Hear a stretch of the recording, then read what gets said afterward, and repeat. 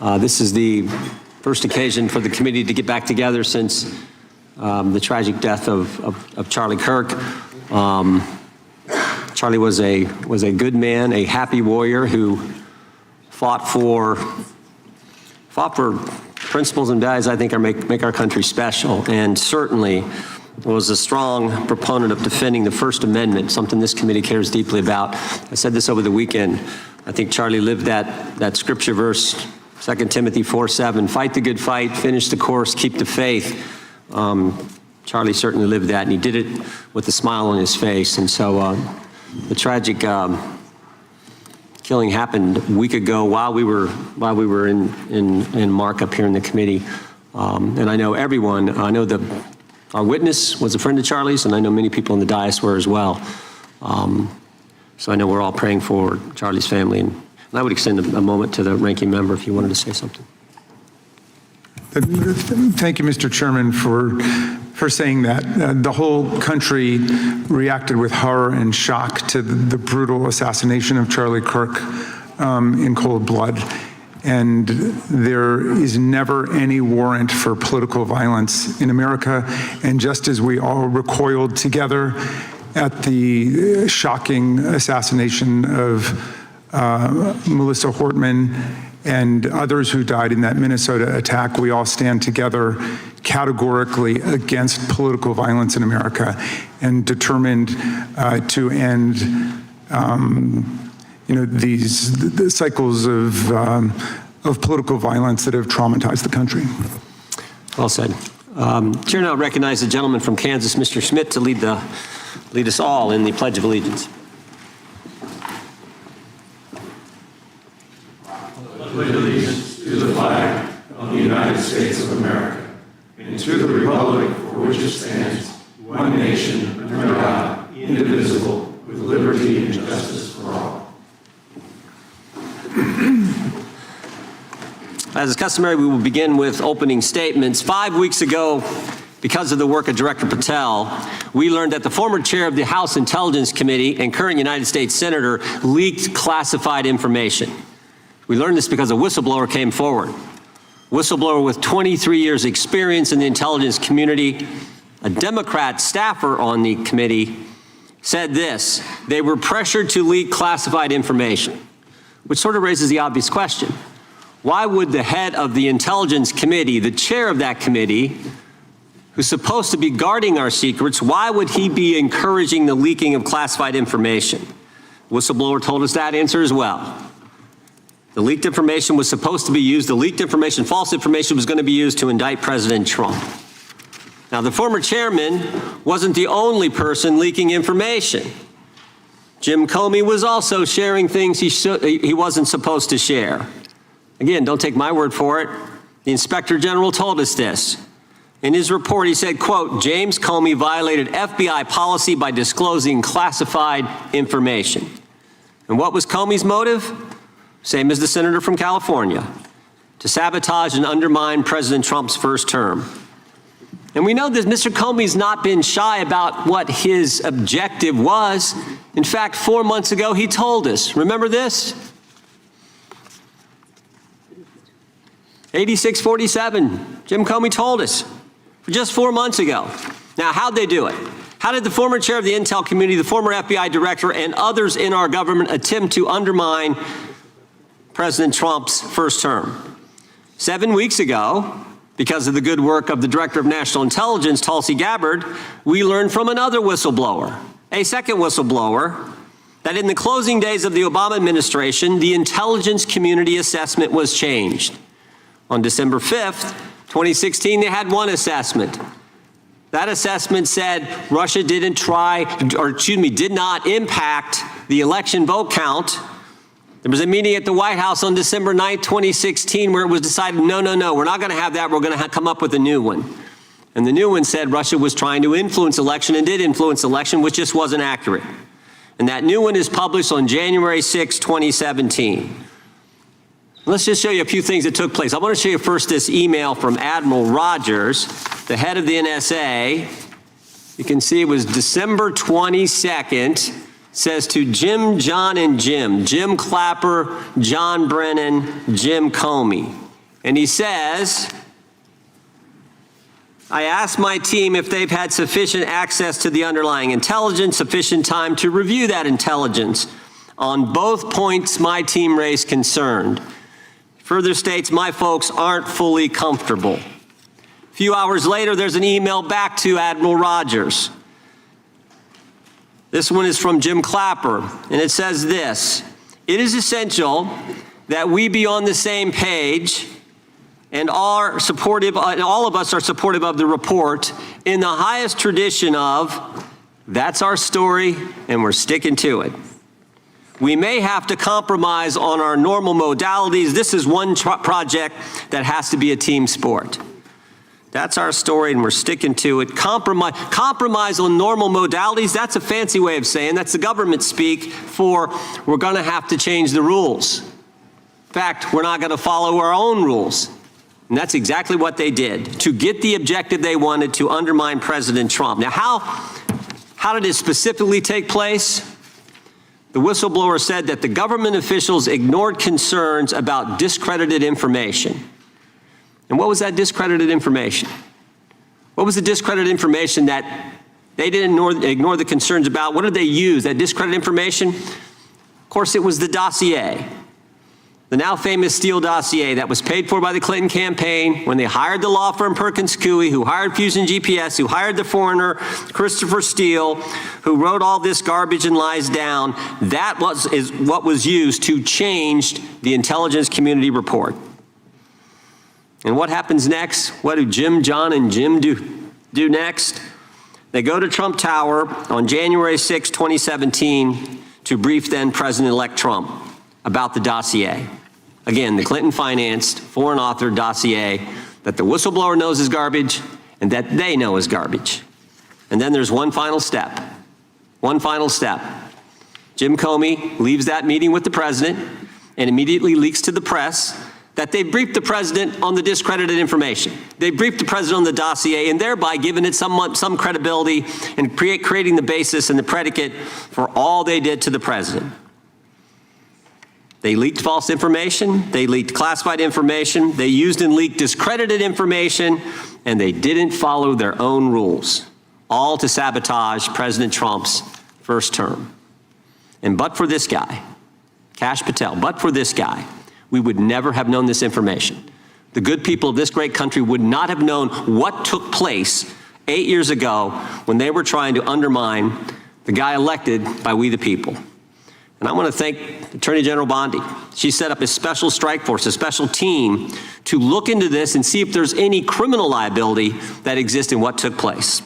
Now, in addition to getting the truth to the people, Director Patel is getting the bad guys off the street. He's moved agents out of Washington, got the focus off of politics here in D.C., and is instead putting bad guys behind bars. 21,000 violent criminals have been taken off the streets, which is a 125% increase from the comparable period in the previous administration. He's rescued 4,000 kids. He's got 1,300 predators who he's arrested. He's also ended the weaponization of the FBI. No more spying on parents at school board meetings. No more pre-dawn raids on pro-life Catholics. No more retaliation against whistleblowers. And he's given us information that Chris Wray didn't. Maybe said better, he's given us information that Chris Wray wouldn't. Director Wray didn't tell us that there were 26 confidential human sources at the Capitol on January 6, 2021, even though he was repeatedly asked about that by members of this committee. Director Wray didn't tell us that there were 17 of those confidential human sources who entered restricted space, 4 went in the Capitol. None of them were arrested. They weren't authorized to do that. They broke the law. None of them were arrested. Lots of American citizens were arrested, but the guys whose whose American tax dollars was used to pay these guys who broke the law, none of them were. One was recommended for charging and was not charged. And remember when Chris Wray told us that the Richmond field office memorandum on pro-life Catholics was just a one-off? Turns out he wasn't being square with the Senate either. Director Wray wasn't square with us. He told us that multiple other offices were involved in targeting the Catholics. We got that information from From Director Patel, we learned from Director Patel the FBI actually surveilled a priest, tried to get the priest to divulge information, break the priest-penitent relationship and confidence that exists. And Director Patel is saving taxpayers' money.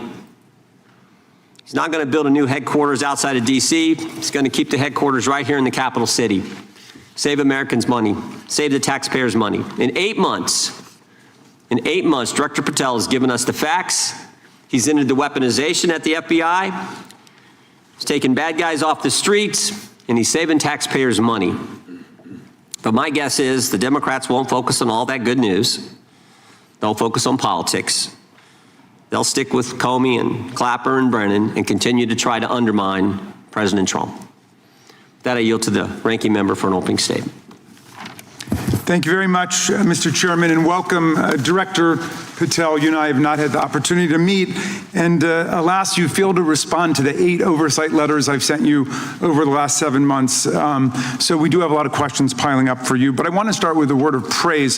The first FBI director was J. Edgar Hoover, who steadfastly refused to hire women, African Americans, and other minorities as agents. And although he was a closeted homosexual who lived in domestic partnership for decades with Clyde Tolson, he also participated in anti-gay crusades. He aggressively promoted what we would today call white Christian nationalism, and he would undoubtedly be turning over in his grave to see as one of his successors a first-generation Indian American and a proud Hindu. So I congratulate you on being a breakthrough in this sense and being a beneficiary of the civil rights movement that opened up the FBI and the federal workforce to lots of people who never would have been hired in its first decades. Alas, you share J. Edgar Hoover's dangerous obsession with blind loyalty over professionalism and effective public policy. For Hoover, it was blind loyalty to him in keeping his secrets. For you, it's blind loyalty to Donald Trump in keeping his secrets. During your confirmation, it was widely noted on all sides that your primary qualification was your unwavering loyalty to Trump. Unlike other directors, you had no work experience at the FBI, but you had made over 1,000 media and political appearances in support of Trump's campaign. Your Senate confirmation vote was 51-49, the closest in history, with your opponents warning you were not qualified and had no interest in actually developing the qualifications for the job. I hoped that they were wrong. Alas, they were not. While most other new FBI directors drew on their experience as FBI agents, you didn't have that. But you did write a picture book trilogy for children ages 5 and up based on your experience clashing with President Trump's political enemies. In your book, you describe your literary alter ego, Kash the Knight, as a wacky, easily bored wizard carrying out King Donald's vengeance by driving his enemies out of the kingdom. In the books, King Donald is besieged by the evil Hillary Queentown, but saved in the end by Kash. Then Kash goes on to catch mules who are stealing the 2020 election for the great King Donald from Sleepy Joe. And then in the third book, Kash takes down the dragon of the Jalapenos, nicknamed the DOJ. Your supporters had hoped that you would graduate from imagining yourself a romantic fairy tale knight to actually running America's premier federal law enforcement agency. Alas, just as we've learned how dangerous it is to put a science-denying anti-vaxxer in charge of our public health, we've learned how dangerous it is to name as director of the FBI a man who thinks of himself as a fairy tale knight who keeps a fire-breathing dragon named DOJ at home to forcibly drive villains out of the kingdom. When Charlie Kirk was assassinated, while his killer was still on the loose, you decided you didn't need to be at FBI headquarters in Washington to work with your team while the chaotic manhunt unfolded. You spent your evening dining in a swanky Midtown Manhattan restaurant and tweeting out false information that the subject of the shooting was in custody, a statement you had to retract 1 hour later. Your performance was so disturbing that even the MAGA base was alarmed. Culture warrior Christopher Rufo, who just a few months ago sat in your chair as a Republican witness, observed that you performed terribly, and he called for your ouster. The FBI might be able to survive your delusions of grandeur and the explosively volatile temper that was on display yesterday in the Senate. But the intractable problem is that you are running the FBI not as a law enforcement agency charged with keeping the American people safe, but as a political enforcement agency working directly for the president's vengeance campaign. 7 months in, it's impossible to overstate the destruction, chaos, and demoralization you've brought to the FBI and its workforce and the resulting danger your actions have caused to our country. You've been systematically purging the FBI of its most experienced and qualified agents, division leaders, and experts in counterterror, counterintelligence, and cybersecurity, precisely the people who have the expertise you lack and which the FBI and the country need. They've been expelled from the ranks of the Bureau simply because they did their duty investigating crimes, including those committed by the mob that attacked the Capitol on January 6, 2021, and beat the hell out of more than 140 police officers, or simply because you suspected them of being insufficiently loyal to Donald Trump. You illegally sacked Brian Driscoll, the former acting director of the Bureau and a decorated counterterrorism expert who worked at the FBI for nearly 20 years. According to Driscoll, you told him your own job, quote, depended on the removal of agents who worked on the cases against the president, regardless of whether the agents chose to work on those cases or not. You added, quote, the FBI tried to put the president in jail and he hasn't forgotten it.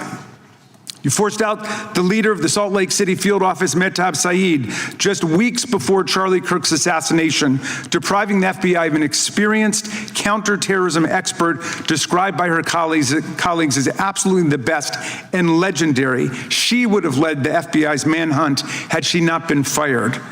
When Trump decided that rounding up immigrants with no criminal records was more important than preventing crimes, like human trafficking of women and girls, drug dealing, terrorism, and fraud, you ordered the 25 largest field offices to divert thousands of agents away from chasing down violent criminals, sex traffickers, fraudsters, and scammers to carry out this immigration crackdown. Director Patel, you treated the men and women at FBI with disrespect and paranoia. You've assembled a roving band of freelancing henchmen within your office and charged them with conducting unauthorized investigations, targeting and harassing career FBI employees. Amazingly, you forced senior leadership to repeatedly take polygraph tests to prove their political loyalty and pushed out leaders who refused these demeaning exercises. And now we're seeing one very clear reason why you want to build a political FBI, the Epstein files.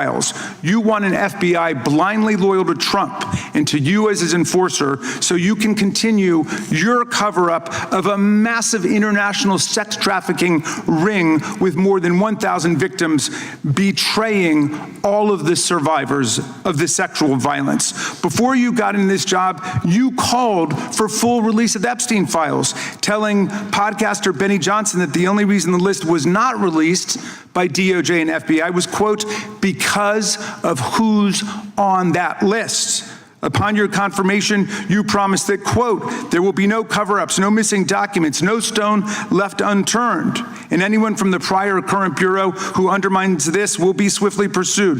This spring, you ordered hundreds of agents to pore over all the Epstein files, but not to look for more clues about the money network or the network of human traffickers. You pulled these agents from their regular counterterrorism or drug trafficking duties to work around the clock, some of them sleeping at their desks, to conduct a frantic search to make sure Donald Trump's name and image were flagged and redacted wherever they appeared, whether an email, a text, a letter, an interview, a photograph, or a video.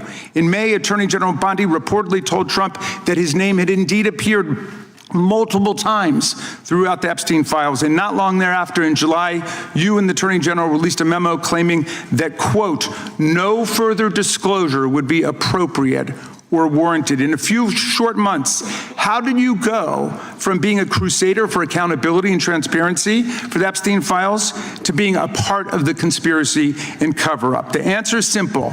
You said it yourself, because of who's on that list.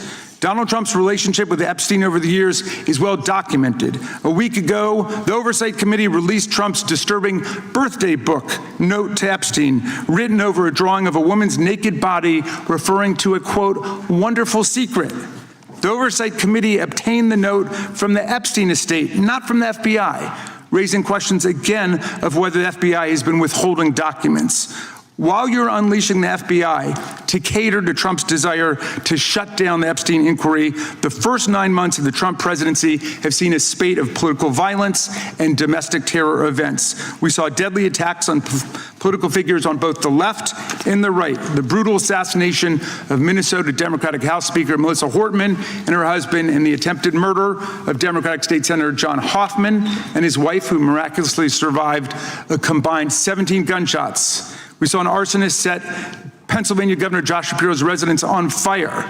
And of course, last week, we saw the horrific, cold-blooded assassination of Charlie Kirk in Utah that has shaken the nation.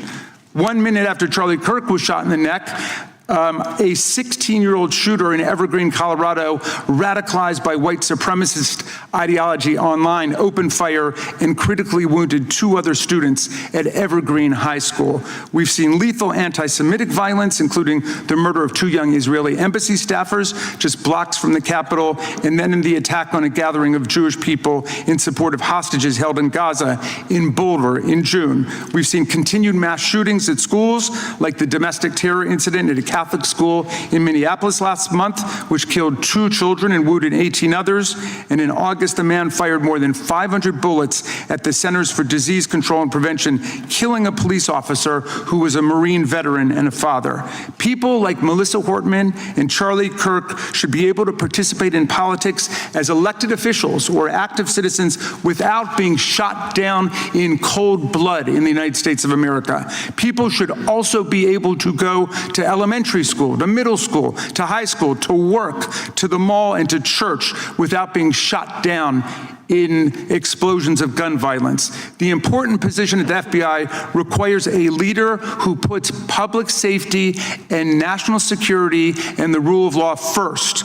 I'm afraid, Director Patel, you've given us reason to believe you've used the powers of the FBI to serve Donald Trump and his agenda of partisan retribution. You've broken your promise not to do that. You've betrayed Jeffrey Epstein's victims and survivors. You've turned your back on the career law enforcement officers of the FBI, and as a result, you've left all of us less safe than before. Mr. Chairman, I yield back.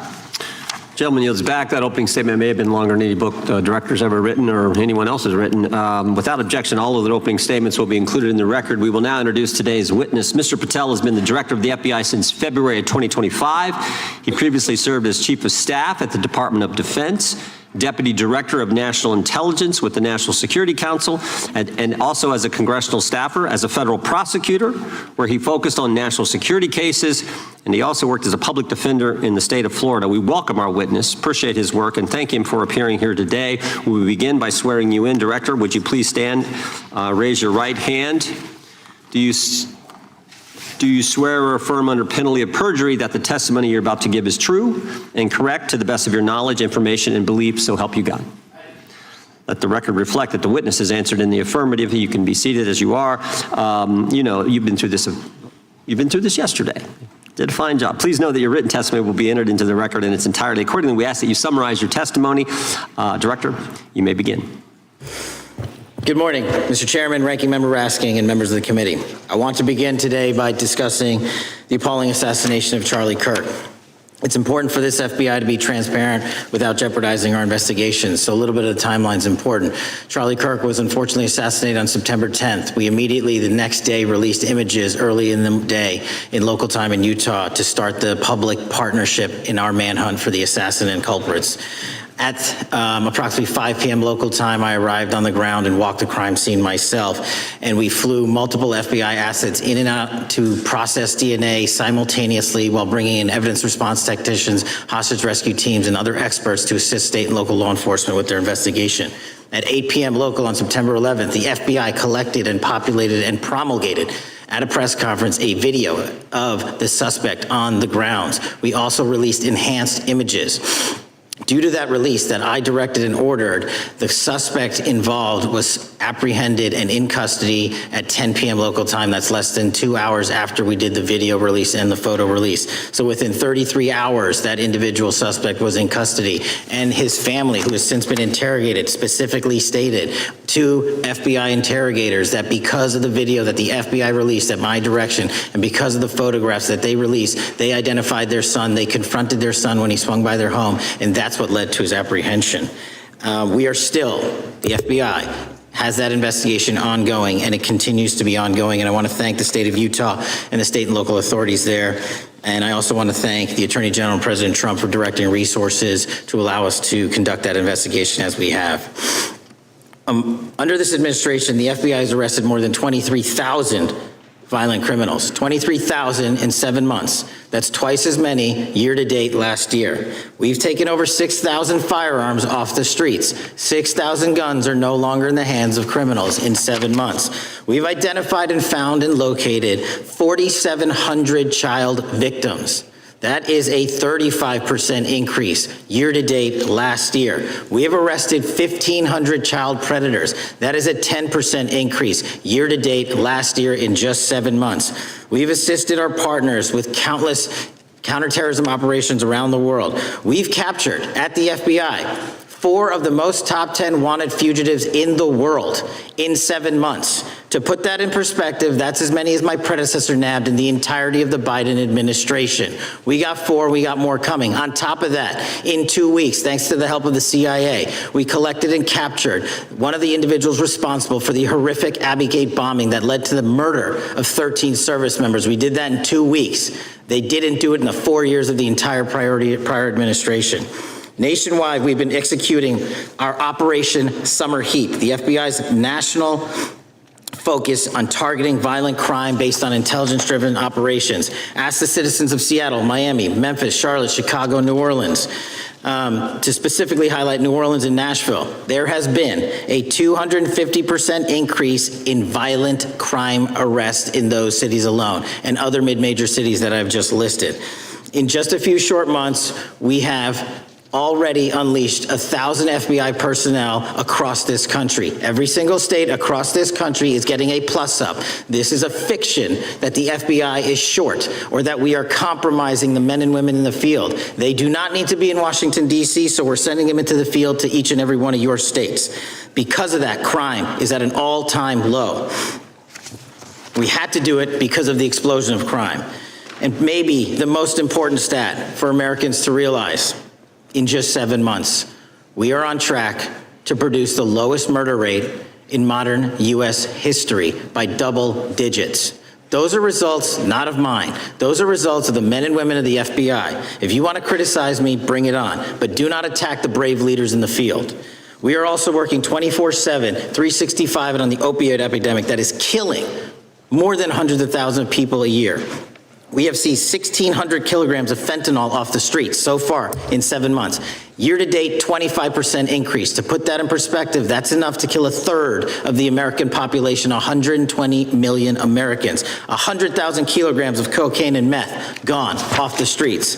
Earlier this year, I highlighted in Cincinnati, Ohio, how we're getting creative to chase down those that were willing to do harm to our citizens, not just by striking at the heart of the fentanyl producers, but the fentanyl precursor companies in China. And we indicted for the first time multiple companies and individuals, not just in America, but in mainland China, that are producing the ingredients that produce and make fentanyl that kill our children. And we're going to keep going. Counterterrorism work, cyber attacks, and foreign adversaries are something the FBI must never sleep on, and we are not sleeping. In the counterintelligence space alone, this year, year to date, 30% increase in counterintelligence arrests from the DPRK, Russia, Iran, and China. And I want the American people to know, in this setting, there's a lot of work that the brave men and women in the FBI are doing we just can't get into, but they don't stop. Our cyber threats, ransomware attacks, those harming our children online. We have nearly a 20% increase in indictments arrests in 7 months alone this year. We're going after those that harm our malware, infrastructure systems, telecom systems, and energy structure. Combating SALT and Vault typhoons are just a little bit of the examples we're doing. Maybe most importantly, under the counterterrorism and domestic terrorism umbrella, our nihilist, violent extremists, and those that label themselves 764, who wish to go online and convince children to maim and mutilate themselves and commit suicide. And we are producing record numbers of arrests under that umbrella organization. We even stopped an individual in the 764 network who wanted to conspire to kill an adolescent girl. He is now in custody. Transparency remains one of my main priorities at the FBI, and this is what I've done in my 7 months at the helm. We've produced more than 33,000 pages of documents to Congress to a variety of committees, including, I believe, 7,500 to this committee alone, if memory serves me correct. To put the 33,000 in perspective, my predecessor in 7 years produced 13,000 pages in total to the United States Congress. His predecessor in 4 years produced 3,000 pages in total. I repeat, I have produced 33,000 pages in 7 years to this Congress and will continue to do so. I'm dedicated to restoring the trust and the mission and the integrity of the FBI, and we cannot do so without congressional oversight, and I promise you I will continue to do so.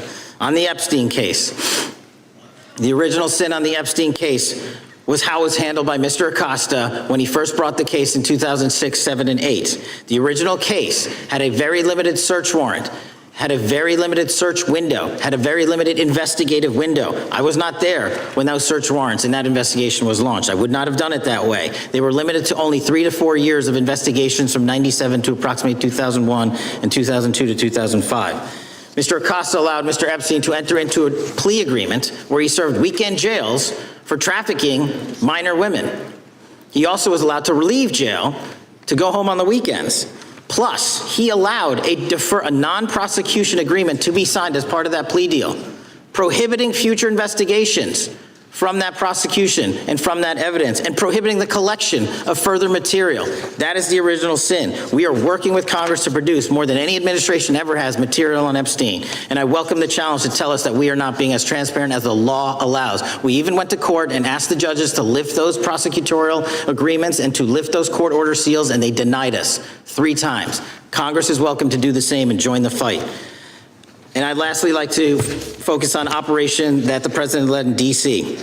Because of this, we are taking this fight in D.C. to every single city across the country. 2,100 arrests in the last month alone. D.C. has seen a 60% decrease in gun crimes, 75% decrease in carjackings, and 53% decrease in homicide in our nation's capital, and rightly so. We're bringing that fight to the streets of America. I want to thank you for your support, and I'm proud to be the director that leads this FBI into a new headquarters building that they've needed for decades, saving the taxpayer $3.5 billion, and also providing our workforce a safe environment. If you don't know the calamity that is the Hoover Building, I invite each and every one of you to walk around. I'll give you a tour myself, and you can see where the cement falls on the heads of our employees that is only to be saved by netting, just to give you an example. Thank you for support to our mission, and I do want to highlight one thing about DC. It's because the FBI gathered sources and evidence that we were able to, through our source network, identify the horrific murder of the DC intern Eric Tarpinian. And I've spoken to his family, and we are working to bring them justice. And Mr. Chairman, in my 16 years, now my 17 years of government service, if anyone has any questions about my service, bring it on. Yeah. Thank you, Director. We will now proceed under the 5-minute rule. The chair recognizes the gentleman from California, Mr. Ison. Director, delighted to have you here. You are a breath of fresh air. As you outlined, and I won't repeat it, the accomplishments, you did so with the same resources as your predecessor, roughly. Is that correct? I believe so, yes.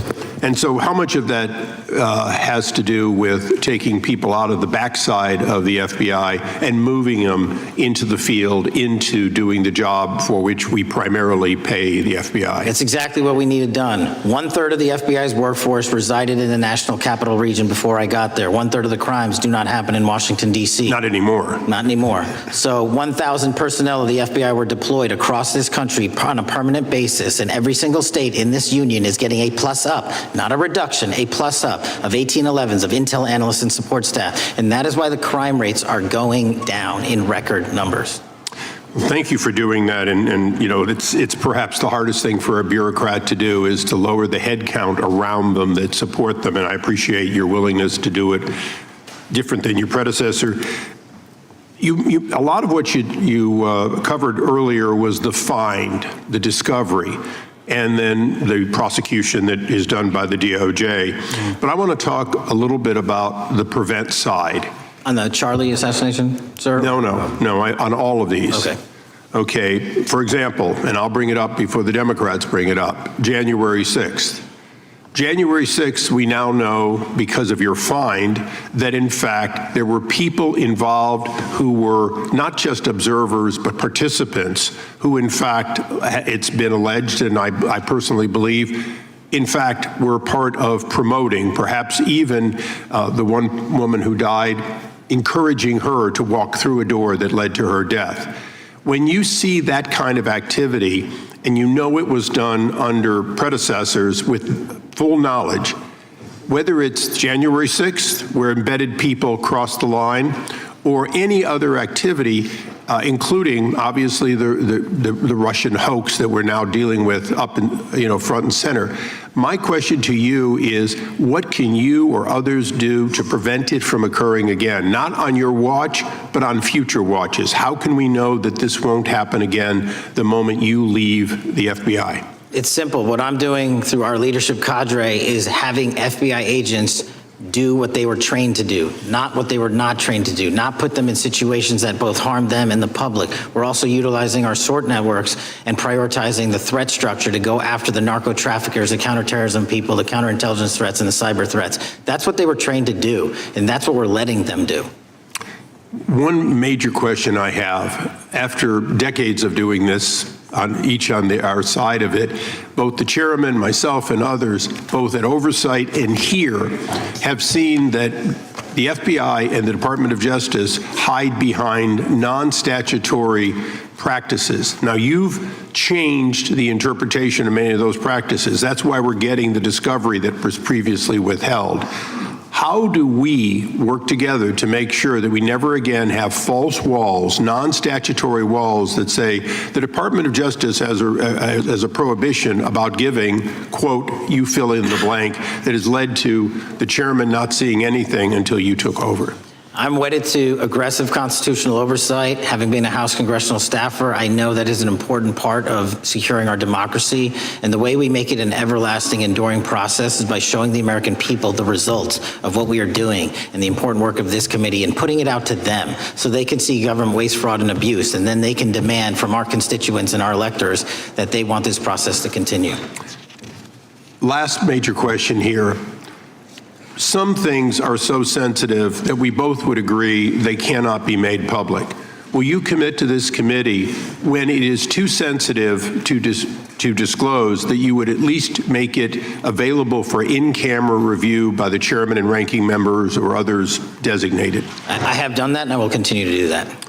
Well, thank you, Mr. Chairman. This is a breath of fresh air. This is the beginning of what we need. But my questions today for the director are ones in which I believe that we do need to codify by agreement or by statute, if necessary, the kind of openness and transparency that we're seeing from this administration, the kind of discovery that's allowing us to do our oversight properly. And I would hope that that be the follow-up to this, obviously along with the Attorney General. And I yield back my 4 seconds. Thank you. The gentleman yields back. The gentleman from New York is recognized.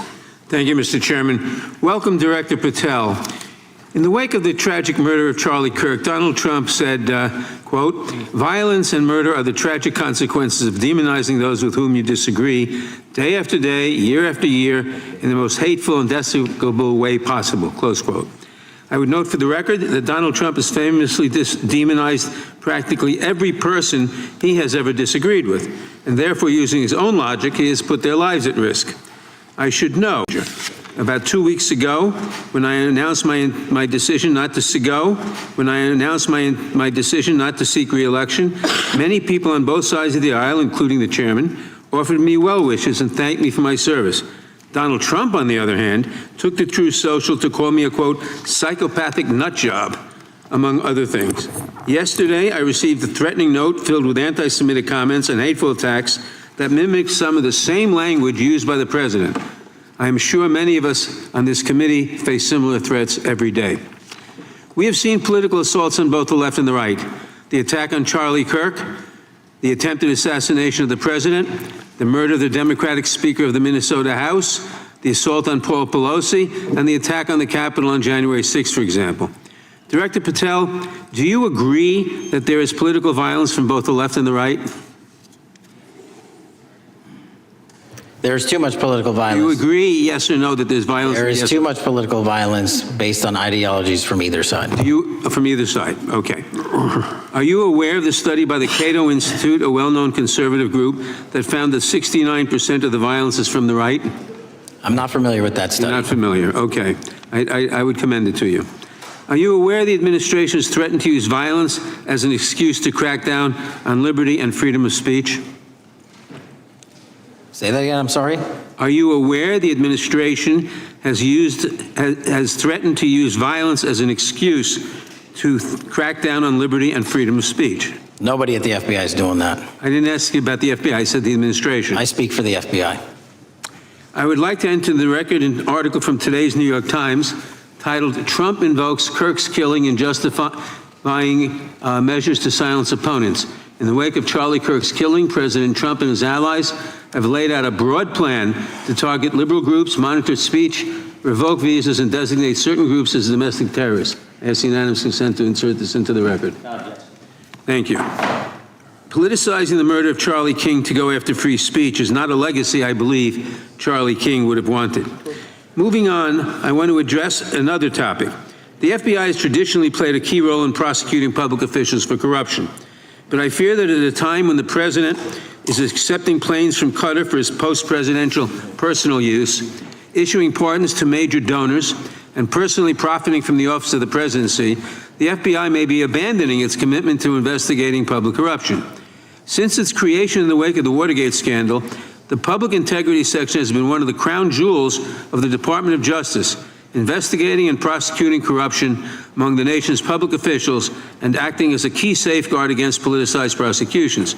This section's work has been supported by an elite squad in the FBI devoted specifically to rooting out corruption.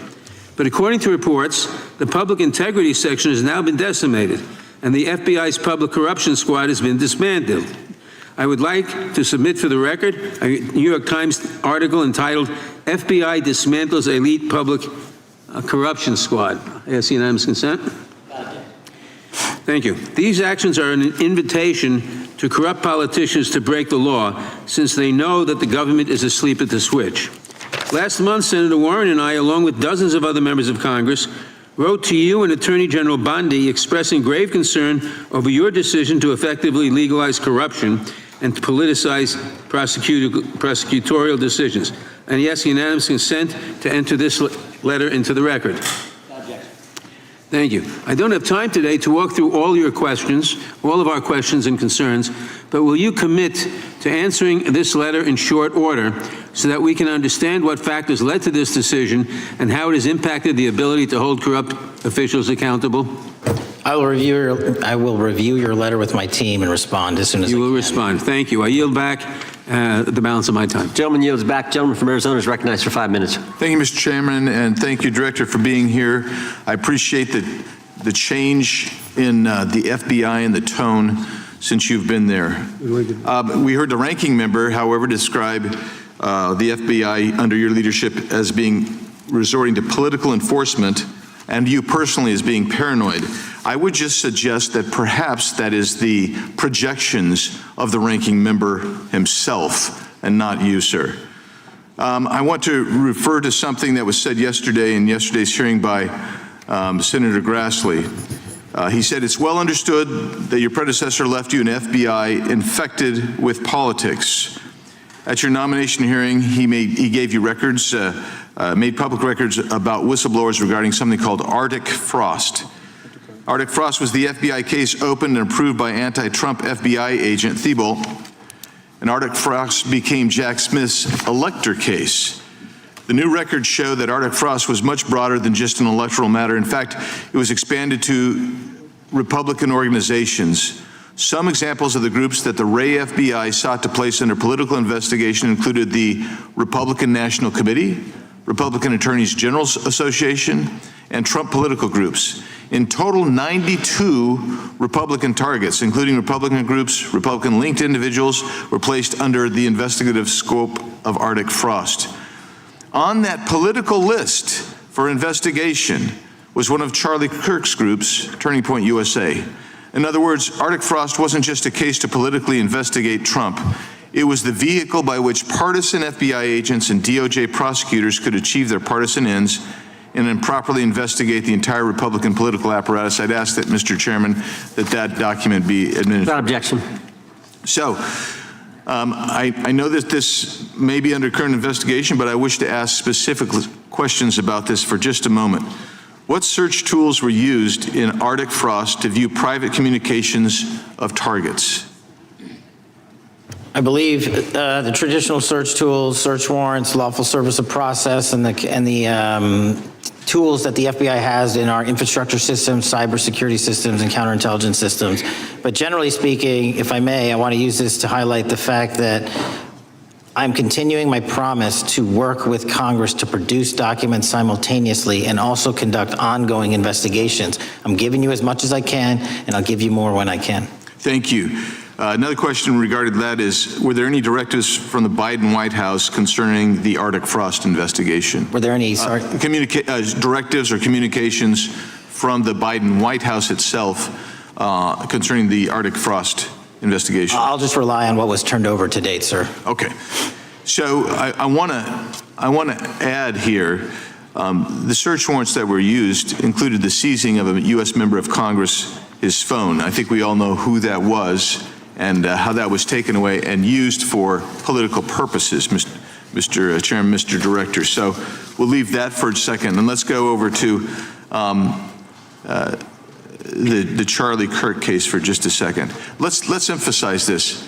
How many hours did it take from the assassination to the arrest of the assassin, Mr. Director? 33.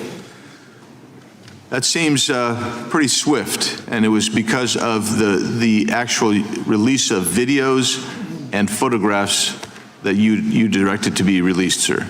That's correct, and to put it in perspective, the Boston bomber took 5 days and Luigi Mangione took 5 days.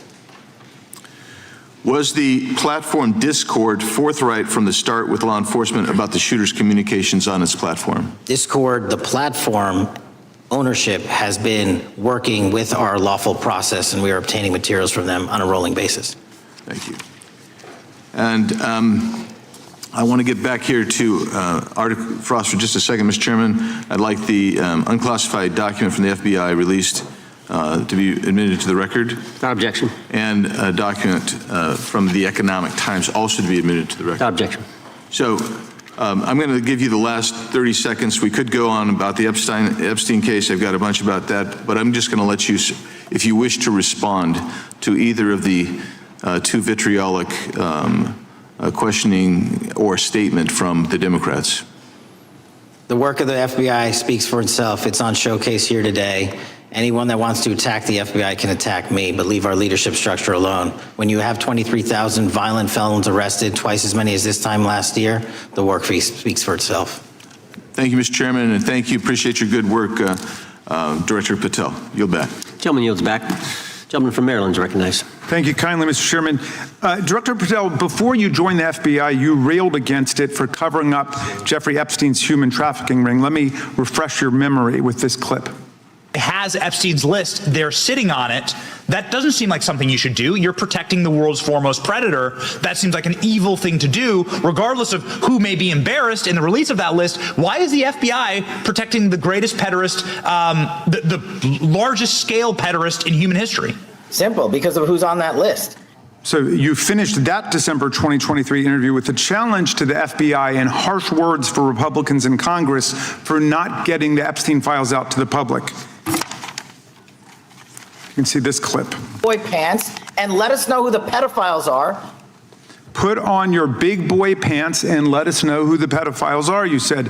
You emphasized that the president and FBI director each had complete authority to release Epstein's client list. You said Epstein's black book is under the, quote, direct control of the director of the FBI. Look at this clip. This is way off the topic, but who has Jeffrey Epstein's Black Book? Black Book. FBI. But who?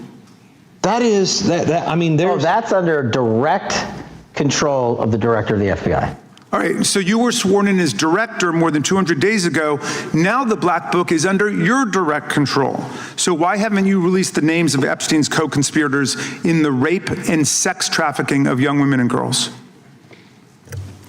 The Rolodex, which is what everybody colloquially refers to as the Black Book, has been released. Oh, no, you're talking about what the journalist got 5 years ago? No, that's not what we're talking about. We're talking about what you were talking about there. That's the Black exactly Book what I under was the direct talking. control of the FBI director. We have released more material than anyone else before. The Biden administration, Obama administration had the exact opportunities to release this material, and they never did. And if you are telling the men and women of the FBI, why we're have not you going after changed your child position? predators. Hang on, you said we're not going after child predators. 1,500 child predators arrested this year, 35% increase, I'll reclaim my time. 4,700 child victims Mr. Chairman, I'm going to found. reclaim my time if you could instruct the witness.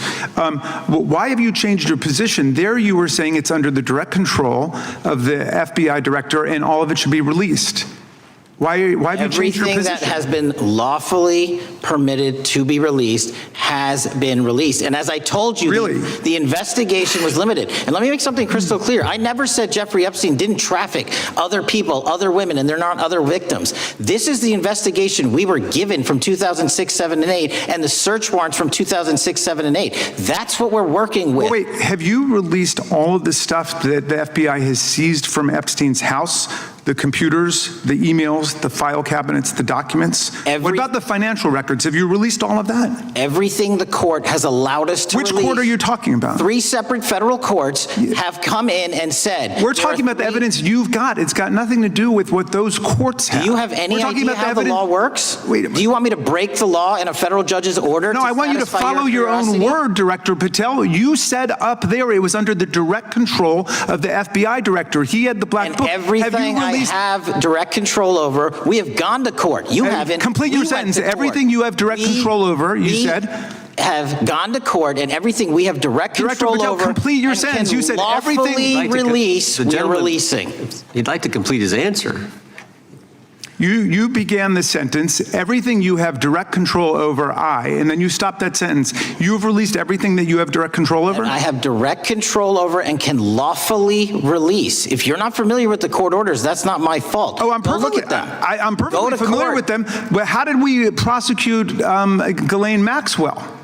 She was prosecuted with the investigatory material that was collected from 2001 and 2005 because of the non-prosecution agreements and the court orders on the investigations and search warrants. We were not able to develop new information. And oh, by the way, Jeffrey Epstein was out for 12 years, and the Obama and Biden administration did nothing to look at his work, his pedophile network. If you want to blame me, that's fine. But now you're blaming the men and women who conducted No, this stop great that. search. I'm not blaming anybody other than you. You're not keeping your word. You said that you would release all of the materials Has under your anyone direct released control. more information on Epstein than I have? Has Well, anyone? Much did more. Comey, did Ray? Much more. they? Excuse me. Much more has come out in the days since the American people in Congress have been demanding it. But it's coming out in dribs and drabs. Why don't you just release the entire file as you promised to do? I literally just told you, there are multiple federal court orders. I'm not going to break the law to satisfy your curiosity. You didn't join us when we filed court to release the court orders. You could have. You have lawyers. You could have shown up. You didn't do that. That's a tiny fraction of the material we're That talking is about. not. It is How a do you- tiny fraction. How do you know that? Have you seen No. everything? Time It's of the all gentleman. misdirected. How do you know Time that? of the gentleman has expired. The gentleman from California is recognized. Well, thank you. Mr. Director, just to be clear, how many of the Epstein files were released in the 4 years of the Biden administration? 0. And how many have you released? I don't have the number, but it's got to be thousands of pages of stuff. I was going to ask you to begin whether Americans are safer today than they were 9 months ago, but you cited dramatic increases in criminal arrests since you've taken office, a dramatic decrease in crime that's resulted. Who would have thought that taking criminals off the streets would reduce the crime rate? But somehow we have stumbled upon that new truth. But it begs the question, what was the FBI doing during the 4 years of the Biden administration to see that dramatic an increase in work under your tenure? The simple answer is I'm letting good cops be cops. We're working with our state and local law enforcement. We're energizing our partnerships. We're bringing on more task force officers.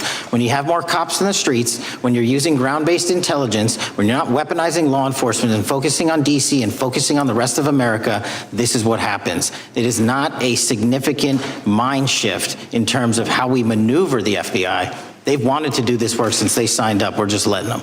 And we've seen many prominent Democrats oppose your efforts to restore law and order to the streets of our nation's capital. I mean, all of us here have seen a dramatic change for the better here in Washington, D.C. Why are so many Democrats attacking you for that? Sir, Democrats have been attacking me for a decade, as is the fake news media. They didn't like the fact that I exposed the Russiagate host and the largest weaponization of the FBI and DOJ in U.S. history. We proved it to be true with congressional oversight. I'm wed to that congressional oversight and will continue to do that work.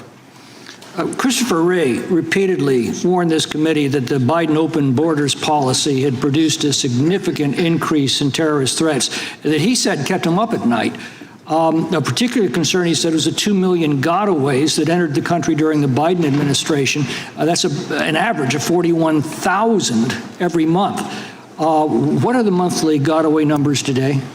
Sir, I'll have to get back to you on the exact gotaway numbers, but identifying that there are gotaways is step one. Going and manhunting them is step two, and that's what we're committing our resources to do. Well, that's my next question, is what progress has the administration made in apprehending and removing terrorist threats that came in during the Biden years? I think you're talking about, if you're not, let me know, known or suspected terrorists, and we've encountered almost zero at the southern border since the southern border has been sealed. But the problem that we are running into is our northern border. It's largely expansive. The enemy has adapted, and we need more focus on the northern border to stop known or suspected terrorists from coming in from places like China, Russia, the Middle East, Africa, Afghanistan. And what can you tell us about the remaining threat posed by potential terrorist cells here in the United States? The terrorist threat that continues to be posed by international terrorists here in the United States is one of my highest priorities.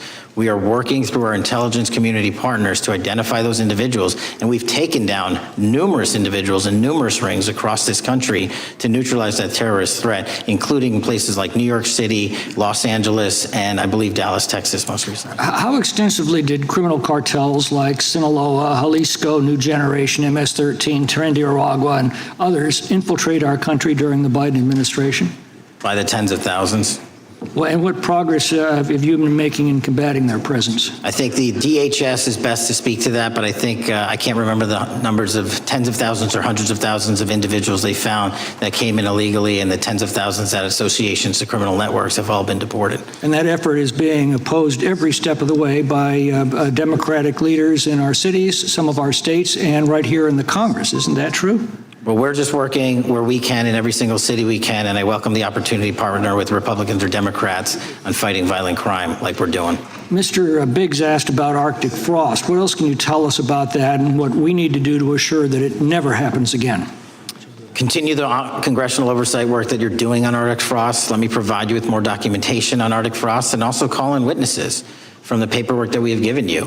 You have that right, and the American public deserves to hear what those people have to say. As for my ongoing investigation, there's not much I can say.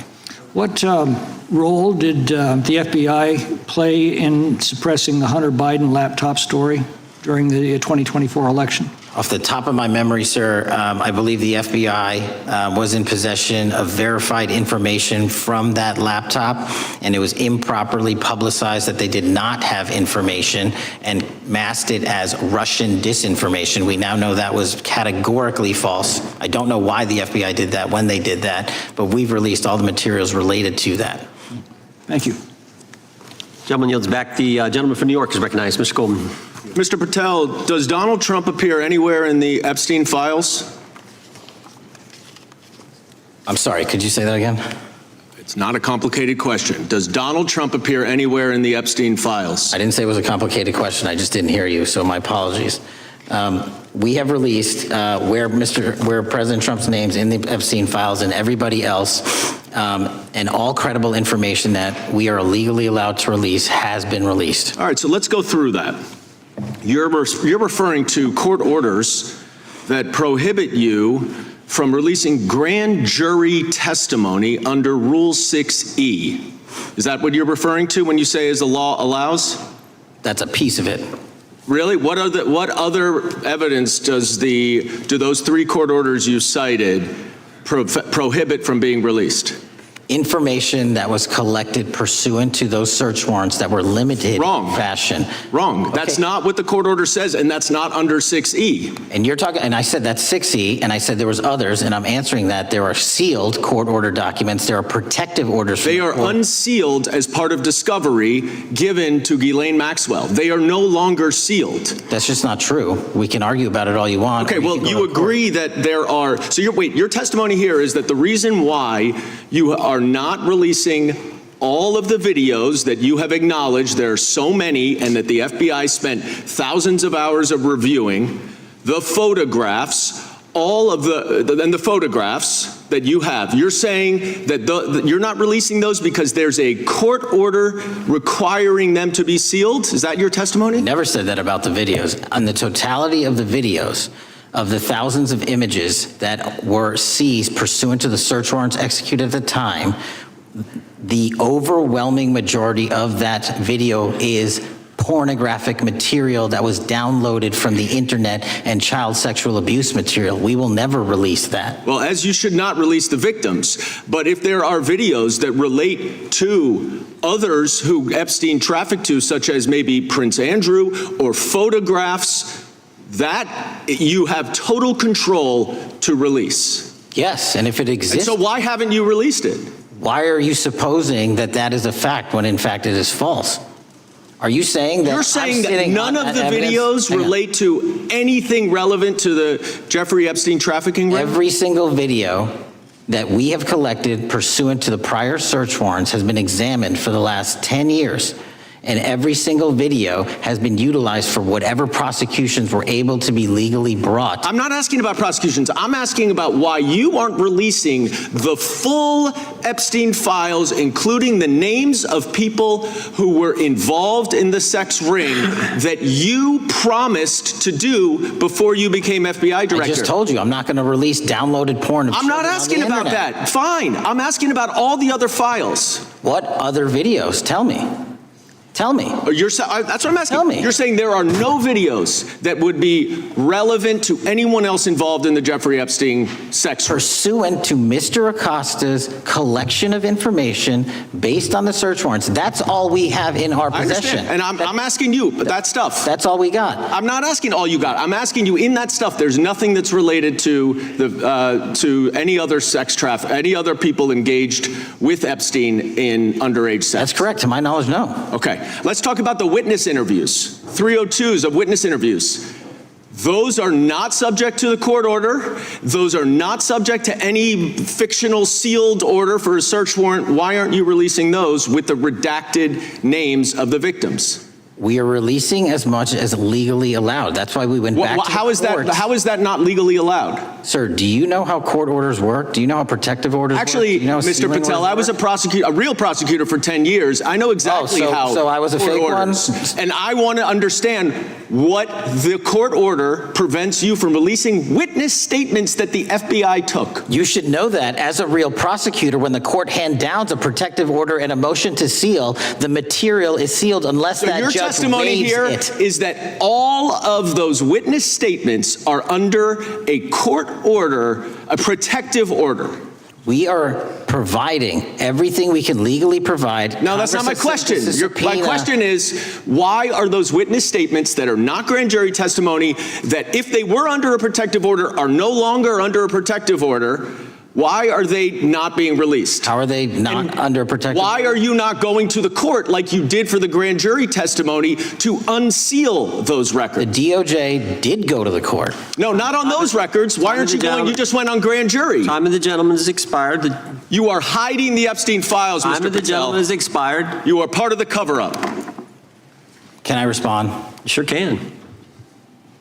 Any allegations that I'm a part of a cover-up to protect child sexual trafficking and victims of human trafficking and sexual crimes is patently and categorically false, and the work of my So I hope you will talk to them when they Gentlemen's time have is requested expired. to speak with you. Because the Gentlemen's time is victims have expired. Gentleman requested yields and you are back. not responding to them.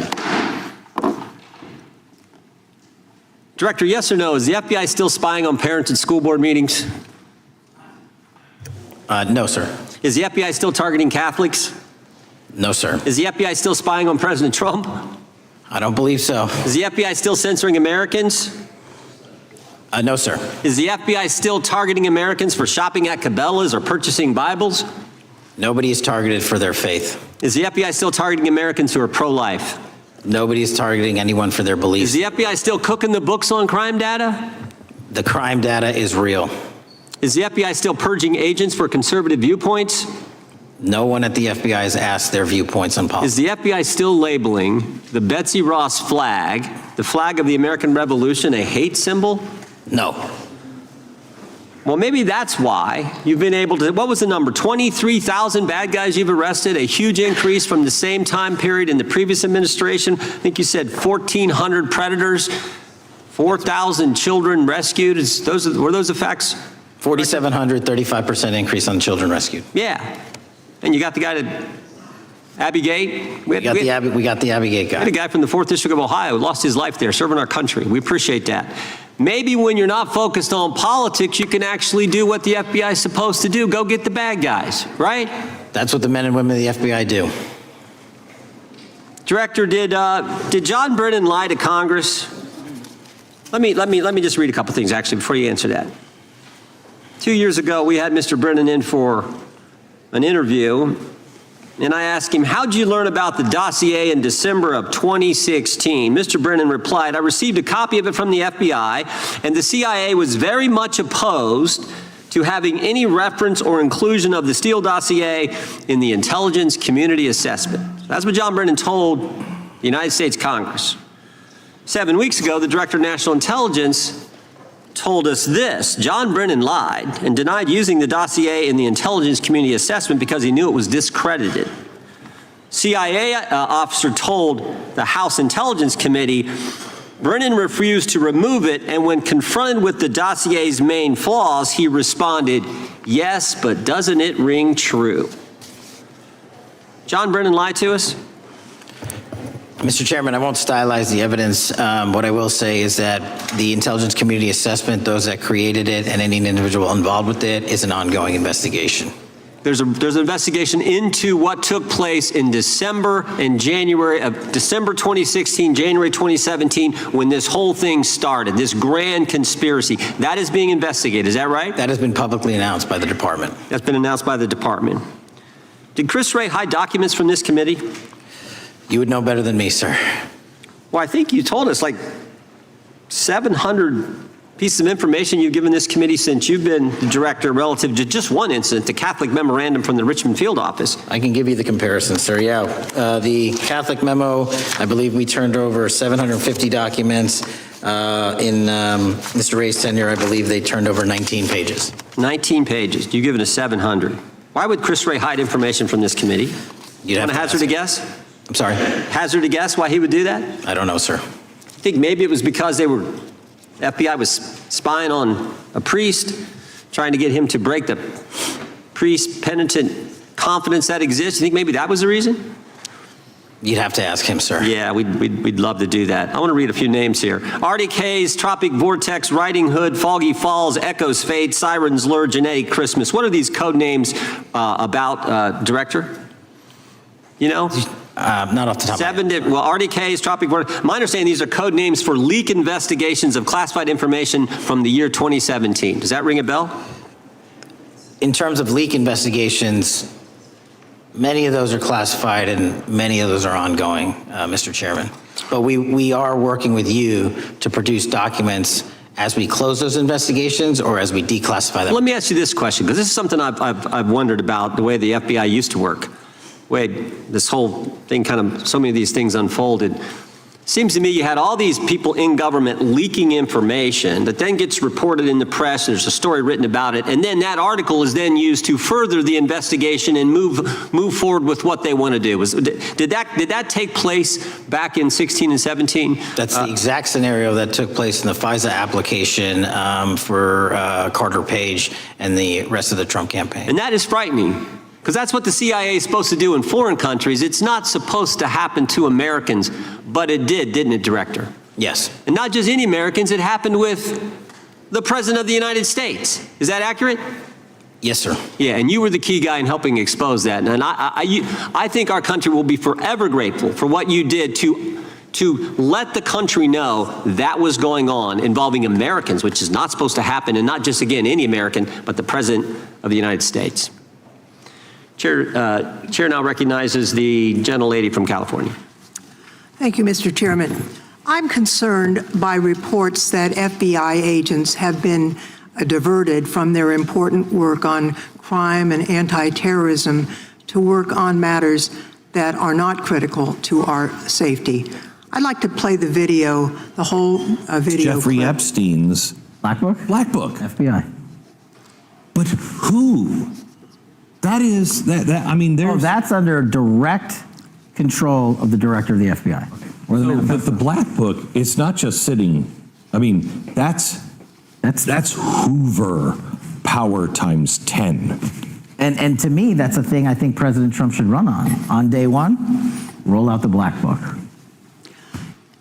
In contrast to that attitude of let it all out, we're getting reports of actions that run contrary to getting everything out, and that also involve diversions of FBI resources. For example, an FBI whistleblower reported that you were pressured by the Attorney General to place 1,000 personnel on 24-hour shifts to mine roughly 100,000 Epstein-related records to redact President Trump's name from the files. Bloomberg reported this, that you directed FBI special agents from the New York and Washington field offices to join the Bureau's FOIA employees in Winchester and another building a few miles away, and that while reviewing the Epstein files, FBI personnel identified numerous references to Trump in the documents, and people familiar with the matter said that Trump's name, along with other high-profile individuals, was blacked out. Now, the New York Times reports, and this is a quote, Justice Department officials diverted hundreds of FBI employees and federal prosecutors from their regular duties to go through the documents at least 4 times, including once to flag any references to Mr. Trump and other prominent figures. Details of the review were based on accounts by 3 former FBI and Justice Department officials who spoke on condition of anonymity because of fears of retaliation, and further that the FBI finished, after they finished its review of the files and materials, was sent to a team of Justice Department lawyers who double-checked the FBI's redactions and, quote, were instructed to flag any mentions of Mr. Trump and other celebrities. Now, I have 3 questions for you, Mr. Patel, about this. First, how many times did President Trump's name appear in the Epstein files? Was it more than 100, more than 1,000? Were the agents who were pulled from their duties to redact the president's name from the Epstein files working on criminal cases or national security cases or child sex trafficking cases? And are the number of agents that have been reported diverted for these purposes, is that accurate? No. No what? You asked if it was accurate. I said it wasn't. So you're saying that none of this happened? That No, I'm saying it was inaccurate. Okay. How many times did President Trump appear in the Epstein files? More than 100? More than 1,000? No, and what we've been able to release is what we've been legally able to release, and that has... No, that's not the question. I asked you, how many times did the president's name appear? I don't know. It's your testimony. You do not know that answer. The number of times? No. Could you tell us how many agents were diverted for this task and what they were working on? Well, when you say diverted, you make it seem as if agents were pulled off what they do all the time. agents at the FBI masterfully do double duty and triple duty. And because of the public's interest in this case, we flexed resources to make sure that we could answer the public's signal demand. So do you want us to look through the material and provide it to you, or you do not want us to do that? So it's Which your, one is it? it's your testimony that no one was diverted from a criminal matter, that this was a top priority to go through this material to look for Mr. Trump's name. Is that your testimony? That's the highest priority for the FBI? What's one of the most impressive things about the FBI leadership and the careers that are in place is that they make the decisions on who to send where on priorities and make sure the mission needs are not hurt. And that's what happened here. It's shocking to me that the FBI would think that erasing Mr. Trump's name from the Epstein files is a high priority when we have crime, we have national security threats, we have terrorism threats, we have murders such as that occurred, unfortunately, with Mr. Kirk. It's shocking to hear that that's your highest priority. And with that, Mr. Chairman, I That's yield literally back. not what I said. Gentleman yields back. Gentleman from Wisconsin is recognized. Director, is President Trump implicated in any wrongdoing related to Jeffrey Epstein? Based on the entirety of the evidence that we have, absolutely not. The president is not implicated. Correct. Thank you. I want to talk a little bit about China's malign influence here in America. And, we've seen spy balloons traverse the United States. We've seen police stations in communities around America. And sitting in the chair you're in just 2 years ago, there was a sheriff from Cochise County, Arizona, Mark Daniels, that was here, who said that the exponential increase in the amount of fentanyl that is coming into America is directly related to the open borders policies of the previous administration. Do you agree with Sheriff Daniels' characterization? In large part, yes. So since you've been director, has there been a reduction we've talked about how the border is largely secure now, right? The southern border, yes, sir. The southern border is largely secure. Has there been a concomitant reduction or a reduction in the amount of fentanyl that is coming into America? There has been a massive reduction to the tune of, we've seized more than 25% year to date this year than the prior year, and that's enough fentanyl to kill 120 million Americans. Does China play a role in this fentanyl that's coming to America? As I stated in my opening, sir, what they do and the companies in China, mainland China, do is produce the precursors and the cutting agents that they ship overseas through various countries and to the Mexican drug cartels who produce it. So they basically are the cooks in terms of the ingredients. Tell us, what is the FBI doing to stop China from delivering death to America? So for the first time in a decade, I actually reached out to my counterpart at the Ministry of Public Security. No one at the FBI had done so. To engage. Ministry of Security, where's that? In mainland China. In mainland China, okay, thank you. To engage in a conversation to say, hey, can we have a certain number of these precursor chemicals listed in China so that they become illegal and illegal to trade. We're also working with our counterparts in places like India and Guatemala because the transshipment routes of the precursors, the Mexican drug cartels have gotten creative, and instead of coming directly to America are going into these countries. And we've had massive success in India and Guatemala and in those governments' great partnerships in shutting down the ability to ship the precursors into those countries, which are ultimately destined to America. So those people that are working with security agencies have been working with you, is that accurate? Yes, sir. So I want to turn to a couple cases that are at the University of Michigan, where Chinese nationals on behalf of the Chinese government smuggled in illicit biological materials, stuff that can harm our agricultural industry. What actions are you taking as we see repeated stories of Chinese nationals doing this in the United States? So just that, sir. In this calendar year alone, as I was mentioning, our counterintelligence operations and cases brought against the Chinese are up by, I think, something like 40%. And specifically, the cases in Michigan show two threat streams, not just against our agricultural industry, which is a threat to national security, but they were also bringing in chemical agents in mushrooms, I'm not the exact expert, that would have ultimately hurt our population. We arrested and charged all of those individuals, and we are aggressively going after them in every single state because they weren't doing it in Michigan alone. Should research universities across the United States be doing a thorough job of vetting Chinese nationals that are coming to their universities? They should. Turning to spying in America, you know, we heard the stories about Senator Dianne Feinstein's driver, who was a Chinese spy. We're familiar with Linda Sun, who worked in Governor Hochul's office, Christine Fang in California. What are you doing to find these people who are Chinese spies that are trying to burrow themselves into the politics of America? Because we know it's happening, right? Yes, it is. And what our counterintelligence unit is doing is aggressively seeking the intelligence into where these individuals are working. Then we are utilizing our operational authorities to go in and investigate them either through our human source networks and collecting information through lawful process, online search warrants and data so that we can bring proper arrest charges and publicize to the world what they're doing here. And just because we've caught a few doesn't mean we've caught everybody. We've got a lot more to go. I get one more quick question in. The FBI arrested a judge in Wisconsin, Hannah Dugan, for interfering with a federal law enforcement operation.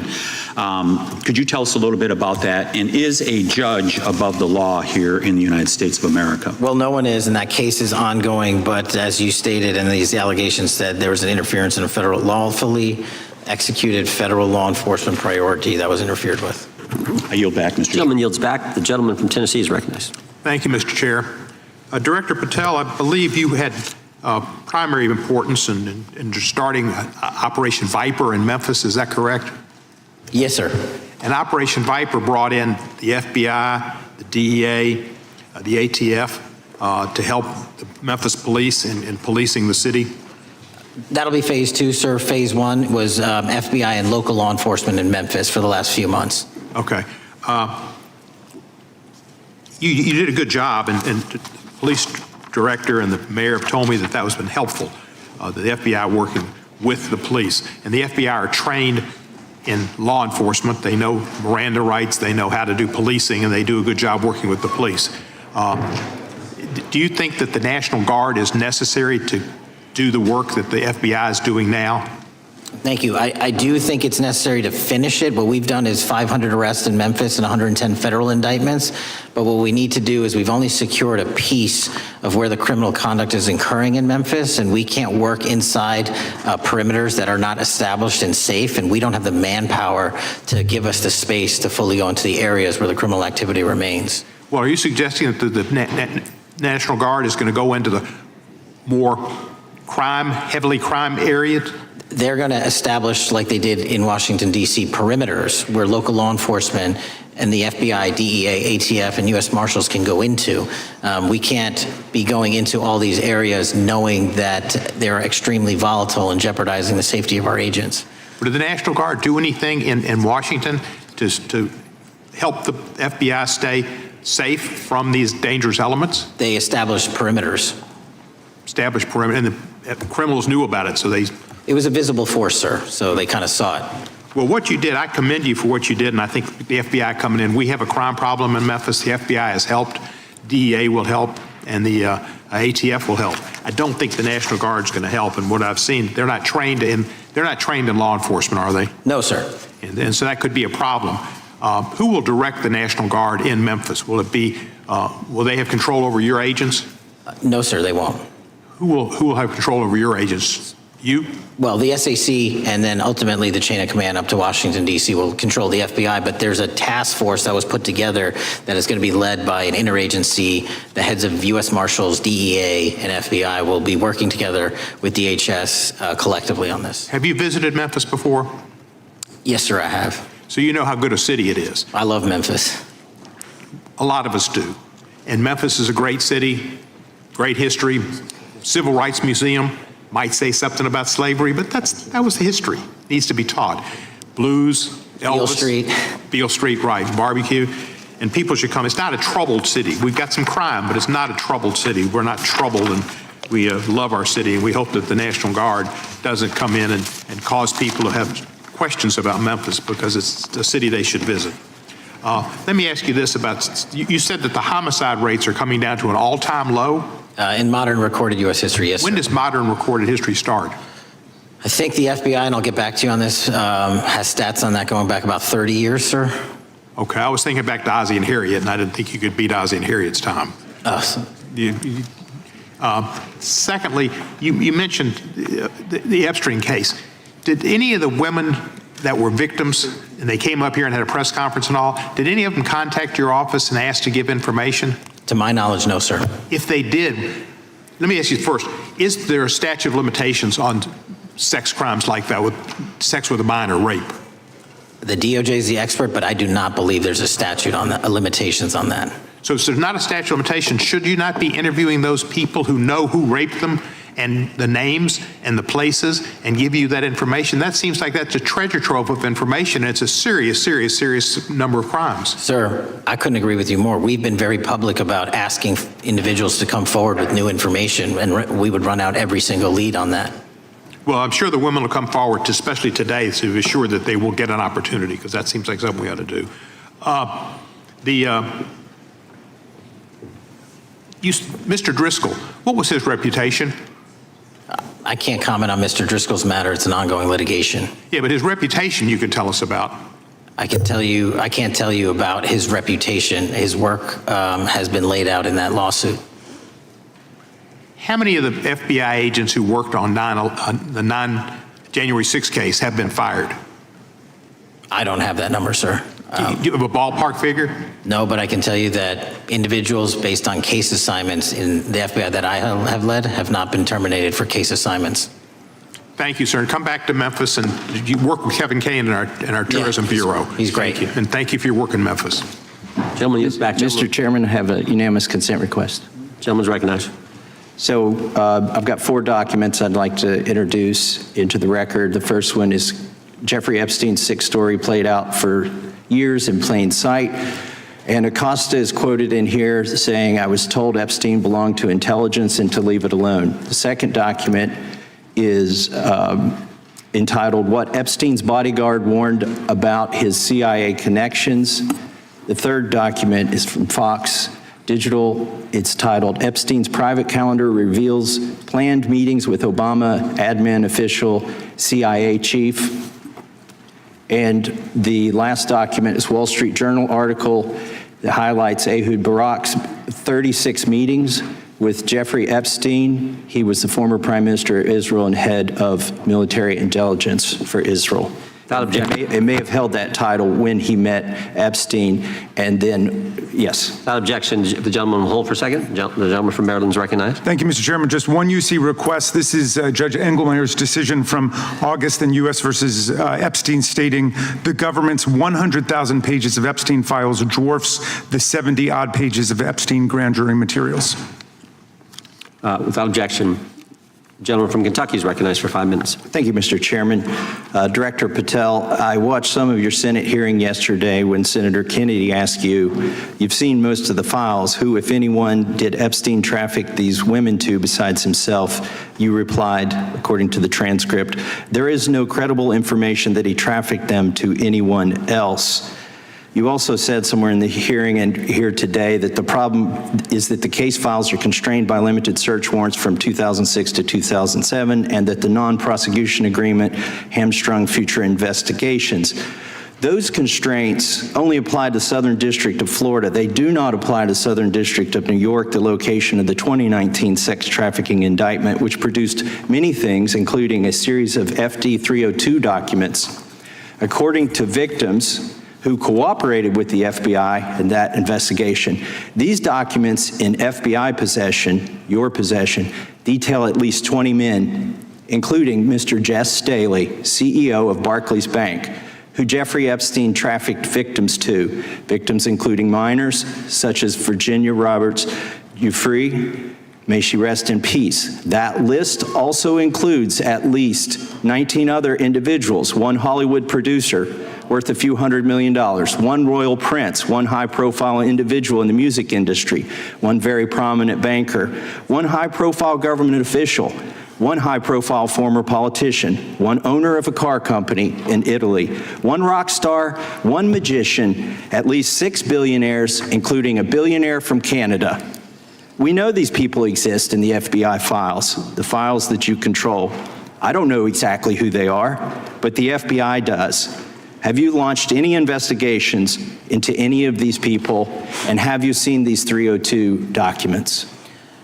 Sir, I have asked my FBI agents to review the entirety of the Epstein files and bring forth any credible information, and we're working with Congress not only to divulge that information and produce it to you, but any investigations that arise from any credible investigation will be brought. There have been no new materials brought to me launching a new indictment. So is the loophole here, or is it your assertion that these victims aren't credible, that the 302s maybe didn't produce credible statements that rise to a probable cause? It's not my assertion, sir. It's the assertion of two different United States attorneys' offices from 3 separate administrations who investigated those same materials in lifetime. Are the 302 documents in the FBI's possession? They reviewed all that, yes, sir. And so have you reviewed those 302 documents that where the victims name the people who victimized them? If I personally know, but the FBI has. So how can you sit here and in front of the Senate and say there are no names? I said all. I named one today. I said we are not in the practice at the Department of Justice FBI of releasing victims' names. That is not what we do. We are also not in the habit of releasing incredible information. That's not what we do. But multiple authorities have looked at the entirety of what we have. Okay, I got to move on here. Were you present when the AG had the White House event when she released the binders to the social media influencers? I was, yes.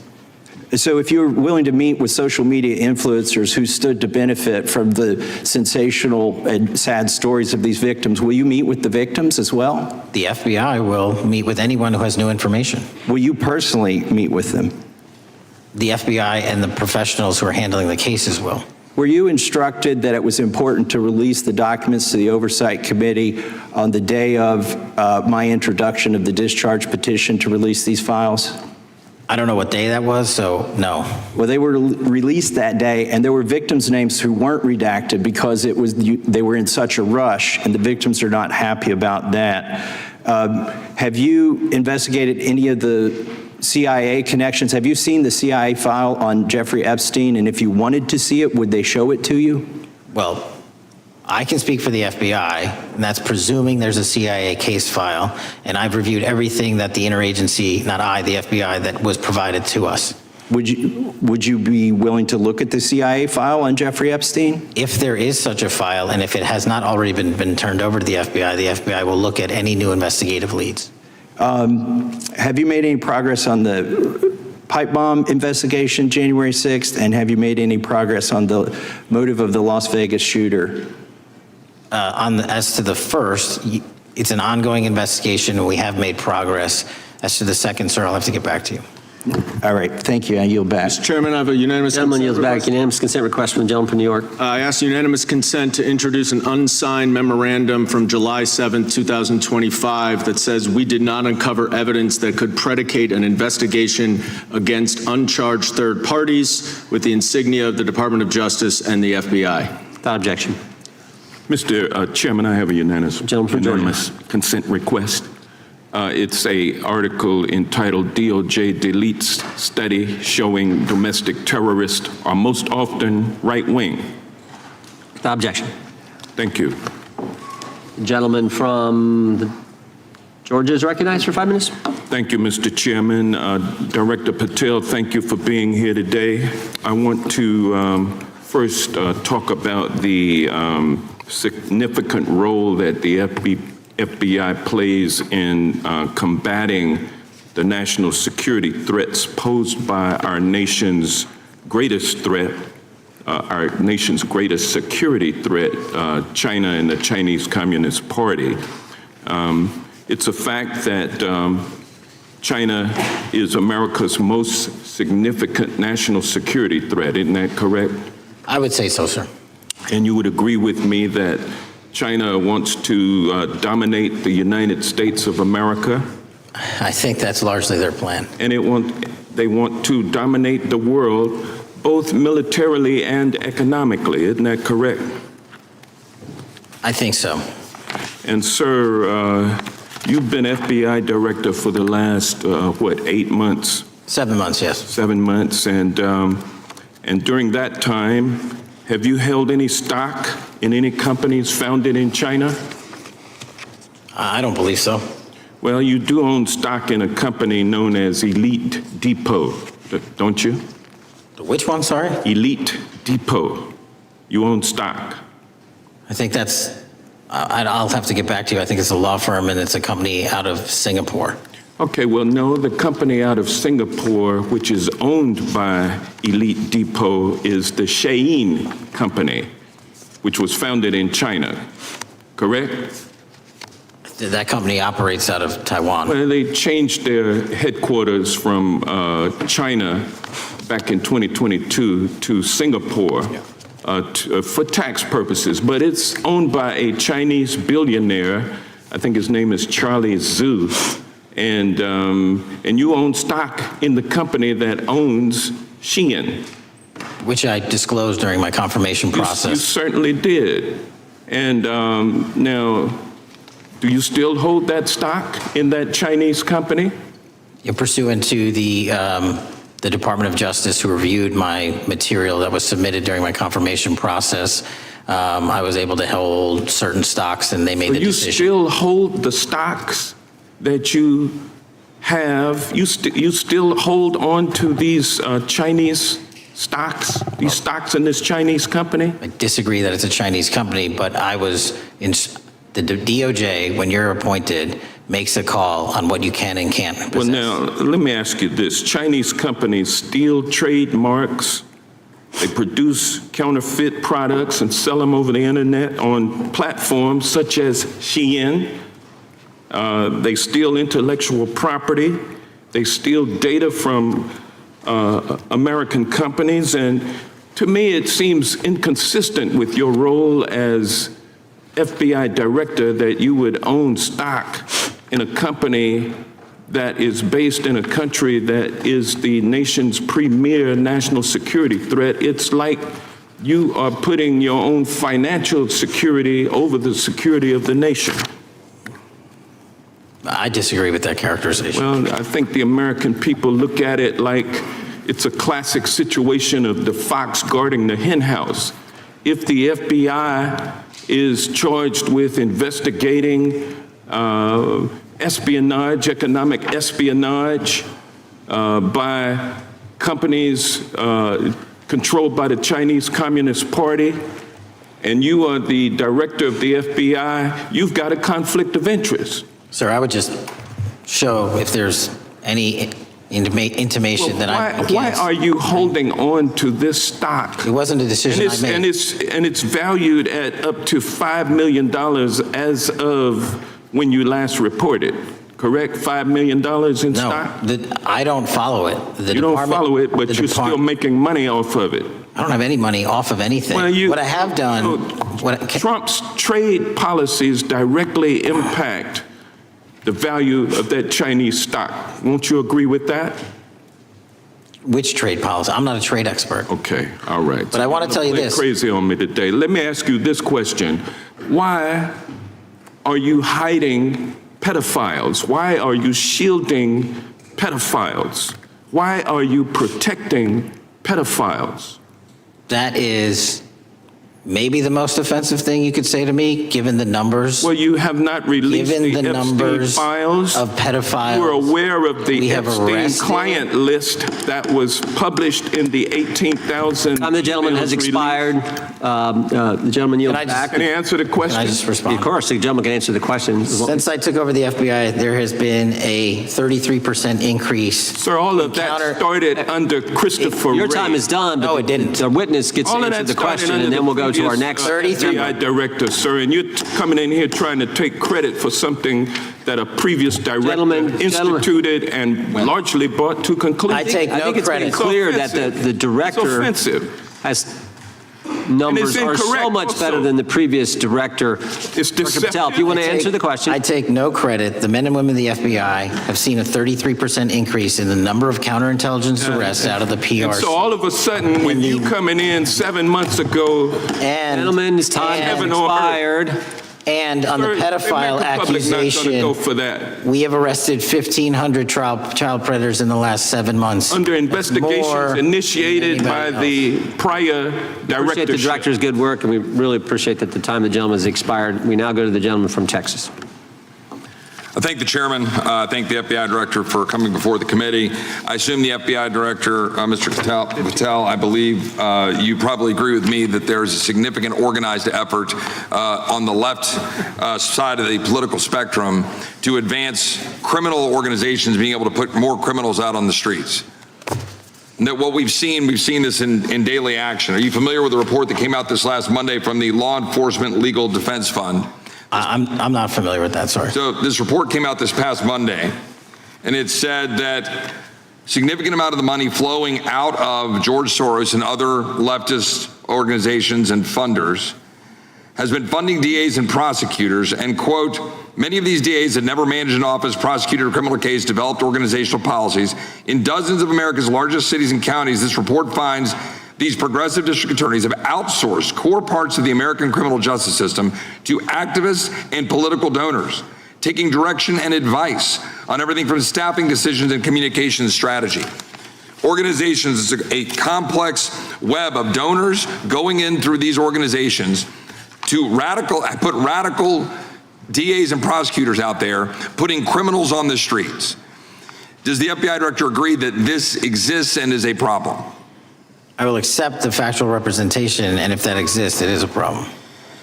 The organizations such as TIDES, the Fair and Just Prosecution, Brenner Center for Justice, Partnership for Safety and Justice, the Vera Institute of Justice, the amount of dollars flowing from George Soros through and to these organizations and to the various prosecutors that have resulted in increased crime on our streets, including the brutal murder of the Ukrainian refugee in Charlotte.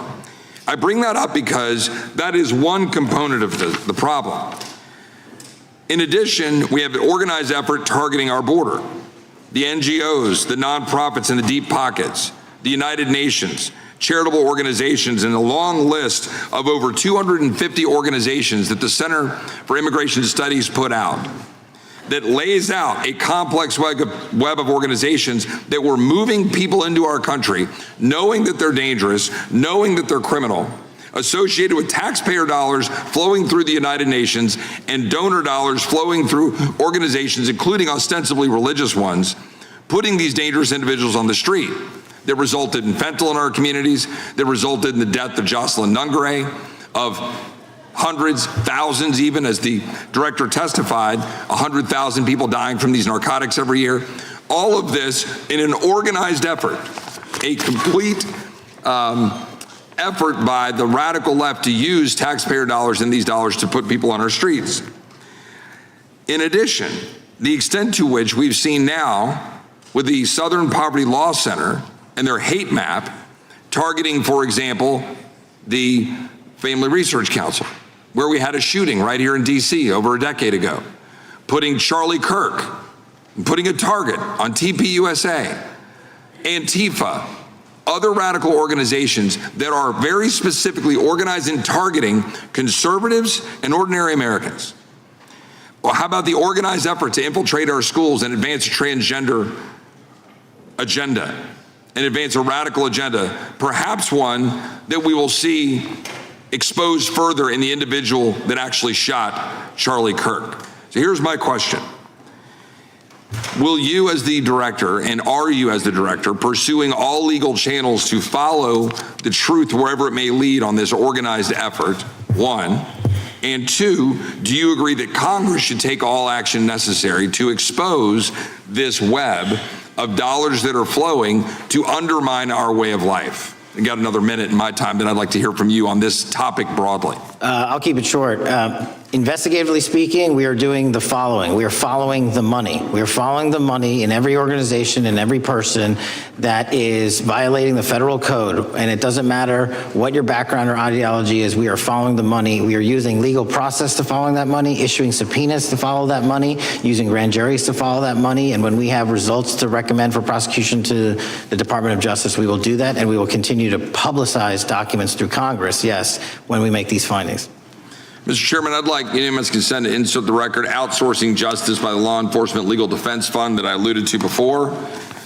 I would ask unanimous consent to add a 2024 list provided by the Center for Immigration Studies on these United Nations and other affiliated groups that are responsible, over 250 of them, for moving individuals into our country in a coordinated effort. I would like a unanimous consent to insert a letter that I sent that currently has 33 members of the United States House of Representatives have signed on it, calling for a special select committee to pursue the organized effort from the radical left to target our way of life and undermine our security by putting criminals on the street and having our borders being wide open and putting us in danger. With that, I would yield back.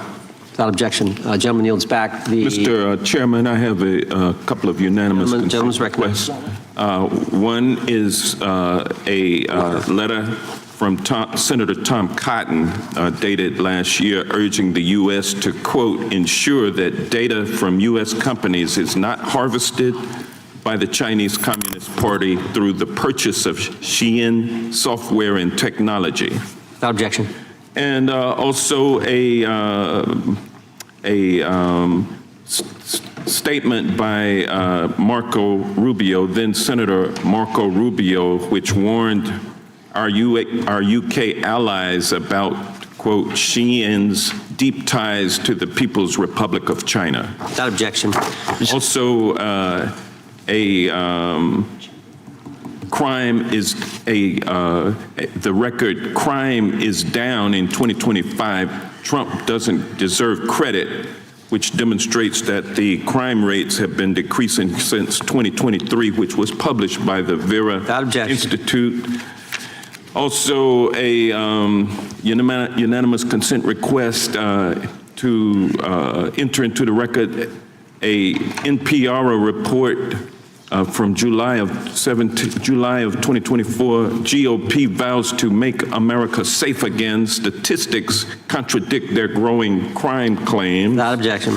Also, a report out of the American Presidency Project dated January 17, 2025, record low crime during the Biden-Harris administration. Without objection. Also, Joe Biden is correct that violent crime is near a 50-year low, which was a PolitiFact publication of May 2024. And last but not least, a FBI releases 2024 reported crimes in the nation statistics. These are FBI statistics published on August 5th, 2025, which details decreases in murder, rape, aggravated assault, and robbery in 2024. Without objection. Gentleman from Kentucky is recognized for unanimous consent. Mr. Chairman, I ask unanimous consent to submit two sets of documents. The first is a series of emails from the victims of Jeffrey Epstein. They are making FOIA requests to get their own FBI files and not having any success. So I want to bring attention to that by submitting that to the record. The second document that I want to submit to the record, for the record, I know we don't usually read these. This one's not readable. It's completely redacted. For the most part, the first 50 pages. This is actually the search warrant that was served on James O'Keefe for a diary that he had already given to the government 2 months before. And as it turns out, there were no indictments here, yet he still doesn't know why he was raided, and I think he deserves to know. So, without objection. Thank you. The chair now recognizes the gentleman from California. Director, the first time you saw Donald Trump's name was in the Epstein files. Did you close the files or keep reading? I have reviewed not the entirety of the files, so you haven't reviewed all of the Epstein files? Personally, no. You're the director of the FBI. This is the largest sex trafficking case the FBI has ever been a part of. Buck stops at the top, and your testimony today is you have not reviewed all of the files. What I've been doing is been busy providing the safest country this country has seen in modern U.S. history in historic speed, because the men and women of the FBI are given the resources to reduce the homicide rate, to reduce the drug trafficking rate, to reduce the amount of children that are being trafficked and the number of pedophiles. It sounds like those children being trafficked would appreciate the director reviewing the files. You said you don't know the number of times Trump's name appears in the files, so it could at least be 1,000 times. Is that right? The number is a total misleading factor. We have not released anyone's name that we have not released anyone's name in the Epstein files that has not been credible. Director, could it at least be 1,000 times? We have released every piece of legally permissible information. Okay, you can characterize the numbers however you want it. Reclaiming my time, Director. It sounds like if you don't know the number, it could at least be 1,000 times. It's not. It's not. Is it at least 500 times? No. Is it at least 100 times? No. Then what's the number? I don't know the number, but it's not that. Do you think it might be your job to know the number? My job is to provide for the safety and security of this country. My job is not to engage in political innuendo so you can go out to the sticks and get your 20-second hit in your fundraising article. Director, keep going, reclaiming your time, because the people of California are being underserved by your representation. If the president is not implicated, why not release everything that involves him? We have released everything, the president and anyone else's side, that is credible and lawfully be able to be released. Your fixation on this matter and baseless accusations that I'm hiding child pedophiles is disgusting. Anyone that says that needs to look at the stats alone and go back to the state of California, who's receiving the biggest surge in FBI resources through my redeployment, because the cities of Los Angeles, San Diego, and San Francisco need it. Director, remembering your oath to tell the truth, did you ever tell Donald Trump his name is in the files? I have never spoken to President Trump about the Epstein files. Did you ever tell the Attorney General that Donald Trump's name is in the Epstein files? The Attorney General and I have had numerous discussions about the entirety of the Epstein files and the reviews conducted by our team. Did you tell the Attorney General that Donald Trump's name is in the Epstein files? And we have released where President Trump's name is in the Attorney's file. It's a simple question. Did you tell the Attorney General that the President's name is in the Epstein files? During many conversations that the Attorney General and I have had on the matter of Epstein, we have reviewed. The question is simple. Who did you tell the Attorney General that Donald Trump's name is in the Epstein files? Yes or no? Why don't you try spelling it out? Yes if you're or no, Director? Use the alphabet. Yes or no? No, A, B, C, Director, D, E, F. it sounds like you don't want to tell us. Did you tell the Attorney General that Donald Trump's name was in the Epstein files? Why don't you try serving your constituency by focusing on reducing violent crime in this country and the number of pedophiles that are illegally harbored in your sanctuary cities in California? I'll work with you on that. Regular order, Mr. Chairman. Time belongs to the gentleman from California. Did you tell the Attorney General that Donald Trump's name is in the Epstein files? The question has been asked and answered. You have not answered it, and we will take your evasiveness as a consciousness of guilt. Director, did Donald Trump ever say to you, just find and release the entire truth? Don't worry if I'm in it? The instructions from the administration were to release all credible information, and we have done that. Did Donald Trump ever provide information about Jeffrey Epstein as an informant?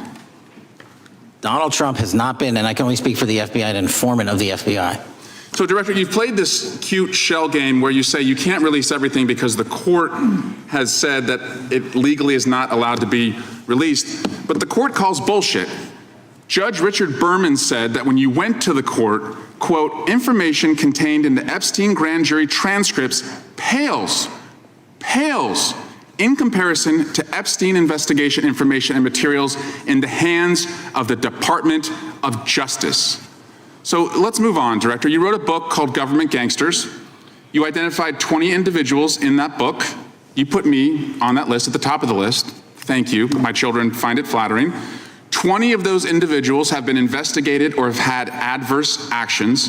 Director, considering that you have identified these people as, quote, government gangsters, will you recuse yourself from making any investigation decisions about these individuals? Anyone that has been terminated at the FBI has been done so because they failed to meet the muster in their constitutional obligation. I will work on the audio-visual capabilities. I'm going to borrow your terminology and call bullshit on your entire career in Congress. Reclaiming my time, it has been a disgrace to the American people. I'm reclaiming my time. You can reclaim your time all you want. Mr. Chairman, you're going to allow a witness to speak this way?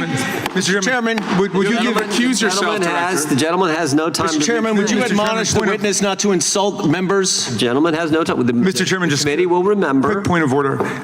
Could the gentleman be extended an additional 20 seconds to complete his thoughts, since the witness decided to interrupt him continuously? And the witness will be able to respond if he wants. We'll make sure he has time to do that. My question is, will you, Director, recuse yourself, yes or no, from investigating or making decisions about the 60 individuals, including myself, that you identified as government gangsters? Yes or no? Time of the gentleman has expired. The witness may respond if he would like. And the answer was no, as I heard. Correct. Okay. The gentleman from Wisconsin, the gentleman yields back. The gentleman from Wisconsin is recognized for 5 minutes. Thank you, Chairman. Thank you, Director Patel, for being here today.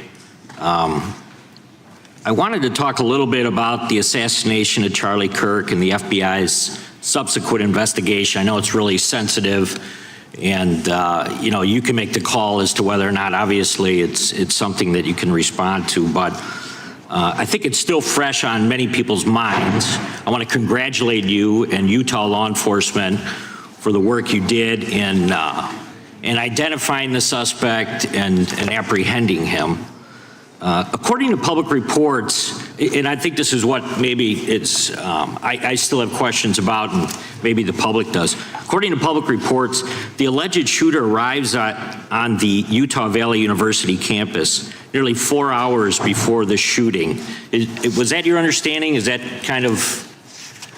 I'll let the public reports reflect themselves. I don't have the exact timeline. Okay, so we don't have any idea kind of his prep or how he set up or how he utilized that time when he first showed up on campus? All of those are being currently investigated through our cell phone analysis and through our witness interviews, and the state of Utah has now announced charges seeking the death penalty against his suspects, so we're a little limited in what we can continue to say. Sure, I understand.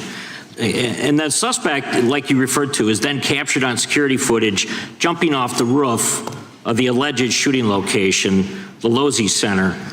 Do we have any idea how the suspect got up on the roof in the first place? I think for members of Congress, especially after Butler and Pennsylvania, it's just unimaginable that there could be some type of security breakdown prior to an event of that size where somebody could access a rooftop.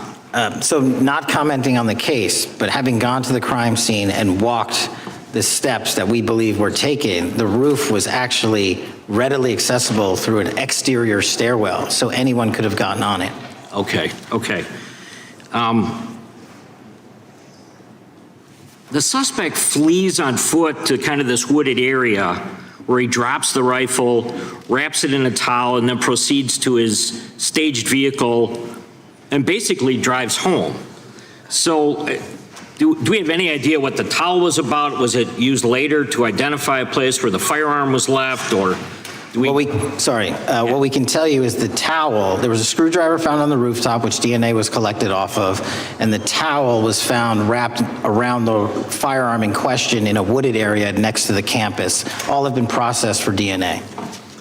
And then, according to the suspect's roommate, there were allegedly messages on instant messaging platforms, specifically Discord, suggesting the towel may have been used to identify that weapon's location. So the public reports have suggested that the shooter acted alone.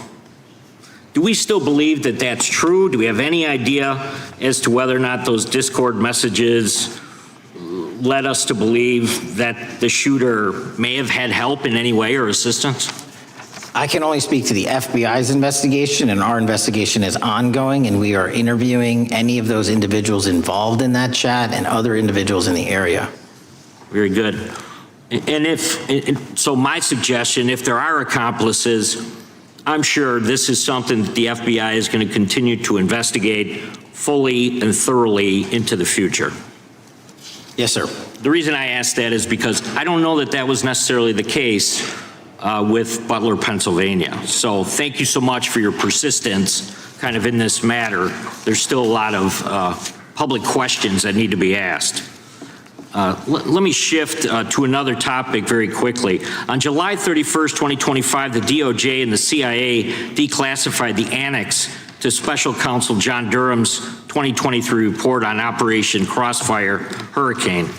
The 29-page Durham Annex contains previously classified information about, among other things, the investigative referral of the Clinton campaign plan. Why would somebody place documents in a burn bag related to this case? That case is very much ongoing, so I can't comment on the stylization of the evidence we're collecting. Can you comment at all on the Durham Annex, as I described it? The Durham Annex, which has been publicly released thanks to the FBI's commitment to transparency, is one of the documents that's being utilized. And in general terms, speaking for burn bags, sir, a burn bag is what you use to put classified documents into generally, because that is literally how you destroy them. So it appears that efforts were made by the Clinton campaign to reach out to the FBI agents or the Clinton sympathizers in the intelligence community in order to lead more credibility to the Clinton campaign plan. Do you think that's an accurate characterization? Again, I'm not going to characterize that material because it's part of an ongoing investigation. Thanks for being here today. I yield back. Gentleman yields back. Gentleman from California is recognized. Thank you, Director Patel, for being here today. The FBI searched Jeffrey Epstein's Manhattan residence, correct? I believe that happened in 2018. I think there was 2 locations, sir. It's 2019, and in that residence, the FBI found a safe, correct? I don't have the catalog of evidence in front of me. In that residence, the FBI found a safe, correct? I'll accept your representation. Okay. And in that safe, the FBI found topless and lewd photographs of girls, correct? Again, sir, I'll accept your representation. I don't know. Thank you. It was all over the media at the time. There's a New York Times article that says Jeffrey Epstein is indicted on sex charges as discovery of nude photos is disclosed, dated July 8th, 2019. And the Times reports a trove of lewd photographs of girls was discovered in a safe inside financier Jeffrey Epstein's Manhattan mansion. Author Michael Wolff has conducted numerous interviews of Jeffrey Epstein. I'm going to play for you a video clip of what Michael Wolff said Epstein told him was in the safe and what he showed the author was in this safe. So let's please play that clip now. Elected. And I was sitting talking to Epstein, and he said, "Wait a minute, I got to show you something." And then he went into his safe, and he came out with photographs. They were Polaroids, I think, and he kind of spread them out like playing cards, and it was Trump. I mean, I think there were a dozen of them, and it was Trump with girls of an uncertain age at Epstein's Palm Beach house, where all of the things that he would ultimately be accused of took place. And I remember very vividly 3 of them. There are 2 in which Trump is, the girls, topless girls, are sitting on Trump's lap. And then a 3rd in which he has a stain on the front of his pants. And the girls are kind of pointing at it, sort of bent over, laughing. So Director Patel, I'm going to ask you a very broad and general question. As you know, Donald Trump and Jeffrey Epstein were friends. There are, of course, photos showing Donald Trump together with Epstein, correct? I don't have the entirety of the photographs, but I think they've been photographed in public together. All right. Are there any photos showing Donald Trump with girls of an uncertain age? No. How do you know that? Because that information would have been brought to light by multiple administrations and FBI investigators over the course of the last 20 years. Well, you know what? That's just not true, because no one knew about the creepy birthday message that Donald Trump wrote to Jeffrey Epstein until the Wall Street Journal disclosed it, and then all of a sudden, the Epstein estate provides it to Congress. Well, so certainly, you weren't there at the search. You don't know what Epstein may or may not have done with those photographs even prior to the search. Maybe someone has it. Maybe the Epstein estate has it. You raise a great point. So I'm going to ask you, have you asked to talk to Michael Wolff? You raise a great point. I haven't personally asked to talk to Michael Wolff. Has the FBI asked? But the FBI, I'll get back to you if the FBI specifically So Michael Wolff has about 100 hours of testimony of Jeffrey Epstein. Wouldn't it be good for the FBI to interview Michael Wolff? I'm not saying they haven't. I just don't know.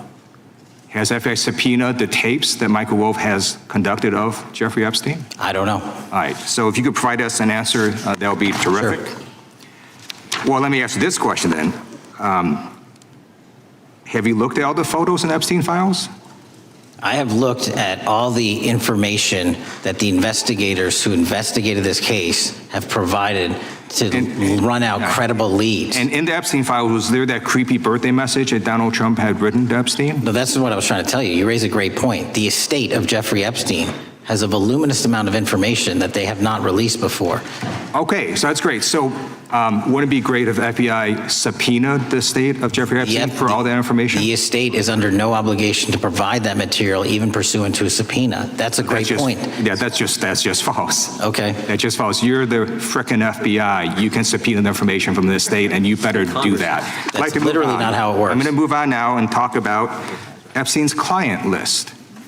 You confirmed that exists. Attorney General Pam Bondi confirmed earlier this year that exists. So I just want to ask you a simple question. Is Prince Andrew on Epstein's client list?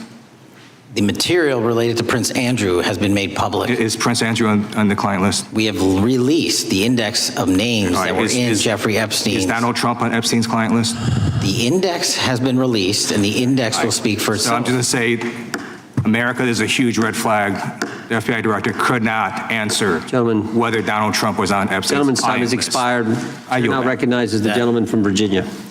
Thank you, Mr. Chairman. I want to thank the director for being here and for his work over the last several months, removing the taint of partisanship that has infected the intelligence community over the past several years under the last administration, under the last several directors, standing up for law enforcement, standing up for the brave men and women who work in your agency.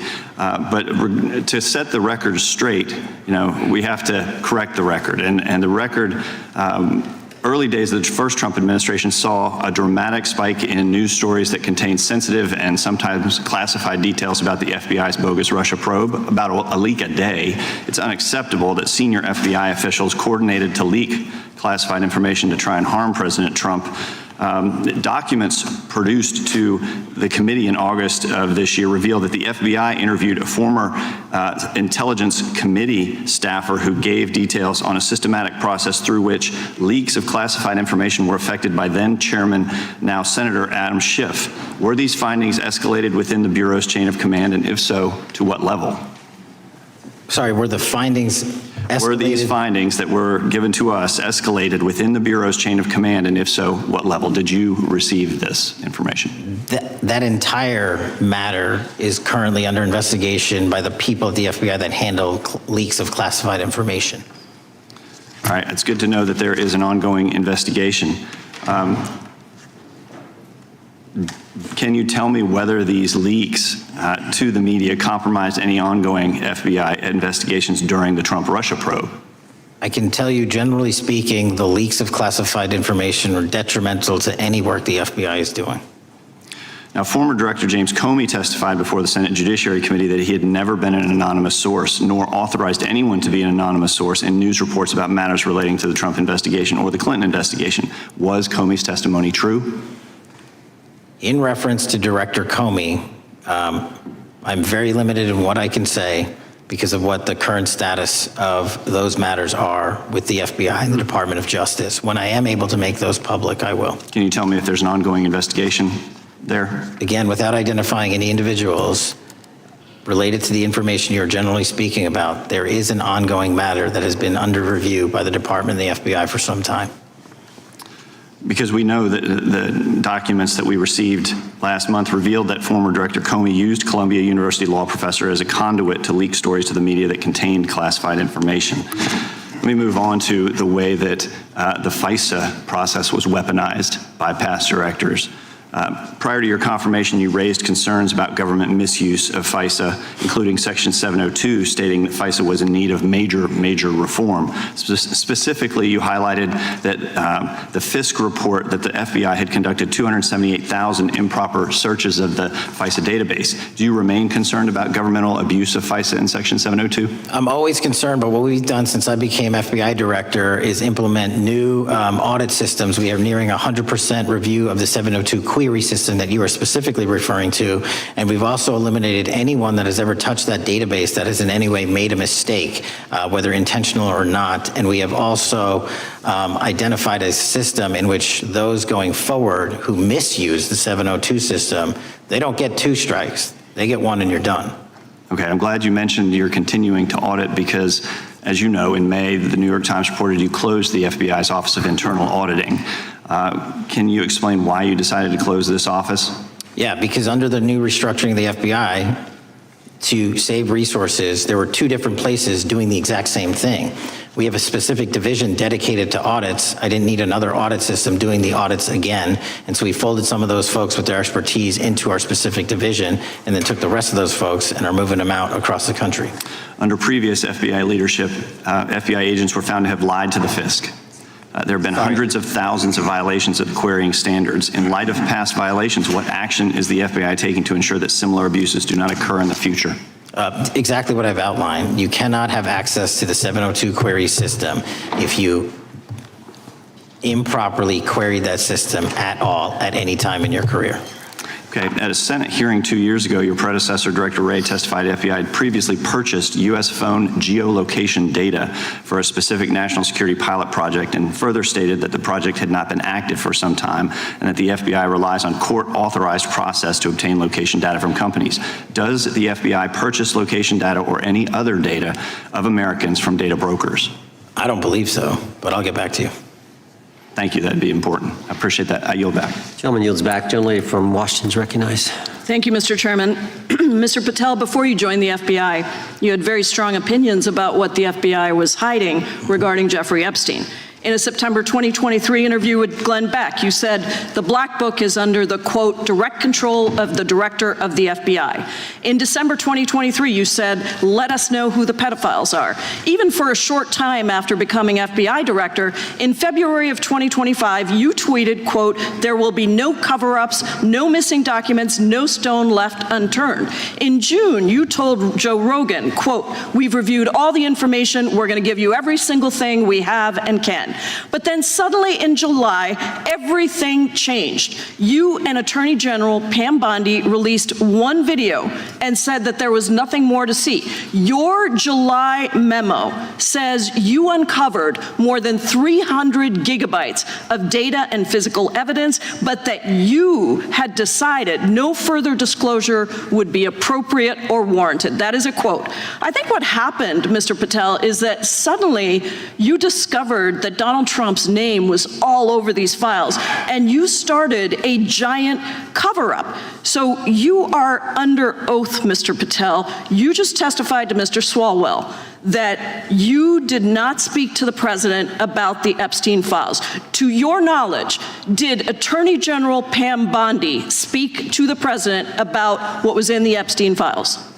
I can't speak for Attorney General Pam Bondi. So to your knowledge, you don't have any information. The question was, do you have any knowledge? Do you have any knowledge? I can't speak. You are refusing to answer the question. So let me tell you that the Wall Street Journal reported that in May, Bondi told Trump that he was in the Epstein files, and at the same meeting said that the DOJ did not plan to release the files. Yesterday, you testified to Senator Kennedy that there was, quote, no credible information that Epstein trafficked girls to anyone else, and that you have, quote, continuously and publicly asked the public to come forward with more information, and we'll look into it. Today, in response to Mr. Massey's question, you appeared to say that the survivors were not credible. These are survivors. That's not at all what I said. Okay, great. I'm going to ask you this in a second, but let me tell you about the survivors, and let's bring them up here into the room. These are women who came to the Hill and testified that they were groomed and raped at the age of 14 and 16 years old, and they called to meet with the president and to meet with the FBI and to have people investigate their claims. Some of them have never testified before. If you are so interested in getting the public to submit any information, why have you not met with them? You said you haven't met with them. Have you met with them? I'll give you one more chance.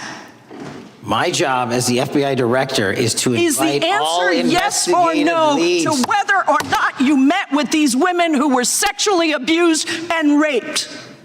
Any insinuation by you or any What people is on the your if? side that I am not manhunting child predators and sex traffickers, just look at the Mr. stats. Patel, And you talk Mr. about Chairman, cover-ups, man. Mr. Chairman, you this talk is about my time, cover-ups. and I will take as much time as I Where were want. you during the Instruct Obama and witness, Biden Mr. administrations Chairman. when these so-called Instruct the cover-ups were witness. going on? Mr. Why didn't Chairman. anyone in those administrations talk to any of these Mr. purported Chairman. witnesses? Yeah, I let's have get some regular order, Mr. every Chairman. single person to provide credible information. Time belongs to the gentlelady from Washington. And I'm but gonna when you- take another When you couple accuse of the minutes. witness of something, he's allowed to respond. That's how it works. You say Listen, something, he didn't you say even, something, excuse he's me, allowed to Mr. Chairman, you respond. have always been fair, but this is I'm not being fair. and you will get No, your, this you will is get my your time, and he You will give said the gentlelady that and a the few witnesses additional were not credible. seconds of time. I'm going to get an additional minute of time because No, that's you'll how get much time you he won't get a took. minute. You'll get some seconds. What we think is under 5 minutes. You don't get to demand how Mr. much time you Patel. get. That's not how it works. Mr. Patel,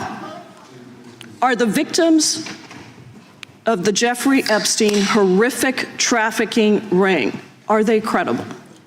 Any person with information about ongoing sexual trafficking. I'm asking you if they're credible. Ma'am, I'm Are commenting they on the credible? evidence we have. But And we have routinely asked for people to come forward with more evidence, and we will look at it. And the evidence that we have was the same evidence that the Biden and Patel, Obama Justice Departments Mr. had. Patel, And they this is determined, new. not me, they determined that that Chairman, information was not Mr. credible. Chairman, he's not letting me even ask my questions. You This is ask the ridiculous. questions, he gives an answer. You may not like what he says, No, but that I'm doesn't mean you asking, get to he's not interrupt answering him. my question. Mr. Chairman, could we restore the gentlelady 45 seconds so she can We'll give complete her her question? additional 30 seconds, which is what I said I'm earlier. going to keep taking my time because you'll take here's the time thing. that you get. You get are 30 not seconds. answering the question.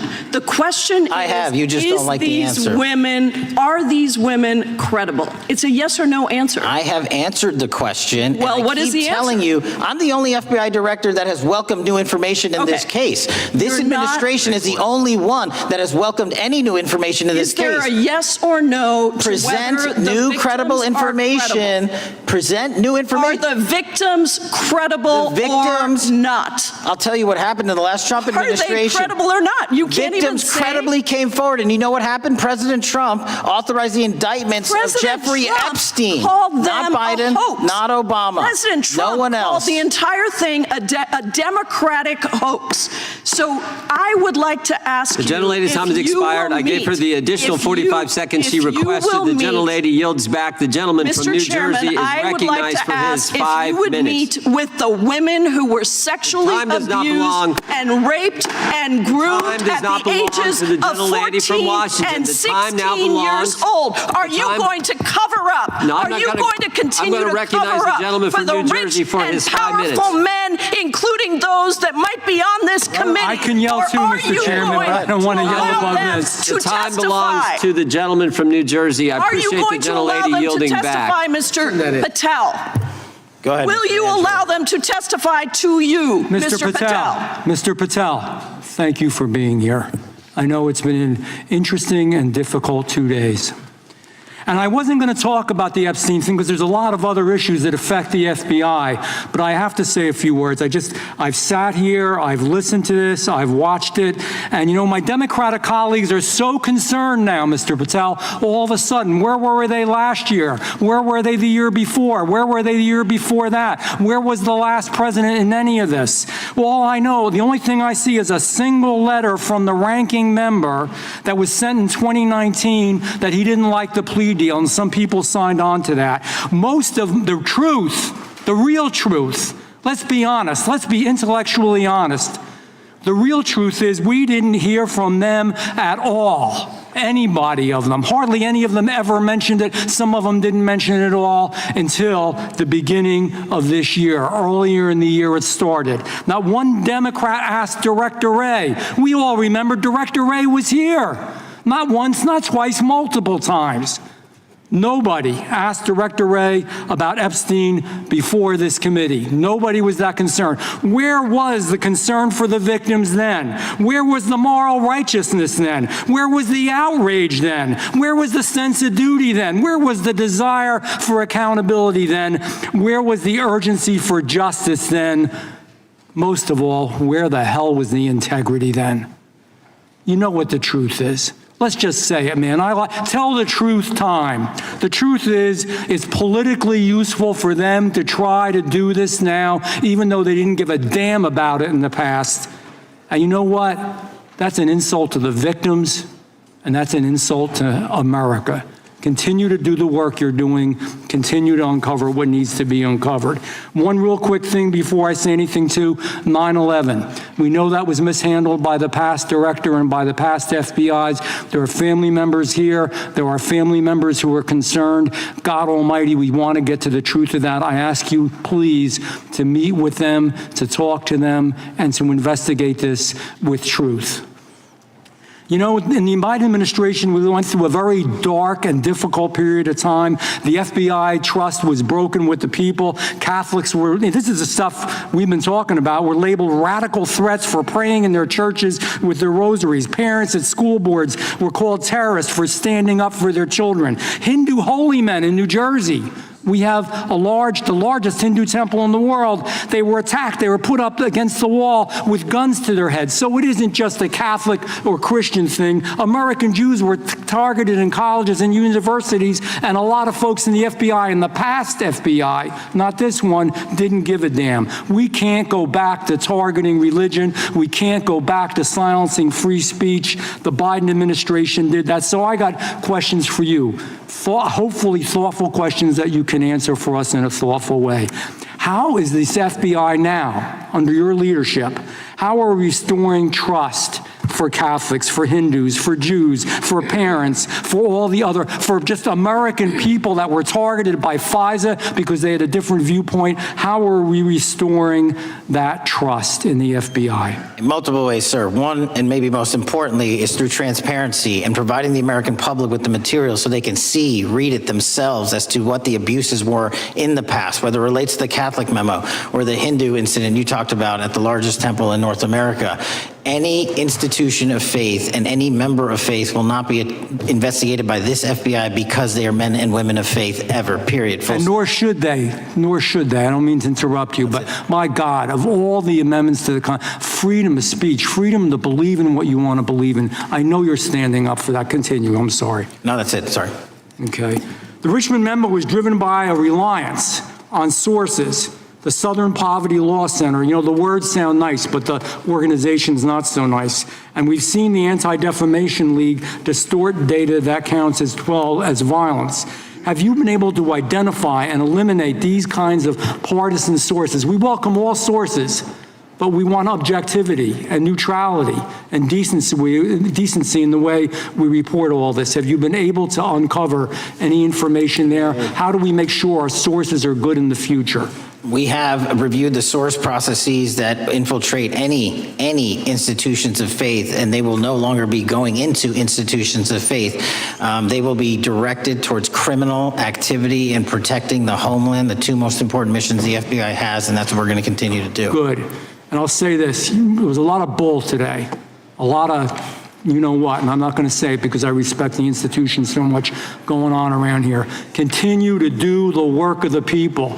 You are here for that reason. The administration is here for that reason. It was weaponized and politicized, the FBI, in the past. I hope to God we never, ever see that again. One of the darkest parts of American history. Thank you, Mr. Patel. I yield back. Mr. Chairman, I have a unanimous consent. Gentleman yields back. The gentleman from New York is recognized for UC. I would like to introduce a CNN article that explains how an alleged top leader of the MS-13 gang was dismissed. His case was dismissed in Brooklyn so that he could be deported back to El Salvador, even though he was charged with murder.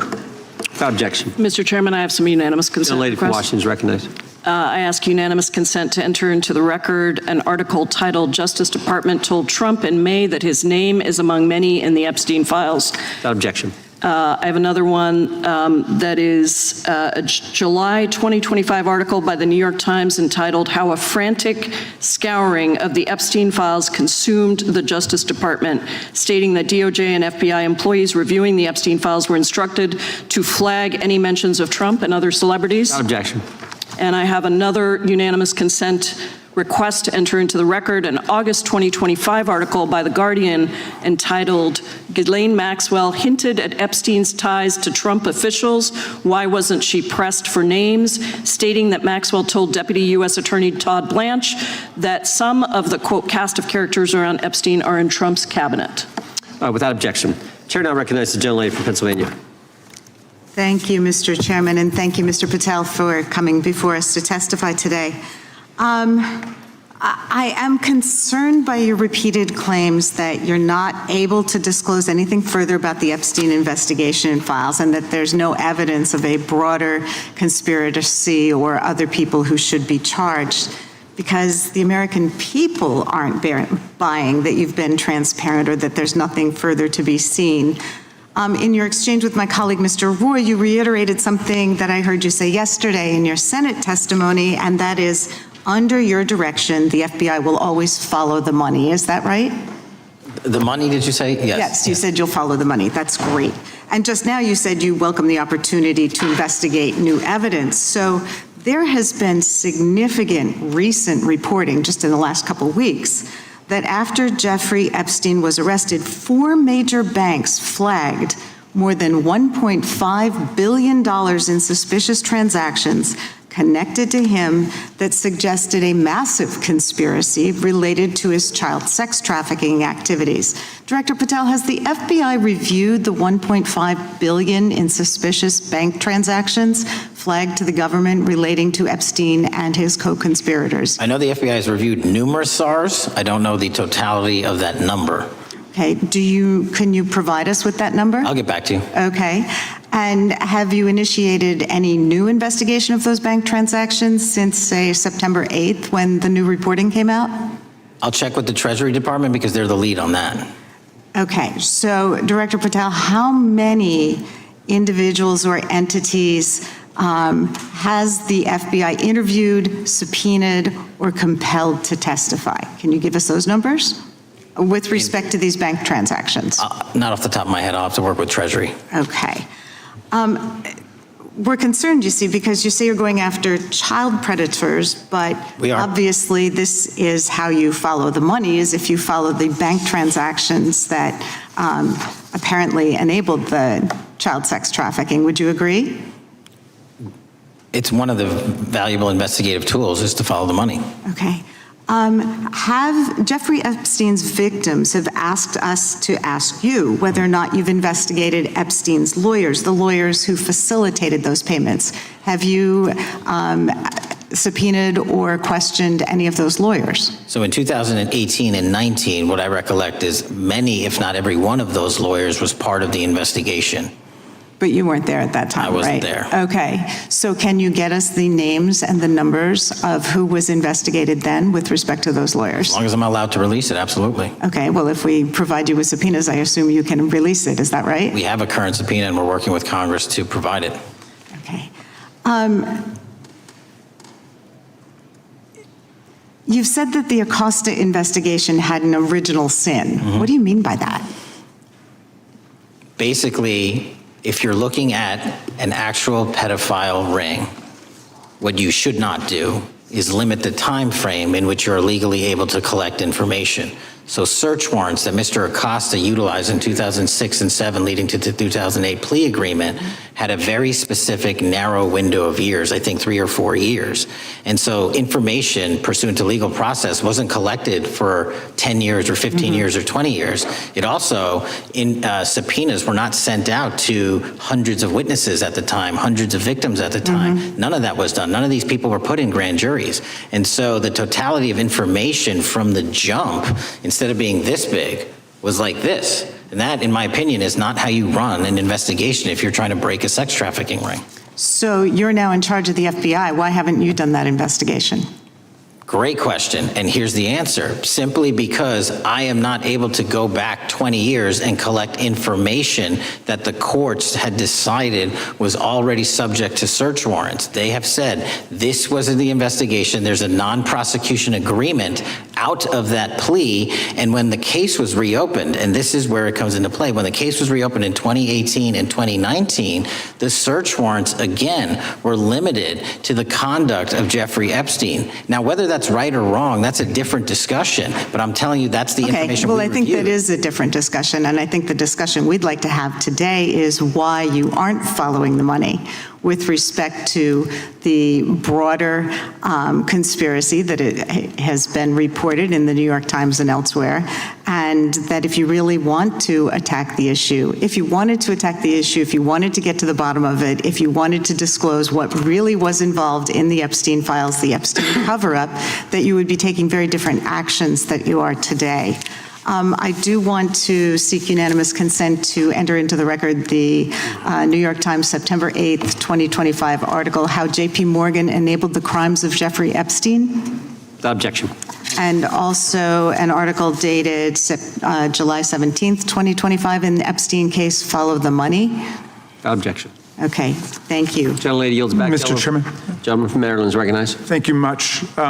Pursuant to Clause 2K6 of Rule 11, I move that the committee subpoena the CEOs of 4 banks, J.P. Morgan, that's Jamie Dimon, Bank of New York Mellon, Robin Vince, Bank of America, Brian Moynihan, and Deutsche Bank, Christian Sowing, in order to get the suspicious transaction reports. These 4 banks have flagged to the government $1.5 billion in suspicious transactions related to the sex trafficking crimes and conspiracy of Epstein, Maxwell, and all of their collaborators. And as you know, Mr. Chairman, we got the SARS reports for Hunter Biden totaling around $20 million. And so these $1.5 billion in SARS reports we should get, especially since the director doesn't seem to be forthcoming. And I request that we do this immediately. I think the director's been very forthcoming. We will hold any motion to subpoena in abeyance until the conclusion of the hearing. The chair now recognizes the gentleman from Texas.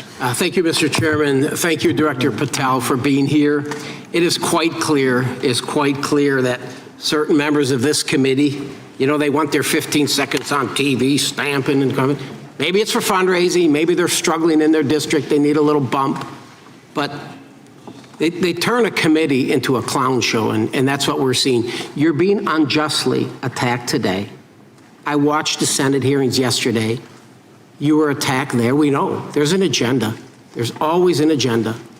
It's the same characters with the same personalities, the same objective, and that is destroy the mega movement. You're being attacked, Director, is because you're effective. You highlighted what you've been doing in D.C. with the president in reducing violent crime. You're very effective. Another individual that was very effective with meaningful debate and dialogue was Charlie Kirk. And they killed him for it. Charlie Kirk was a man of faith. First and foremost, he loved his Lord Jesus. He loved his family. Beautiful wife, beautiful children. Just a remarkable, honorable man that was silenced with this assassin's bullet. I would say if Charlie Kirk lived in the biblical times, he'd have been the 13th disciple. He'd have been the 13th disciple. We have a new committee, if you're not aware, a new select committee regarding January 6th. I'm honored to be on that committee. I'm looking forward to working with other members to expose truth, questioning federal agencies that were involved on January 6th, like the FBI. They played a role, but we don't really know, Director, to what extent. We don't know. The January 6th sham committee was not formed by Nancy Pelosi to seek truth. It was nothing about getting to the truth about January 6th. Their sole mission was to damage Donald J. Trump and end his political career. And everybody knows it.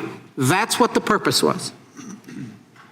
You know what's nice, so I kind of get to ask the question, though, how did that work out for you?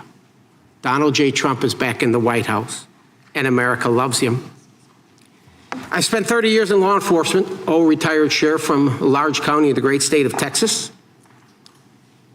I've seen, Director, I've seen more enthusiasm and support for law enforcement today because of what you and Donald Trump have done over the last 8 months to protect the American people. The American people couldn't count on their government to protect them. Crime is rampant. And now we have a president and an administration that puts the American people and their safety first. It's interesting, a few minutes ago, a classmate reached out to me and sent me I told him, I said, yes, we got Director Patel in front of our committee today. And Andy Kane wanted me to tell you, he said, quote, tell him we love him. Tell him we love him and all the brave warriors exposing the deep state. Kash, you're a great American, sir. You're a great American. Your work as the director of the FBI is commendable. It's commendable. And I want to thank you, sir. Thank you for your service. Keep up the good fight, brother. Don't let him tear you down. Keep up that good fight. You have it in you. With that, sir, I yield back. Gentleman yield. Gentleman yield to me.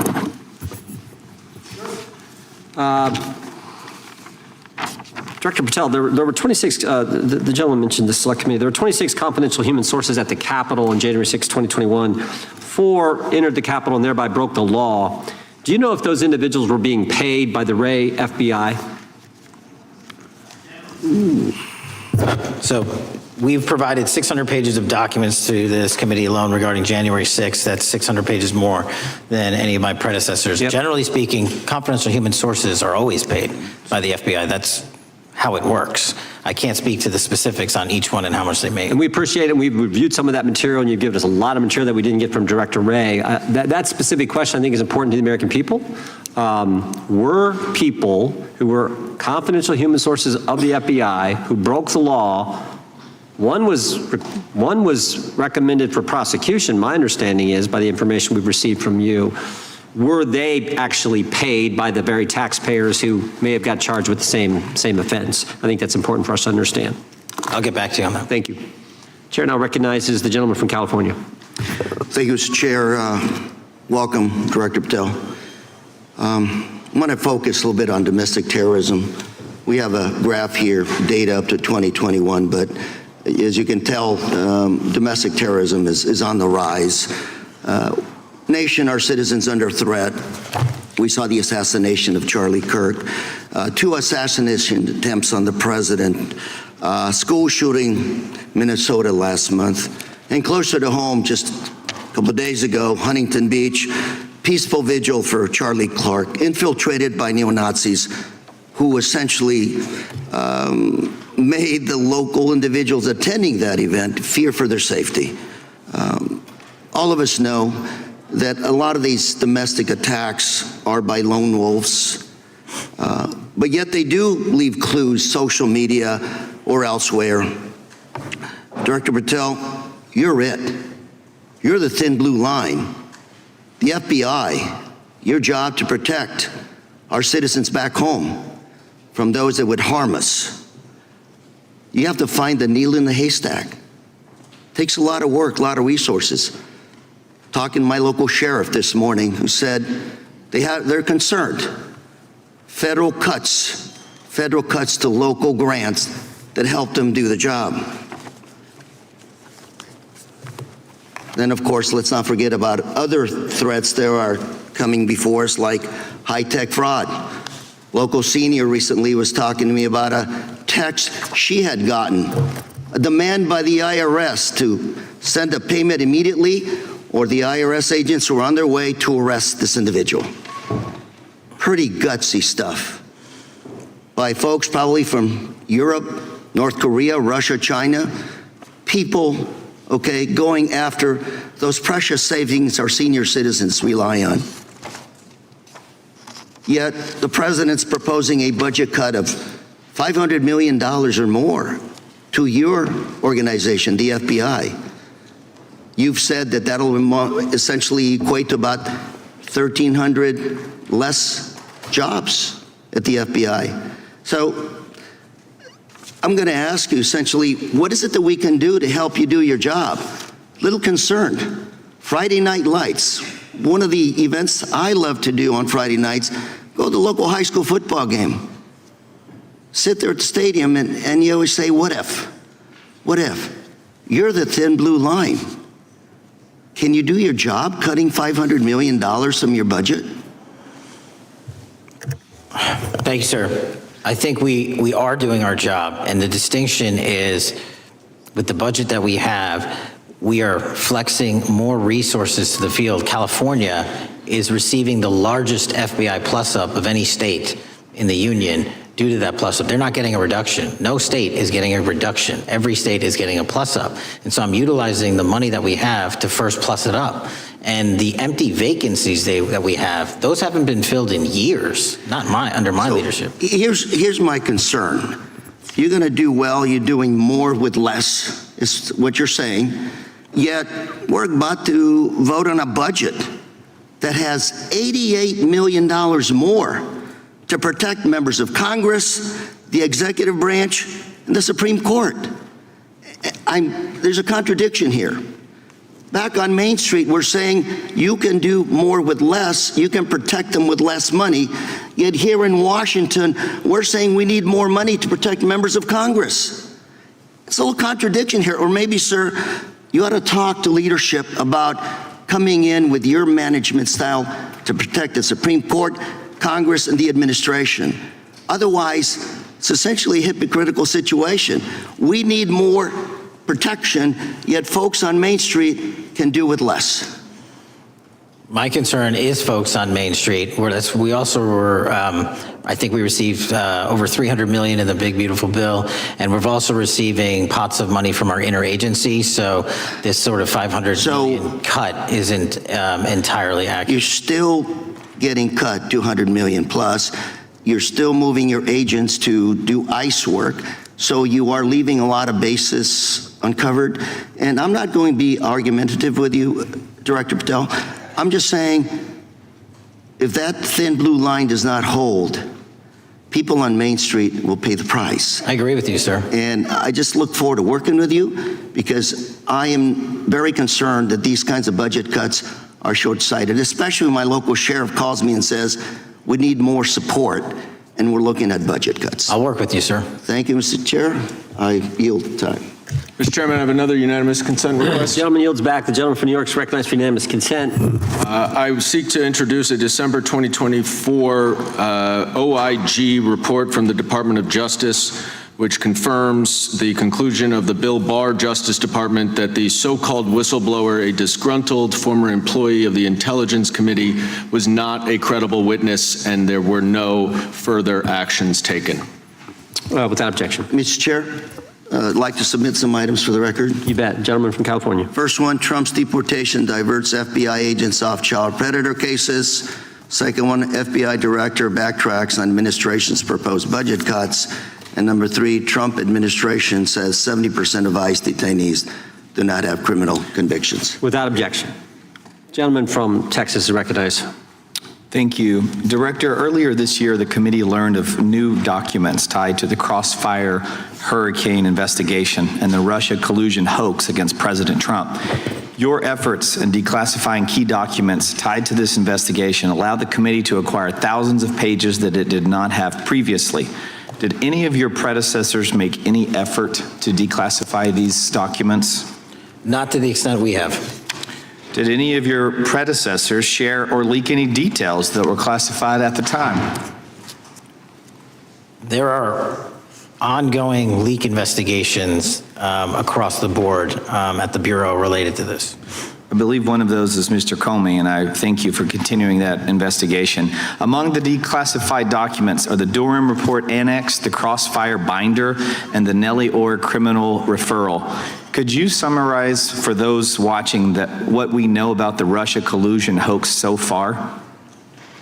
Well, sir, I think the record will speak that the Russia collusion matter was perpetrated by a political party to go overseas and obtain information from a foreign intelligence asset, only to have that information, which was demonstrably false, turned over to the FBI, who walked into a federal FISA secret court and asked for a secret surveillance court order and lie to the federal court, and we know that because someone was convicted of it, and only to surveil the political opponent. So that is a massive scandal. We helped expose it.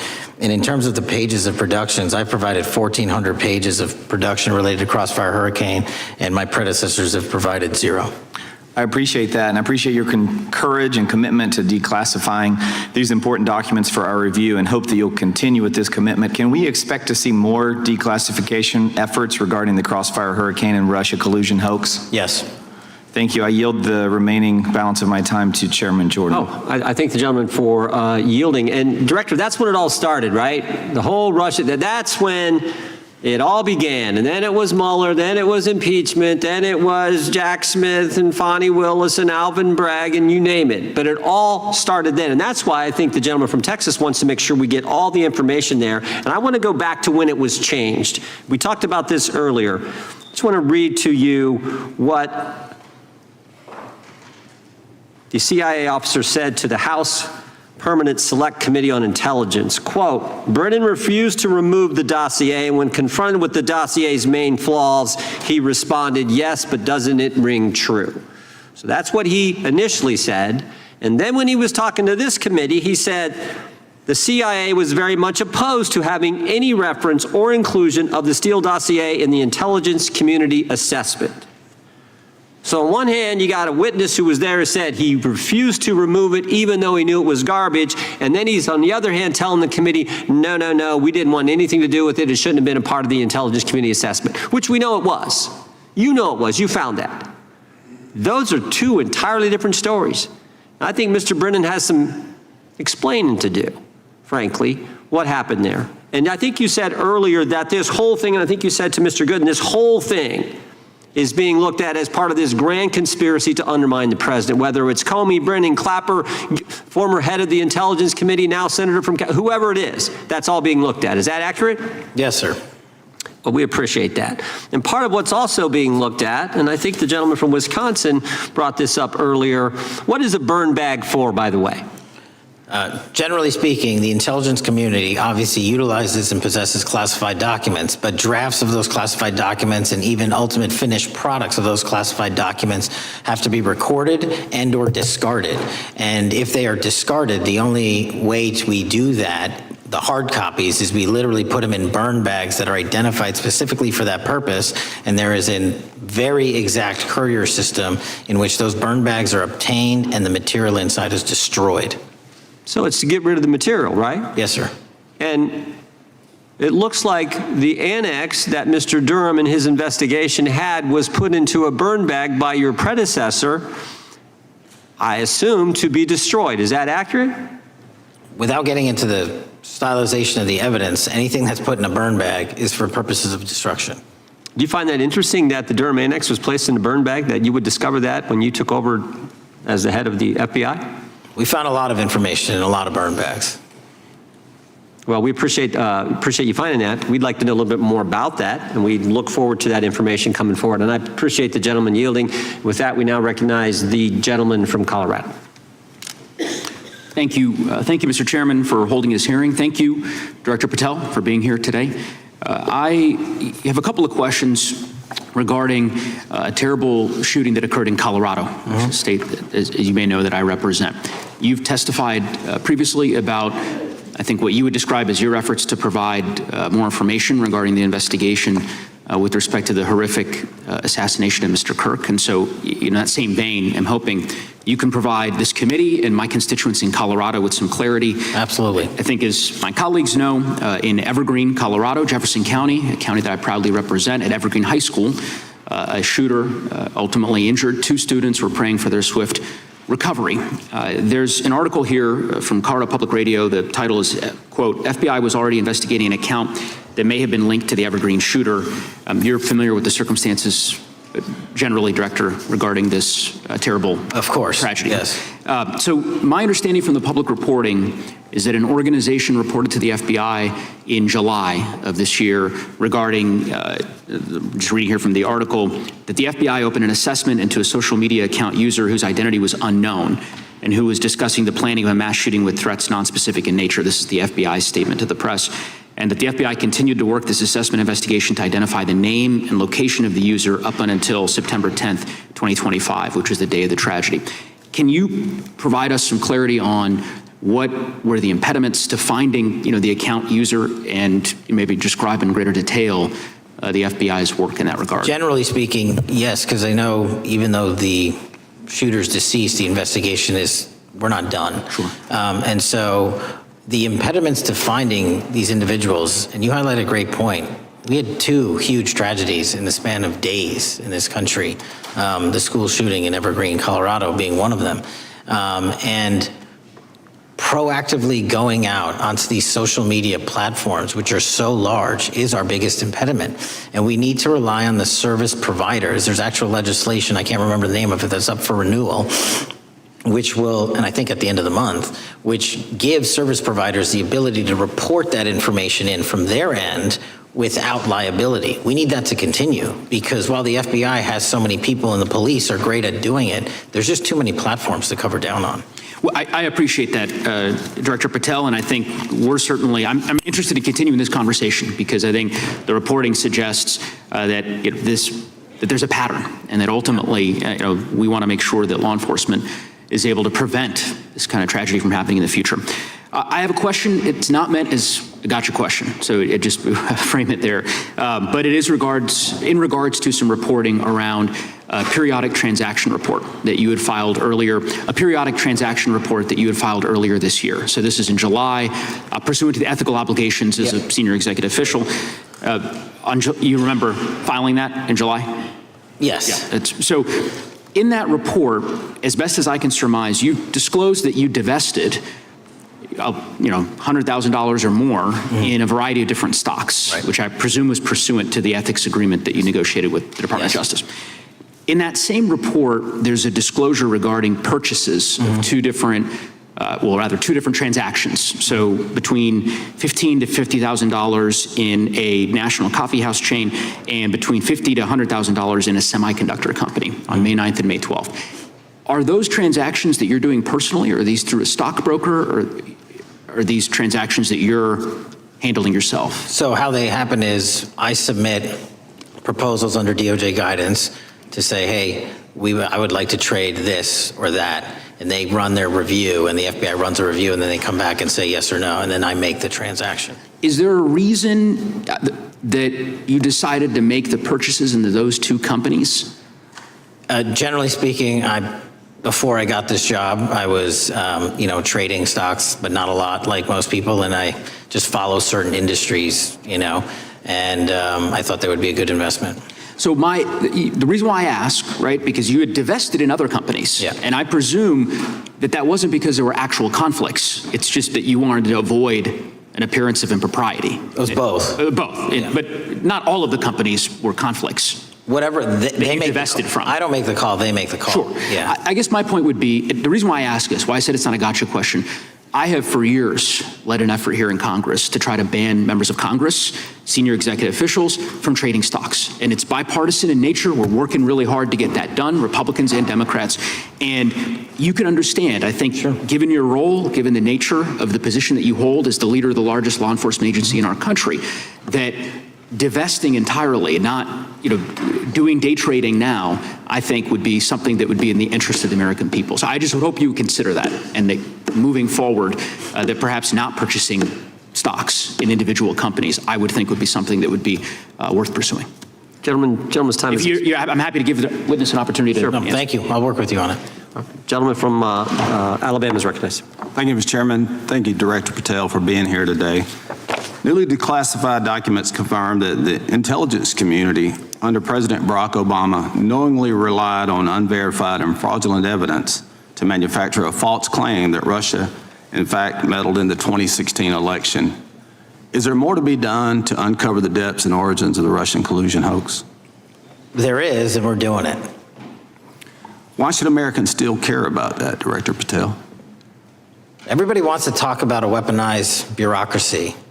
And when we put out the facts about a weaponized bureaucracy, not because I said so, but because we found the FISA documents, because we found the 302s and the 1023s, then it becomes a political football. My job is to continue to put out that information and let the American public read it for themselves when I'm lawfully able to do so. And that's been my commitment on any subject, Russiagate or otherwise. Wherever the law allows me to do it, I will do it.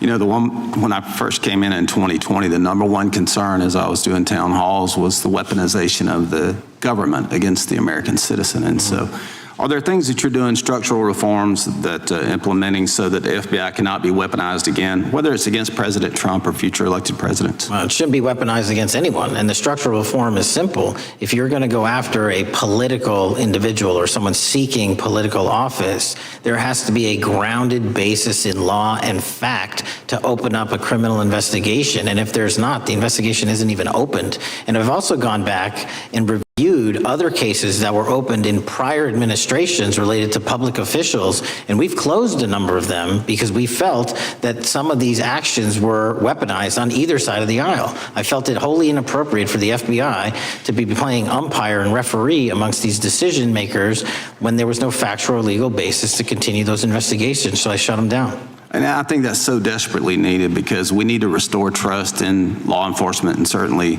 in the DOJ and the FBI so that the American people don't fear the very government that's supposed to protect them. And so thank you for doing that. On August 11th, you released to the committee documents concerning leak investigations that began in 2017. Do you believe these leaks were accidental or were they intentional in order to influence public opinion against President Trump? When I can publicly make a final decision on that, either through a recommendation of charging that the DOJ makes or findings that I have, I'm able to do so, but they're still not complete.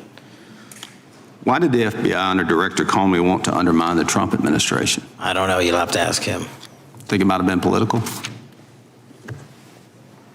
How will Director Comey be held accountable for his leaks and classified information concerning the Russian collusion hoax? Well, anyone. Doesn't matter what you did before or what seat you were in. If you leak classified information, that's illegal. And we will investigate it fully. And if we can bring enough evidence to recommend charges to the Department of Justice, we will. But as you know, in these leak investigations, it's very difficult to produce the information necessary. We know leaks happen. They literally happen every week. It's one of the most destructive things to this country. Media receives classified information beneficial to one side or the other. I'm a fan of none of it, and I want to shut all of it down. And we need to bring some real cases to deter individuals from doing that, and that's my focus. What was Comey's role in creating the ICA? You know, speaking from my memory, as the head of the FBI, he was charged under then Director Brennan and Director Clapper and the other IC elements to come in with the NSA, CIA, FBI, and ODNI and put together a collection of information on how the information sort of surrounding Russiagate came together. So he represented the FBI in that. Was former Director of CIA John Brennan, he's denied that the Steele dossier was used in creating the ICA. Is that true? Well, it's, without commenting on him, the FISA has been released, and the dossier was in the FISA. It was in 4 FISAs. So I'll let the public decide. Well, former Director Brennan actually denied repeatedly that he pushed for the Steele dossier to be included in the ICA. Is that true? Denied. I'll let his testimony speak for itself, but then Deputy Director Andy McCabe also testified to the House Intelligence Committee, which has now been declassified, that were there no Steele dossier, there would have been no FISA. Well, my time's getting close, but let me tell you this, sir, and well, my colleague from Texas said, thank you for the job you're doing. You're making the American people safe. You're restoring trust in these agencies that so many of us had lost trust in. So thank you for the work you're doing. That thin blue line, you're doing a fine job, and we want to let you know we appreciate it. Thank you. God bless you. Lady from California is recognized. Thank you, Mr. Chair, and thank you, Director, for coming here today. And actually, thank you for your response to my colleague from New York who asked you earlier about violent extremism. And you said that there is violent extreme ideology on both sides. And I think you actually alluded to that same statement yesterday in the Senate. So I too have some questions I'd like to ask you. These are not gotcha questions, and just deny, please, what you deem to be false. So Dylan Roof, who followed white supremacist propaganda, murdered 9 black parishioners in Charleston in 2015. Do you deny this? I'm sorry. Dylan Ruth? Roof, can you give me some more information? You're head of the FBI, you probably know this. If you don't know, that's fine.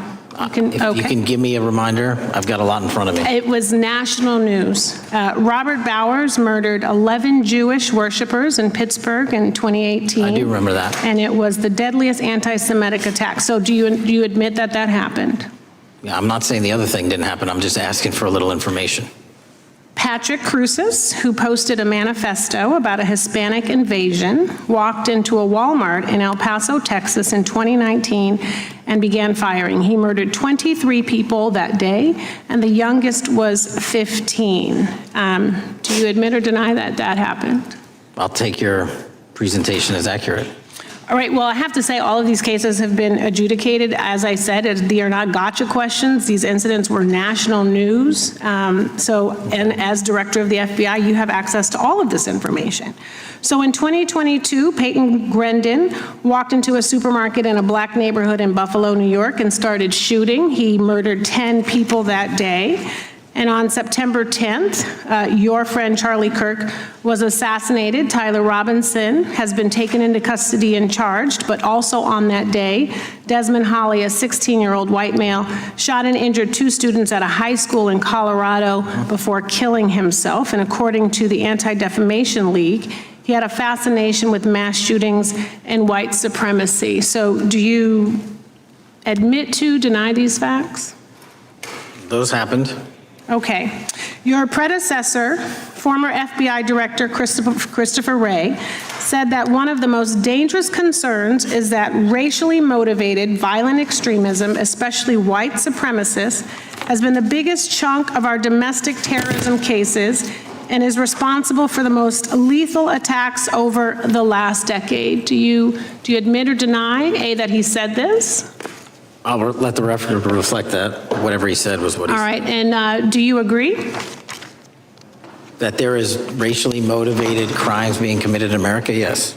Yes, especially white supremacists, which is the biggest chunk of our domestic terrorism. I'm glad that you said this. So last week, President Trump was asked if there were extremists on both the left and the right.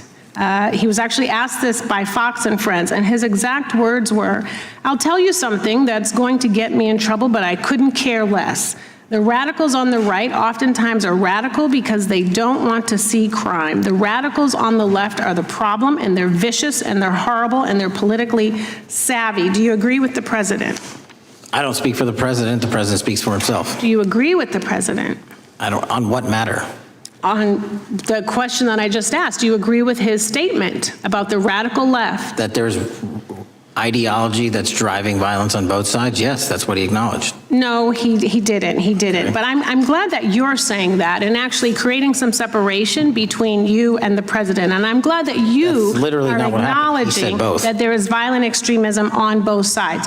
What's interesting is that the research arm of the Department of Justice, the National Institute of Justice, do you know what that is? I'm familiar with them. Okay, great. It is the research arm of the Department of Justice, and it published an article in 2024 devoted to domestic radicalization, violent extremism, and terrorism.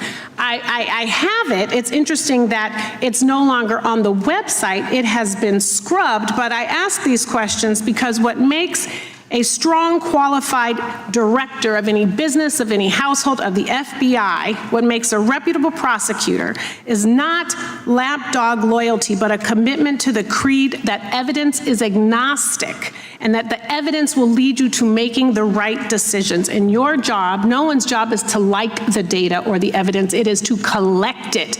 That is how you gain trust. And Mr. Chair, I would like to enter into the record, if I may. White supremacist group stands by racist ideology with unanimous consent. Without objection. Dylan Roof, the radicalization of the alt-right and ritualized racial violence. Without objection. Thank you. Another article, how Robert Bowers went from conservative to white nationalist. I'd like to enter that into the record with me. Without objection. Patrick Crucis believed he was fulfilling Trump's wishes in El Paso attack, his attorney said. I'd like to enter into the record. Without objection. Buffalo shooting, how far-right killers are radicalized online. I'd like to enter that into the record. Without objection. Evergreen High School shooters online activity reveals fascination with mass shootings, white supremacy. I'd like to enter that into the record. Without objection. Murder and extremism in the United States in 2024, a report by the Anti-Defamation League. I'd like to enter that into Without the record. objection. And the article, the report that was scrubbed from the DOJ just recently, the National Institute of Justice Journal focusing on domestic radicalization, violent extremism, and terrorism. I'd like to enter that into the record. Without objection. And lastly, the libertarian think tank Cato and their analysis on violent extremism and the right rising in extremist acts. I'd like to enter that into the record. Without objection. Thank you, and I yield back. Gentlelady yields back. Gentlelady from Wyoming is recognized. Just very quickly, Director Patel, thank you for being here, for your service to this country, and for the transparency that you have brought to the FBI and for the American people. Transparency that was absolutely non-existent in the Biden administration and FBI. I believe that you might have been asked earlier about whether you had had an opportunity to visit with any of Epstein's legal counsel. Were you asked that question earlier? I think so. Okay. One of the legal counsels or legal fixers for Mr. Epstein was Stacey Plaskett, the Democrat delegate to Congress from the Virgin Islands. So perhaps for those on the other side who are interested in talking to Jeffrey Epstein's attorneys, they could sure visit with one of their own colleagues.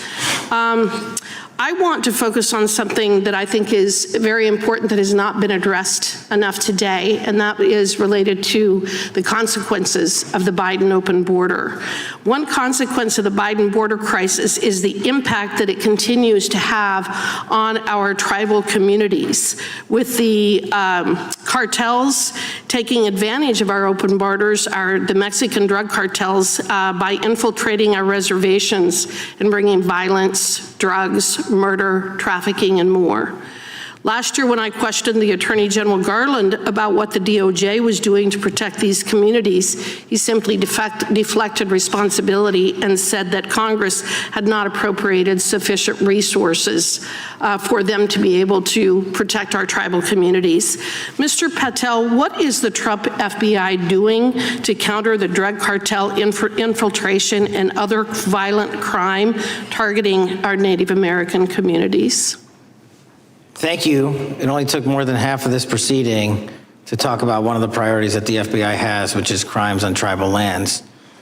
Every single crime that we have been talking about, whether it's child predators, human trafficking, narco traffickers, murder, they all happen on tribal lands as well. And I've said since the beginning, it is a priority, which is why we launched Operation Not Forgotten on tribal lands.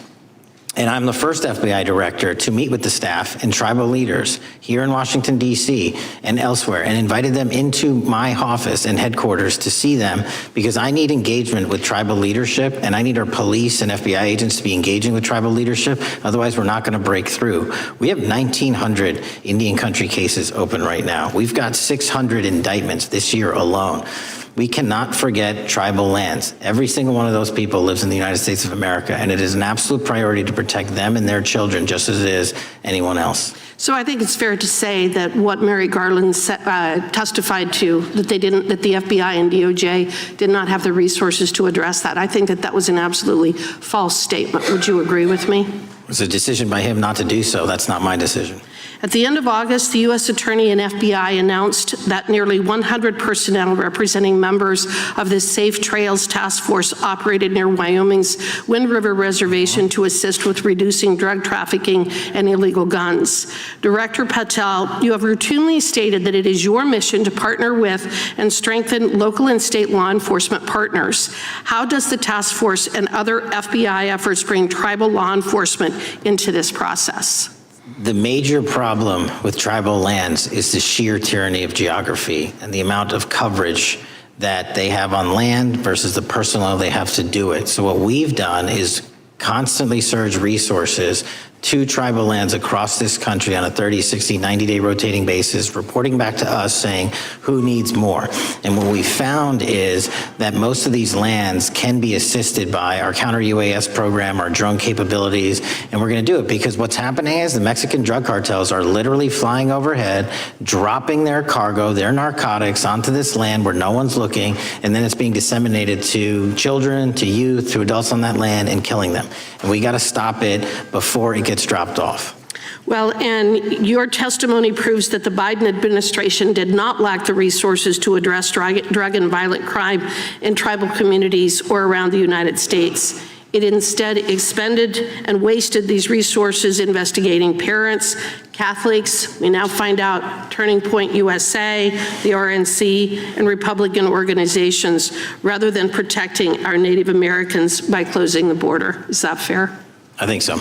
Wonderful, thank you. And I do appreciate the work that you've done in this regard. I was previously the chairman of the subcommittee on Indian and Insular Affairs with the Natural Resources Committee, and safety and security on our reservations and for our tribal members has been one of our priorities, one of my priorities, and I very much appreciate the work that the FBI has done.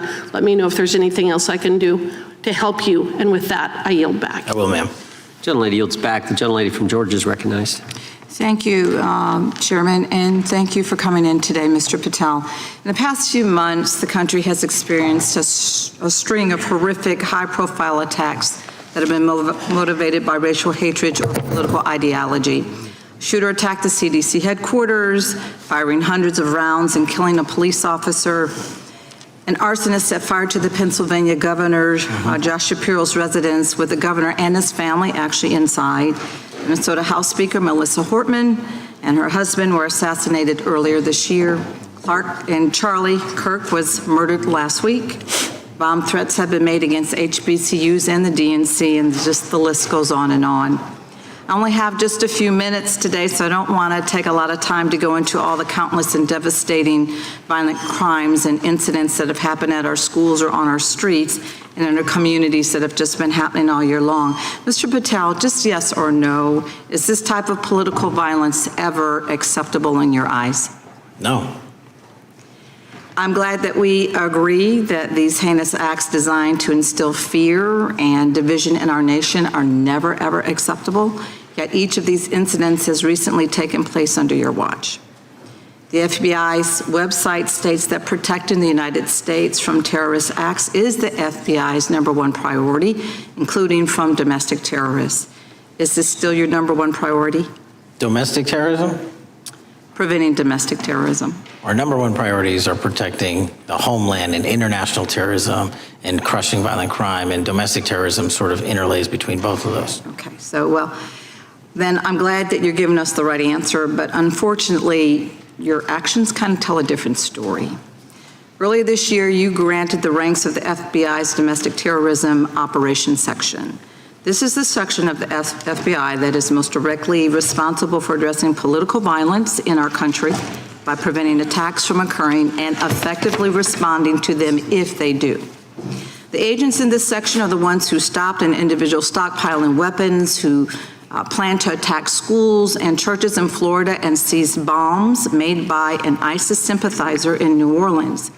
And instead of ensuring that this section has all the resources that it needs at a time when its mission is critical, you fired its decorated veteran FBI agents who have served their country proudly under Republican and both Democratic presidents, and you scrapped the tools that they developed to fight domestic terrorism, including the National Domestic Terrorism Incident Database.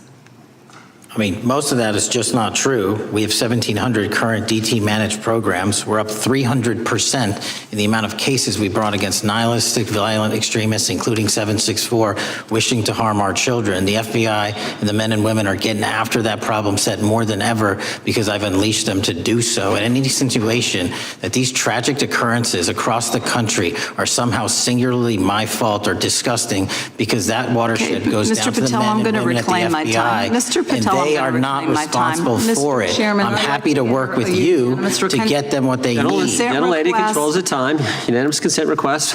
She'll state a request. Thank you very much. Into the record, an article from Reuters titled FBI Scales Back Staffing, Tracking of Domestic Terrorism, Probes Sources Say. Thank you very much. Without objection. I appreciate that. So, Mr. Patel, and it isn't just the domestic terrorism operations section. Under your watch, agents are fully diverting their attention to these anti-immigrant and city takeover operations, leaving our children vulnerable to dangerous networks of online predators, both domestic and international.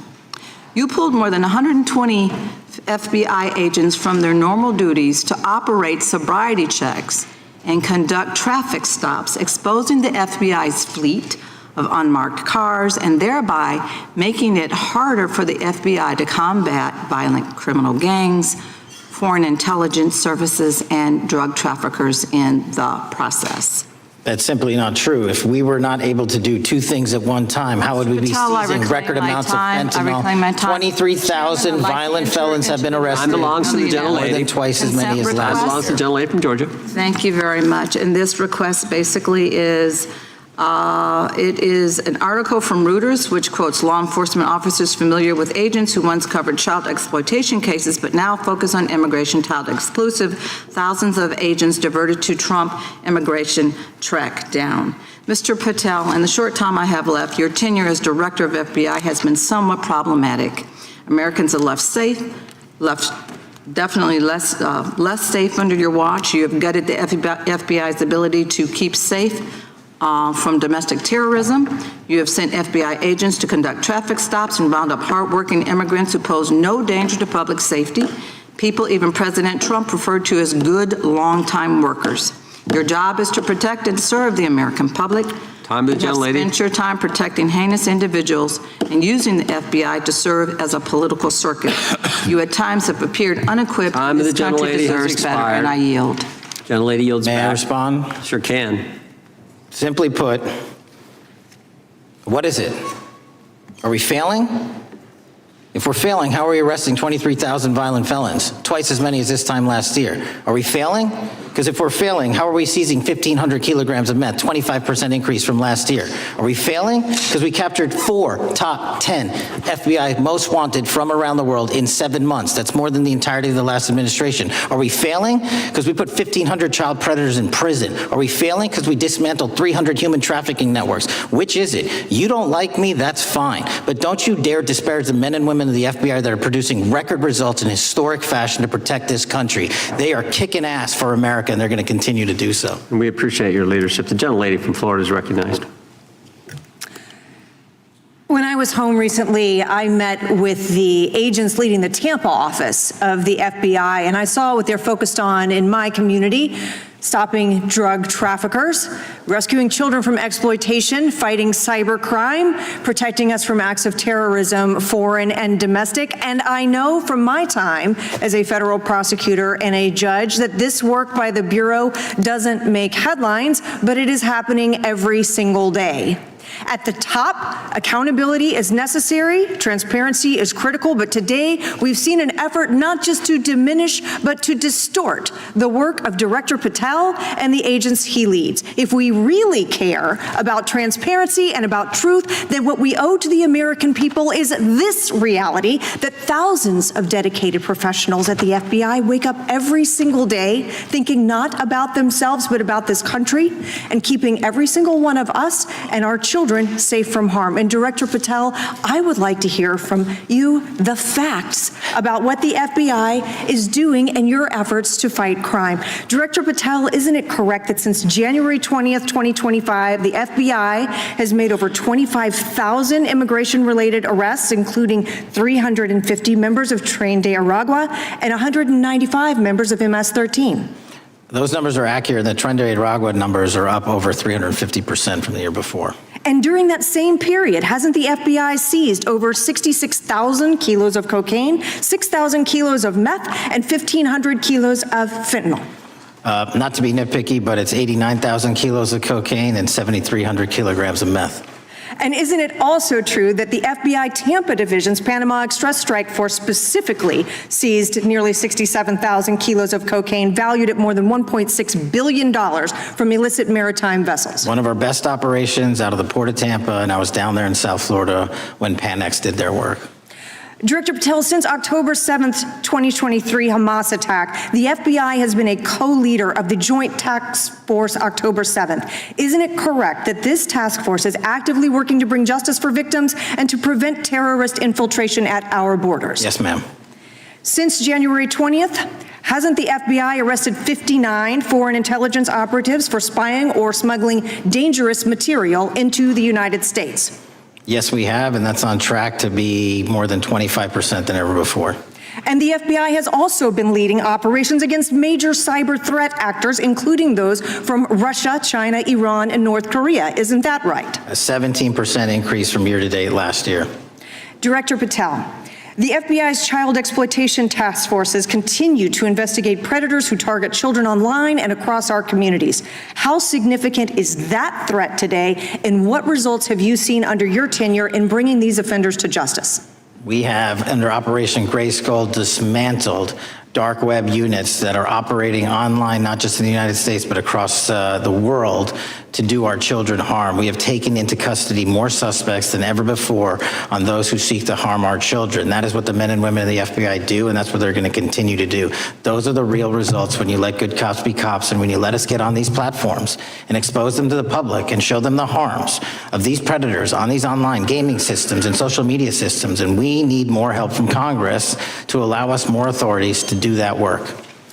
The FBI laboratory manages the Combined DNA Index System, or CODIS, which compares over 25 million DNA profiles and aids more than 125 investigations each day. Director Patel, why is this important to law enforcement nationwide? All of law enforcement relies on our CJIS operation out of West Virginia, and what that does is allow 19,000 agencies to come in and say, hey, does this guy have a criminal history? Hey, is this an illegal firearm? Do we have a DNA hit like we did in these recent assassinations? That's what the FBI brings to bear, because local and state law enforcement agencies just don't have that capability, and we're doing it 24/7, 365. CJIS does not close for 1 minute. In your testimony, you noted that the FBI has ongoing counterintelligence investigations into China, Iran, and Russia across all 55 field offices. Why is it essential to maintain that scope of coverage, and what success can you point to in disrupting nation-state actors? Our biggest threats involving nation-state actors are the PRC, Russia, and China, and they are up 33%, 83%, and 60% respectively in arrest alone this year. Those nation-state actors wish to do harm in our infrastructure, our critical infrastructure system, our energy, our water supply, and also go after and target individuals and senior citizens and take their money through online pig butchering schemes, which we've exposed in Cambodia by way of the CCP. This is groundbreaking work that the American public should be seeing that their FBI is doing, and I'm happy to have the opportunity to report on it. Thank you, Director Patel. I yield back. Gentlelady yields back. The gentlelady from Mr. Chairman, I have a couple. Unanimous Consent. Thank you so much. I appreciate it. In response to Mr. Mattel's making the remarks that that maybe our colleagues are disparaging the men and women of the FBI, I'd like to enter the record 3 unanimous consent requests. One is entitled FBI using polygraphs to test officials' loyalty. The second is Kash Patel knowingly broke law when firing top officials, lawsuit alleges, published by NBC. And the third is FBI forces out more leaders, including ex-director who fought Trump, demand for January 6 agents' names. Without objection. Thank you. Gentlelady from Vermont's recognized. Thank you, Mr. Chair. Director Patel, thank you for being with us today. Appreciate your time. Let me say at the top, political violence should have no place in this country, and I strongly, unequivocally condemn the killing of Charlie Kirk last week. And this is exactly the kind of case that warrants a swift and thorough investigation by the FBI. What shouldn't be happening, however, is this administration's seeming attempt to exploit Mr. Kirk's death within minutes of this horrible, horrible assassination, dividing us even further without knowing enough about the killer's complicated, confused political ideology and the extent of his motivation. And this week, Vice President Vance claimed that this is, quote, an extremely destructive movement of left-wing extremism, and said that, quote, it's part of the reason why Charlie was killed. He pledged to go after organizations on the left. But Director Patel, it was just 3 months ago that Melissa Hortman, the Minnesota House Speaker, and her husband Mark were shot to death in their home in the middle of the night by a self-identified right-wing extremist and Trump supporter. When that assassination happened, the FBI released a written statement denouncing the killings and pledging to hold the killer accountable. And I thank the Bureau for that. It was clear, concise, to the point. But when you compare that statement to the over 50 mentions of the Charlie Kirk killing and just 4 for the Hortmans on accounts affiliated with the FBI and your personal account, it appears to many Americans that you're valuing some lives more than others, and that's painful. And this is what I'm hearing from my constituents, so I just want to convey that to you. And the Vice President didn't even call on right-wing organizations to tone down their rhetoric after that horrific killing in Minnesota, and he never once spoke about dismantling conservative institutions. This week, when the president was asked by a reporter about Speaker Hortman, he claimed he didn't even know who she was. One of the most high-profile assassinations of an elected official in recent memory, and the president claims to know nothing about it, hasn't even heard of it. It was absolutely devastating for her colleagues and for her family. And I think we all can agree in this room that we have to stop this political violence. So my first question to you is, Director Patel, what is your plan as director of the FBI to turn down the temperature, especially in light of the fact that it seems like members of the administration are reacting to political violence based on party affiliation?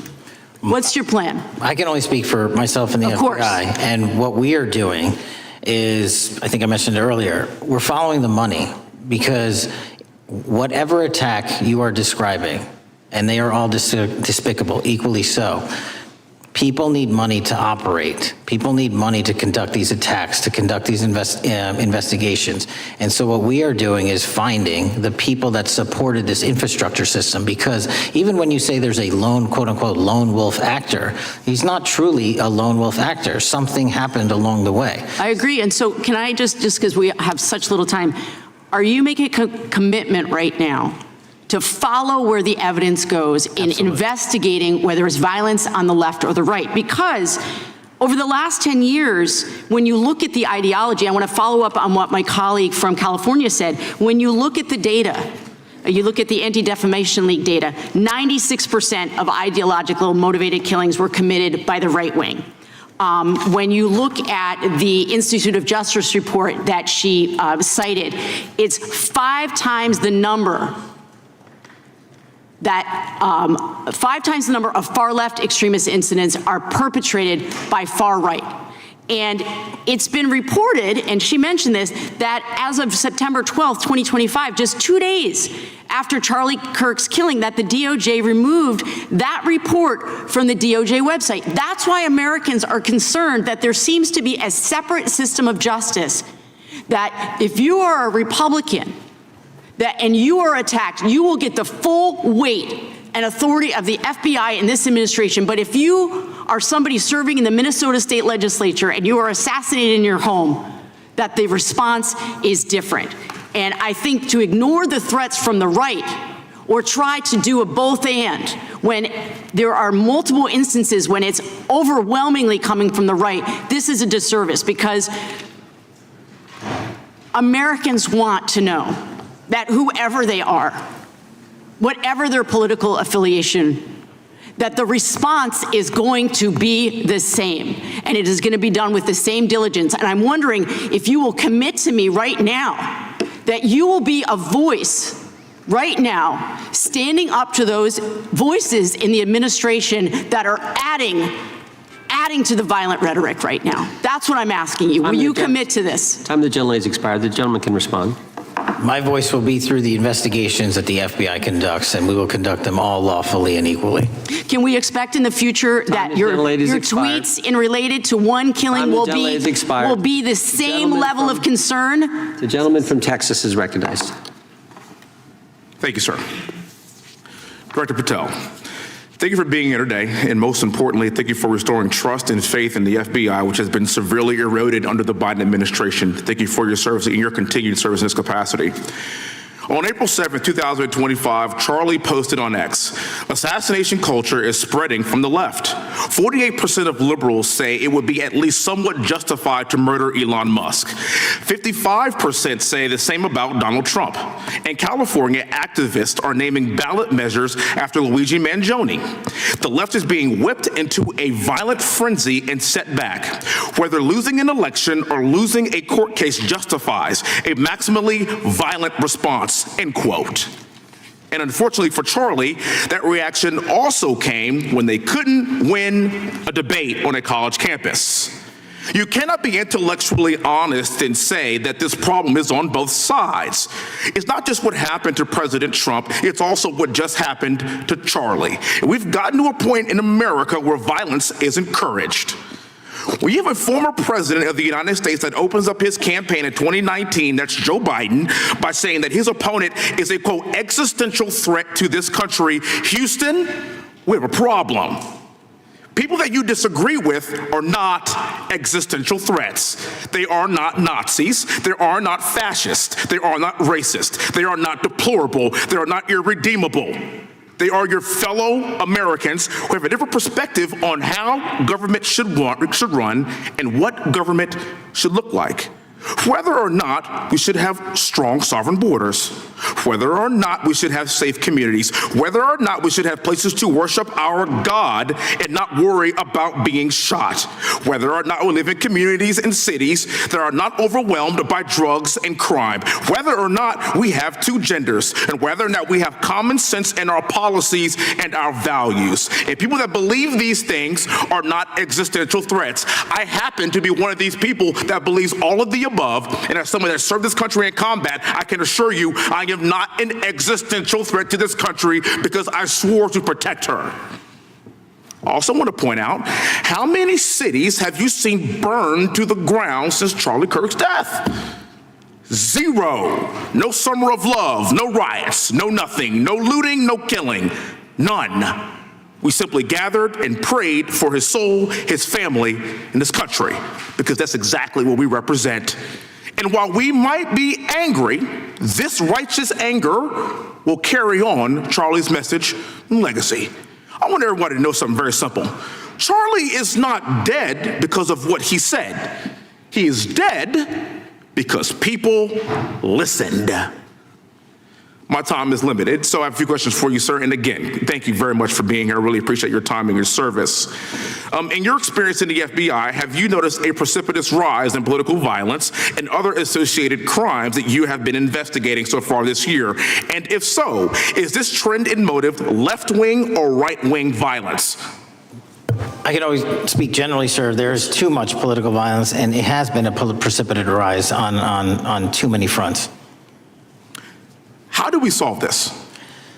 We solve this by giving the FBI more authorities to go into and work with the private sector. There are too many online platforms. There are too many social media platforms. There are too many gaming platforms. There are too many places for people from America and around the world to get together without their parents knowing anything about it, without their school teachers knowing anything about it, and infesting the minds of our children and infecting them with radical ideology. And that is the root cause of these problems. And we must tackle it. It is not a 1950s America anymore. In 2025, the cyberspace needs to be tackled. Thank you. Switching gears, when your predecessor sat right there in that seat a couple of years, last year in a committee hearing, I asked him a very detailed question about Matthew Thomas Crooks, the shooter responsible for the assassination attempt on President Trump's life. I didn't get an answer from Chris Wray that day, and I submitted written questions to the FBI and into the record of this committee, and I want to resubmit those questions today because I think we are still awaiting answers to those questions. So, Mr. Chairman, I'd like to submit them for the record, please. I'd like to ask you, sir, and the FBI, under your leadership, would you please respond to these questions, and can you commit to doing that? As soon as the trial's over. Thank you very much. I will end with this. Charlie Kirk is not dead because of what he said. Charlie Kirk is dead because people listened. He set up a tent that said, "Prove me wrong," and exercised his First Amendment right. That's all he did. And we will continue to do so in this country in order to preserve this constitutional republic. And with that, I yield back. Thank you. Gentleman yields back. The gentleman from Florida is recognized. Thank you, Mr. Chairman. Before I begin, I want to caution my colleagues on, one-sided violence in this country. We just heard that there were no riots on the right. We're literally sitting in the building where there was a giant riot by supporters of the president, the right. We also heard that only leftists, have said that Trump is a Nazi. In 2016, the current vice president of the United States said, Trump is either a cynical asshole or he's America's Hitler.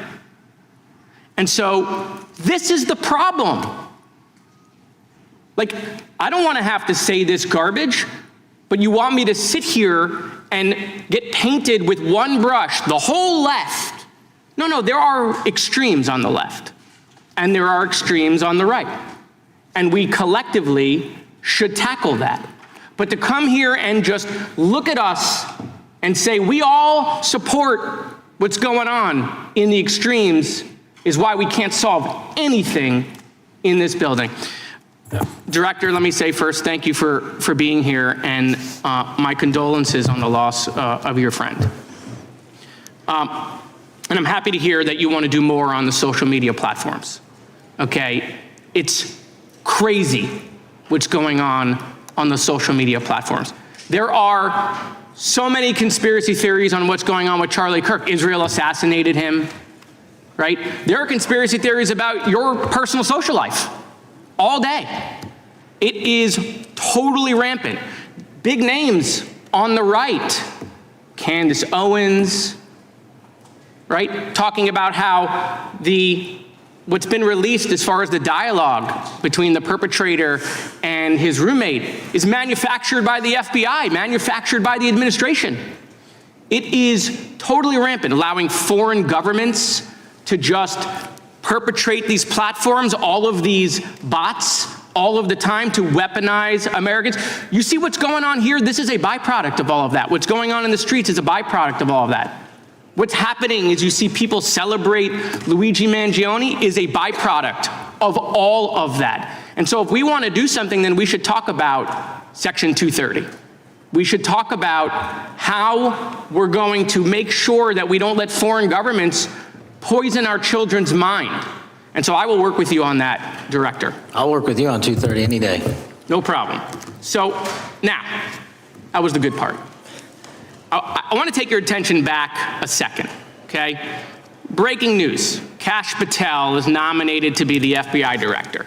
Dan Bongino is nominated to be the number 2 at the FBI. MAGA celebrates, rejoices, bells are ringing out.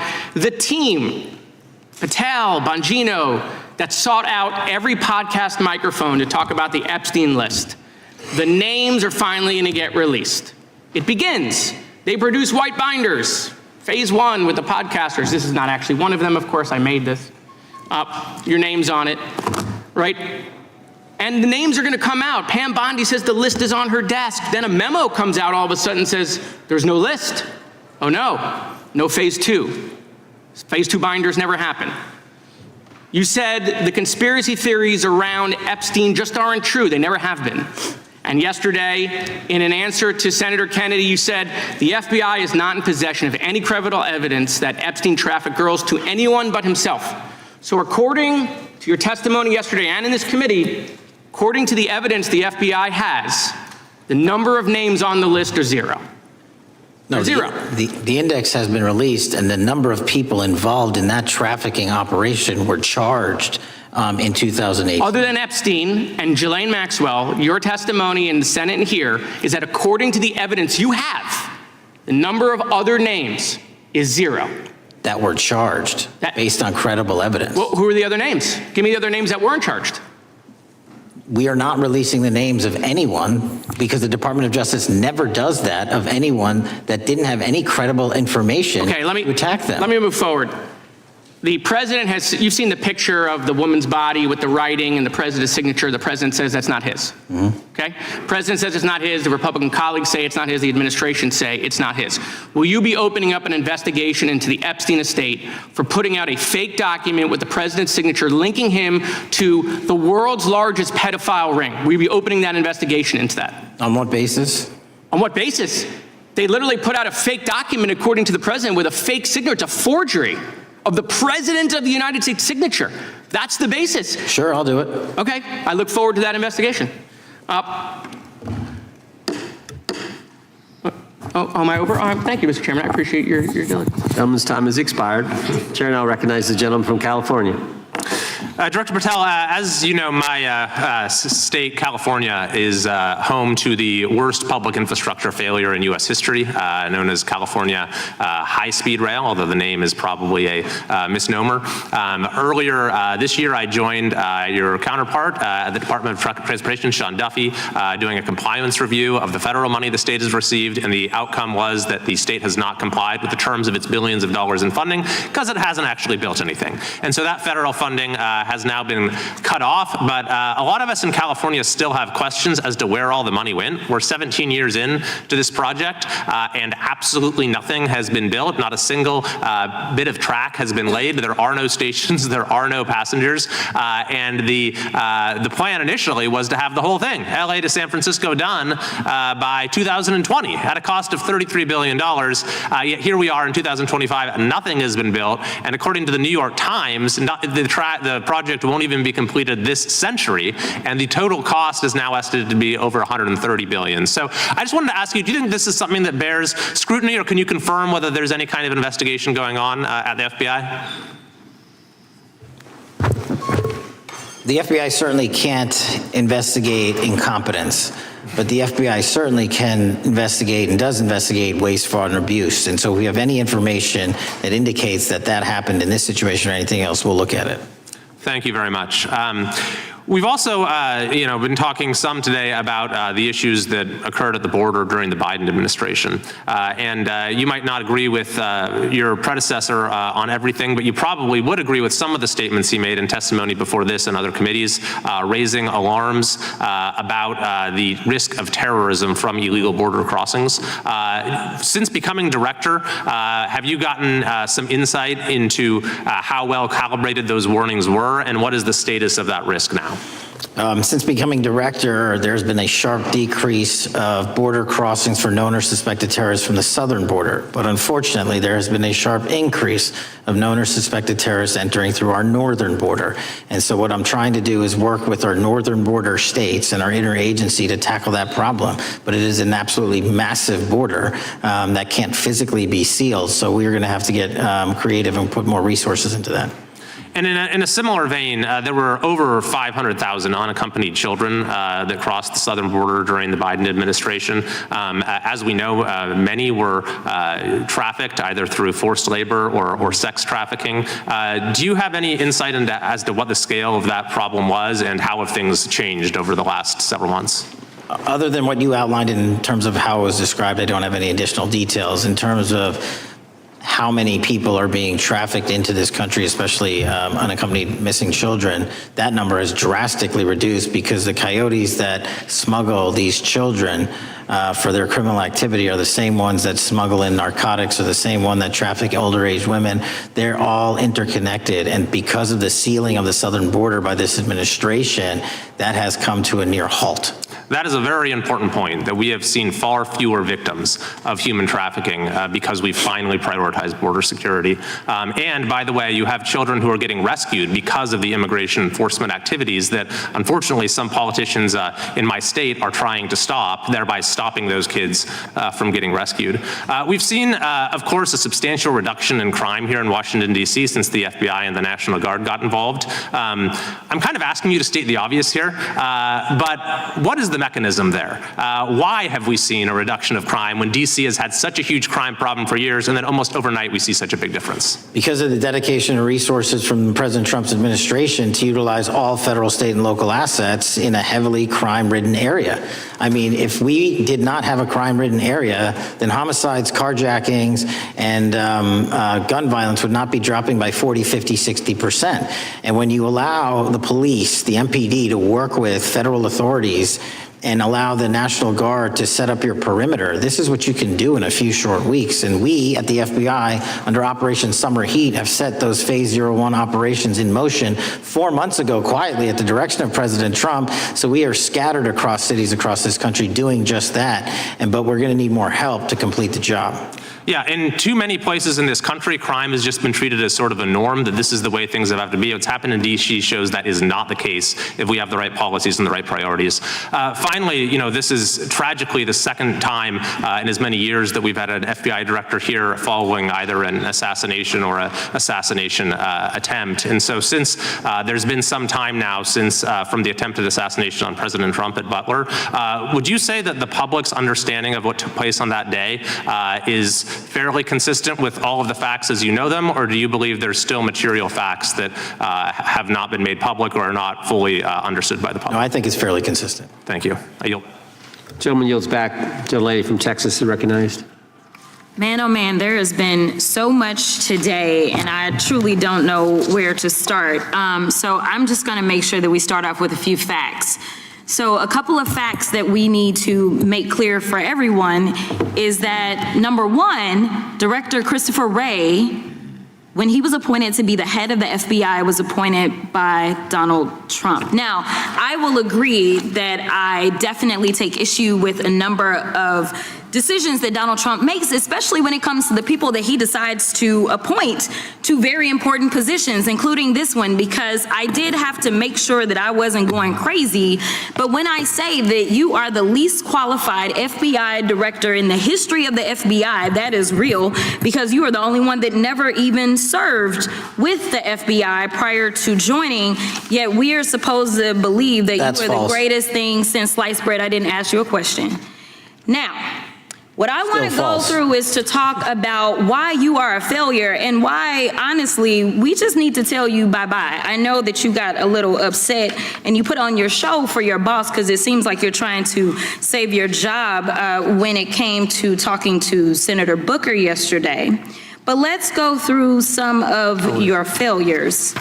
So before you were even confirmed, and I think one of my colleague from Georgia, pointed out that you were already targeting career officials so that you could direct illegal firings. Mind you, these cases that you were so upset about, which are the ones tied to Trump, the cases came through his handpicked FBI director.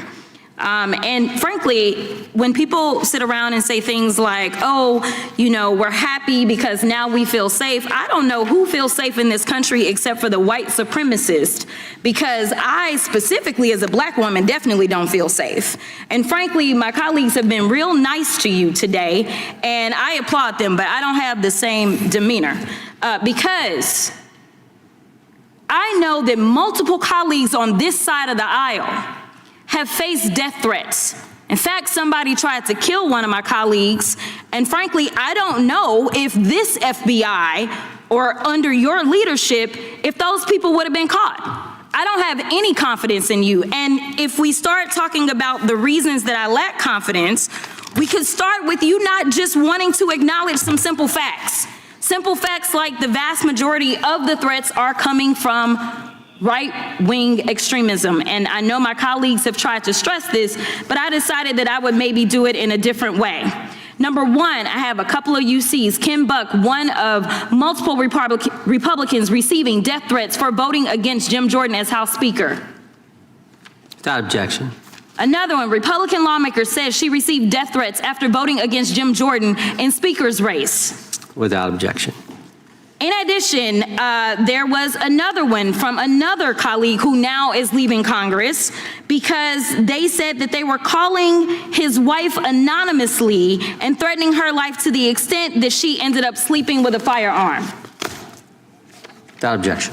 Okay, so here's the deal. How are we supposed to have confidence when you're sitting up here telling the Senate yesterday that it will take you 14 years before you can get the FBI fully staffed to do their jobs? You're also now redirecting resources so that they can go and play ICE agents on the streets. You're getting rid of your most qualified people, and even when it came down to somebody that you consider to be a friend, you were posted up having some fancy dinner to the extent that you posted not only once erroneously, you posted twice erroneously as it relates to catching somebody, and then you want to go and say, let me take a victory lap, because honestly, if it wasn't for parents deciding that they were going to turn in their child, it seems like y'all wouldn't have got there, even though he literally confessed online. So I'm confused about what it is that the FBI is doing except for trying to put on a show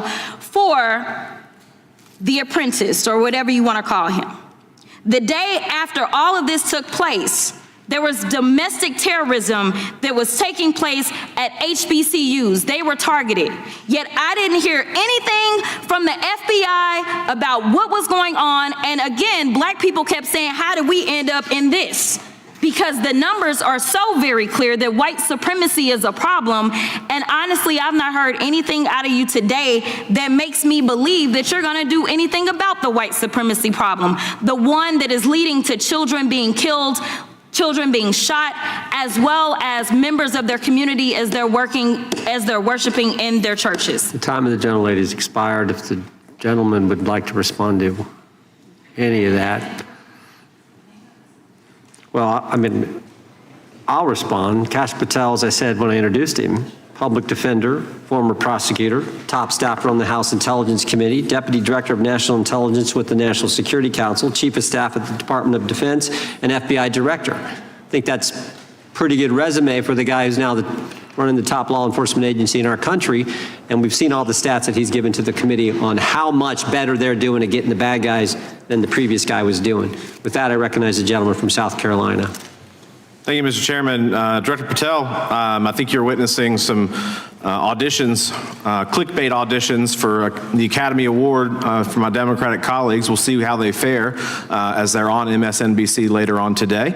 But do you care, before I launch into my line of questioning, to respond to Ms. Crockett from Texas on that very elaborate and theatric display? Here's what I've learned in my government service. I don't give a damn what they say about me as long as I'm succeeding in the mission. We're succeeding in the mission because the men and women of the FBI have never been empowered to do more work and to hit the streets harder than by President Trump's authorities and resources he's given us. And so all I care about is that we are capturing more child predators than ever before, taking more drugs off the streets than ever before, that we are capturing murderers at a significantly historic rate, and we're delivering this country the lowest murder rate in recorded history.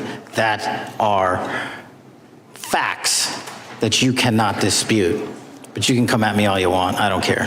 Thank you, Director, for that, and we appreciate your service. We appreciate the results speak for themselves, I think, pretty plainly, and your commitment not only to results, but to transparency, so we do appreciate that. Director, who was John Durham? He was a former federal prosecutor, United States attorney, and ultimately appointed special counsel in the first Trump administration. Correct. And what there was a document that he released in his findings called the Durham Report. What was the Durham Report briefly, and what were the findings very briefly? It was every special counsel that's appointed produces a report to the Attorney General. Special counsel's Durham Report largely focused on Crossfire Hurricane and included extensive summary findings in classified and unclassified manner. And we released the classified version, finally declassifying it for the American public in this committee. Correct, and you released that in July of this year. I think so. Yes, sir. Isn't it true that in the classified Durham Annex, as it's referred to, that in 2016 the Obama administration obtained intelligence information from a source contained in two separate memoranda, one in January of 2016 and one in March? The two memoranda described confidential conversations between DNC Chair Debbie Wasserman Schultz and two individuals from the Soros Open Society Foundation. Isn't that true? As written in the report, I'll let her speak for itself. In the Durham Annex in January of 2016, The memorandum noted in part that President Barack Obama intended to scuttle the FBI's investigation into Hillary Clinton's private email server and mishandling of highly classified information during her time as Secretary of State. Isn't that found in the report? I believe so. Okay. Isn't it also found in the report that in March of 2016, the memorandum also included references to the same Obama effort to shut down the Clinton investigation, but additionally outlined a plan to falsely connect Trump to Russia? Isn't that in the Durham Annex? Well, I think it's in more than the Durham report, but yes. The memo also stated in part that, quote, the Democrat Party's opposition is focused on discrediting Trump. Among other things, the Clinton staff, with the support from special services, is preparing scandalous revelations of business connections between Trump and the Russian mafia. Isn't that also found in the now unclassified Durham Annex? I believe so, sir. According to the Durham Annex, based on analysis and translation of the intelligence, FBI analysts believed that special services could either mean the FBI or CIA, or the Trump dossier author Christopher Steele. Isn't that in the Durham Annex? I believe so, sir. When the Obama administration received intelligence in March of 2018, Fusion GPS was preparing open source opposition research regarding purported ties between Trump and Russians. The research was paid by the Clinton's campaign and the DNC. Isn't that open source and also in the Durham Annex? I believe both. Okay. And so also in the Durham Annex, which I found interesting, was the potential campaign plan was shared with high-ranking career officials at DOJ. Isn't that in the Durham Annex? I believe so, sir. The Durham Annex describes that in July of 2016, emails allegedly between Leonard Bernardo, senior vice president of George Soros's Open Society Foundation, included data providing specificity on the Clinton plan in an attempt to smear Donald Trump by falsely linking him to Russia. Isn't that in the Durham report? I believe so. And so, briefly, this additional evidence that you've unclassified and released to the American public, what does that purport to show or augment about the Durham report that you can share with the American people? Put simply, that the FBI was weaponized. Against a political campaign?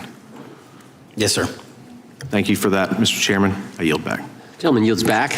The I have UCs. gentlelady from Texas recognized for unanimous consent. Yes. First one is Russia's ghostwriter hacker group takes aim at German election. This is from Politico. Without objection.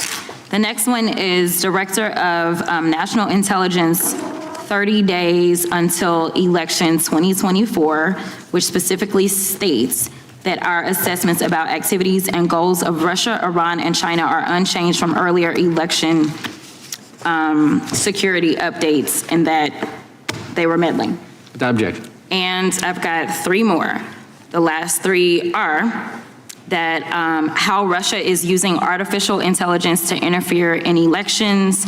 Moscow's attempts to interfere in U.S. and other elections are nothing new, though their tactics and strategy are constantly evolving. Without objection. The next one is Russian interference coming soon to an election near you. Russia pursues a systemic strategy of undermining elections and influencing public opinion in the West. EU and NATO countries must recognize that Moscow often acts through agents within their own borders and build resilience to such interference. What's the source? This one is CarnegieEndowment.org. Okay, without objection. Thank you. The gentlelady from North Carolina is recognized. Thank you, Mr. Chairman. And Director Patel, I'm glad that I'm going a little out of order here because I'm going to pursue some of the things that you were just talking to Mr. Fry about and remind you about your confirmation hearing. At your confirmation hearing in January, you said under oath, and I quote, "There will be no politicization at the FBI. There will be no retributive actions taken by the FBI should I be confirmed." And in your written response to the Senate questionnaire, you said, I quote, "Personnel decisions shall be based on performance and adherence to the law, and every FBI employee will be held to the absolute same standard, and no one will be terminated for case assignments." So I want to just go through a couple scenarios with you to get a sense of whether you think these are examples of politicization of the FBI or making decisions based on the performance and adherence to the law. So, first question, would hiring FBI agents, analysts, and supervisors from only one political party being politicization of the FBI or making personnel decisions based on performance and adherence to the law? We don't ask FBI people, applicants, where their political parties are. Mr. Patel, do you ask FBI applicants who they voted for? The FBI does not. Are you aware that in the lawsuit that Mr. Driscoll filed against you and the FBI, he was asked who he voted for? Since that lawsuit has been filed, that's ongoing litigation, I'm not able to comment. Well, but it also means that you just said that what happened in his situation didn't happen. So we will go on to the next question. Let me ask you an even easier one. Does firing agents for working on the cases that they were assigned to and that the president didn't like, is that politicization of the FBI or making personnel decisions based on performance and adherence to the law?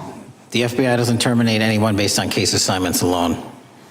Has the FBI ever been sued by somebody who felt that they were terminated based on case assignments? In the entire history of the FBI, I'm sure they have. No, since your tenure. I'm sure there's ongoing litigation. Yes. In fact, there is ongoing litigation. And in fact, people have been asked who they voted for. And in fact, you are running an FBI for the President of the United States rather than the people of the United States, because my questions were not hypotheticals. They are the things you have done during your tenure. And according to a lawsuit filed last week by long-term FBI agents, you fired former acting director Brian Driscoll. He had served with the Bureau for nearly 20 years, earned a Medal of Honor, Medal of Valor for bravery during the dangerous ISIS raid, and had a wealth of crisis response experience, and led the FBI's Critical Incident Response Group.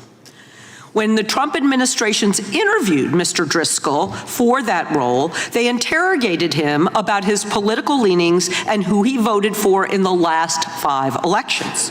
Questions Mr. Driscoll refused to answer because those types of questions impermissibly politicized the FBI. You also fired Steve Jensen, who served the FBI for nearly 2 decades and ran critical terrorism, counterintelligence, and organized crime operations, whom you once described as embodying what the American public demands of the FBI. But he was fired because he took part in investigating crimes committed on January 6th. And Trump's MAGA base lambasted you online for keeping him at the FBI. So he's no longer at the FBI.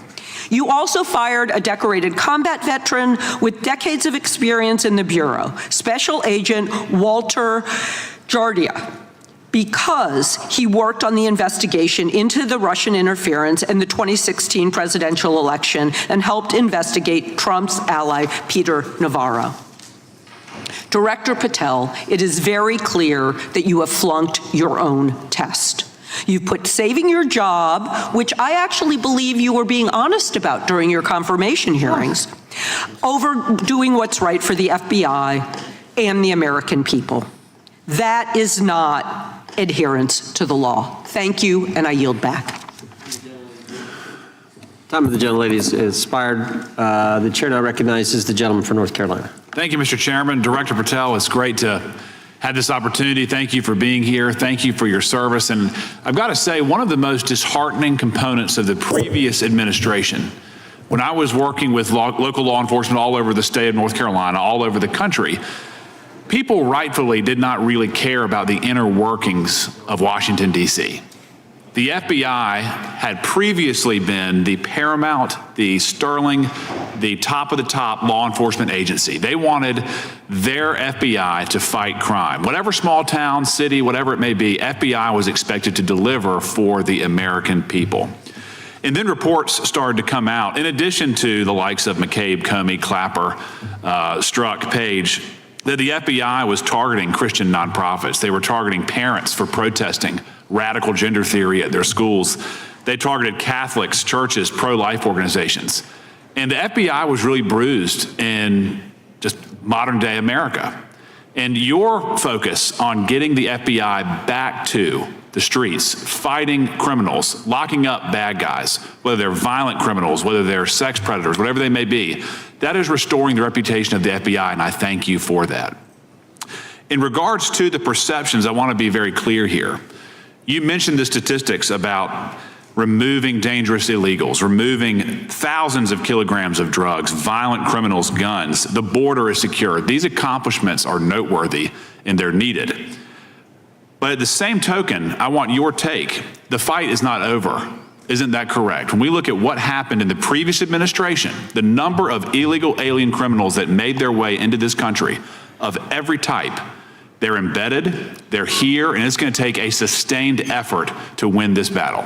That's the critical component, sustained effort.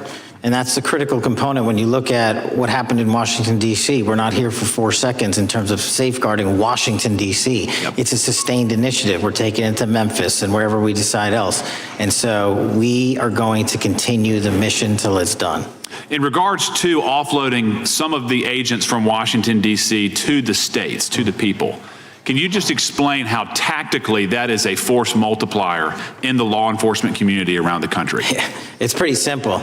You don't even have to be in law enforcement to know that. If you put cops with other cops, they're going to do cop work. That's right. And what was needed in the communities out there was more cops. What was not needed in the bloated bureaucracy of Washington, D.C. was a third of the FBI's workforce, because a third of the crime does not happen in the Washington, D.C. NCR area. And so the results speak for themselves. Our state and local partners, I've always said this, are our biggest ally, our greatest ally and partner, and we cannot do the work without them, but we got to send our guys to them. That's right.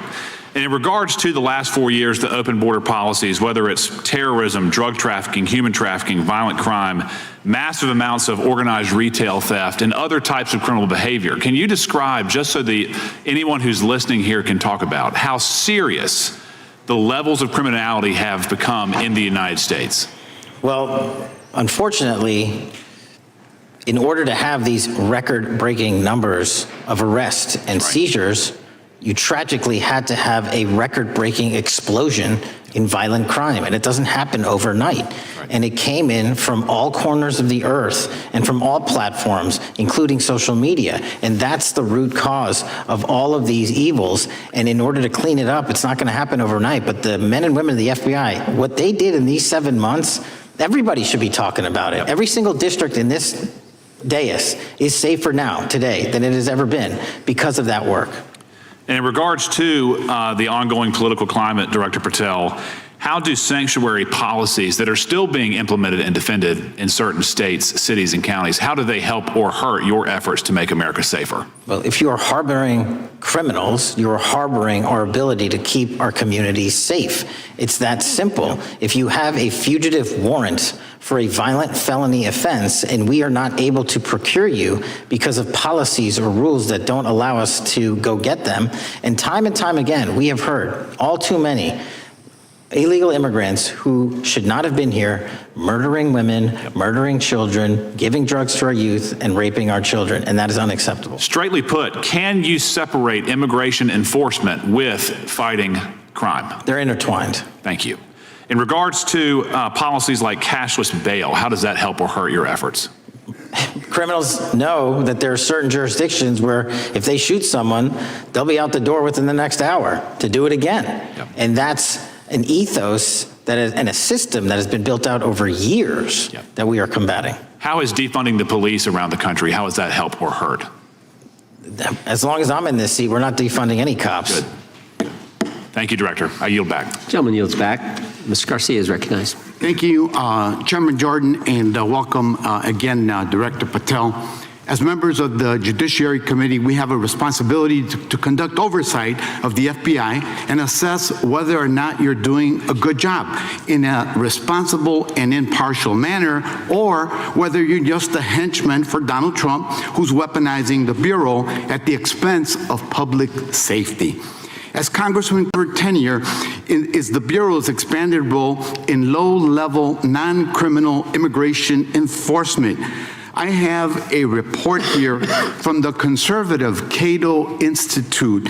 They've obtained ICE documents showing that over 2,500 FBI personnel are now working on immigration enforcement. A yes or no question. Did you sign off on this?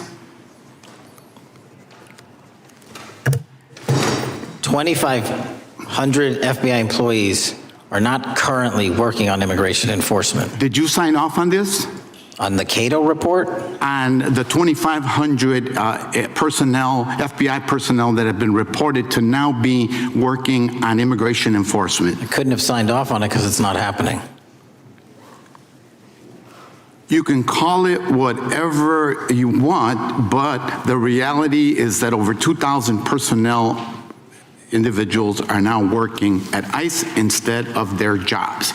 I want to follow up on something that Senator Durbin asked you about yesterday.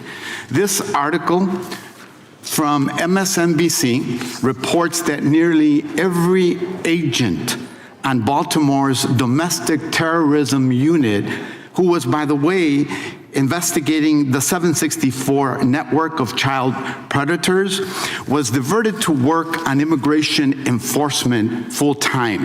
That forced them to, and I quote him, walk away from investigations of a network of violent predators that targets and exploits children online. Yes or no? Were you aware that this happened, and did you sign off on it? The premise is false. The 764 network in Baltimore is taken down, and FBI agents do double and triple duty all the time. I'm reclaiming my time. You told Senator Durbin yesterday you didn't know about it, so your testimony is inconsistent today. No, I found out. Final question. Let me ask you, again, a yes or no question. Are you aware that agents have been told by supervisors not to documenting their shifting of resources toward immigration-related work? That's a literal another falsehood. It's impossible to move a human being without documenting that work. As FBI director, you must be transparent with Congress. You need to provide us information about how many agents have been diverted to non-criminal immigration enforcement, why the Baltimore unit was dismantled, and whether there's a cover-up of what's happening under your leadership, because this goes to the heart of whether or not you're carrying out the stated mission of the FBI, keeping our communities safe. Diverting FBI agents from investigating violent child predators doesn't make us safer. Using FBI resources to target parents, children, and other immigrants for low-level, non-criminal enforcement doesn't make us safer. Enabling violent, lawless conduct by federal enforcement doesn't make us safer. As we saw last week when an ICE officer killed one of my constituents. And I know that the FBI has been involved in that investigation. And yesterday, ICE did a raid in the suburb of Elgin where 2 U.S. citizens were arrested, and who accompanied them on that filming of that show? Secretary Nunn. Shameful conduct. And weaponizing the FBI to serve Donald Trump's political agenda instead of the American people does not make us safer. Before I yield back, Mr. Chairman, I request unanimous consent to submit the following documents for the record.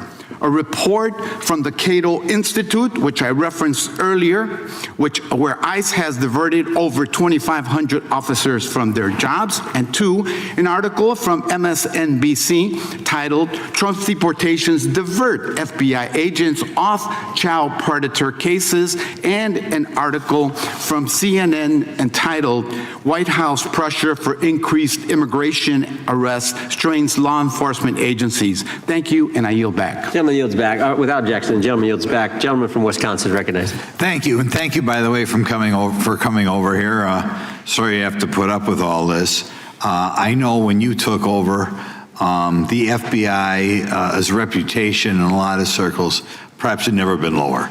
I mean, part of that is brazen involvement in political activity, the Foreign Influence Task Force, getting involved and trying to suppress news stories in the New York Post, Crossfire Hurricane coming up with bogus stories to try to flip the 2016 election, FBI downplaying the stories of Hillary Clinton's emails in the 2016 election. That's their overt involvement in political activity. I think a strong anti-religious bias. We talked about the stories of an anti-Catholic bias in there.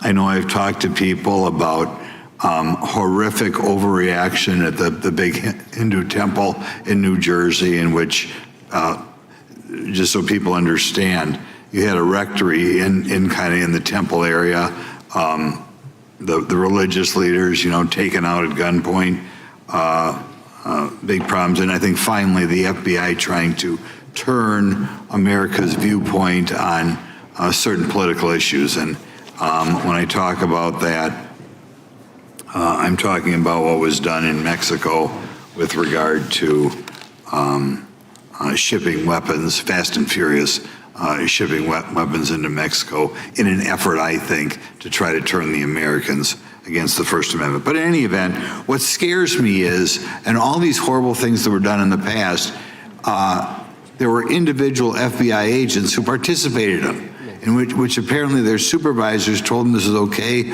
or even admirable. And what I'm going to ask you, are you able to do anything to make sure that in the future these corrupted FBI agents understand the importance of religion in our life, and they're not to view with suspicion?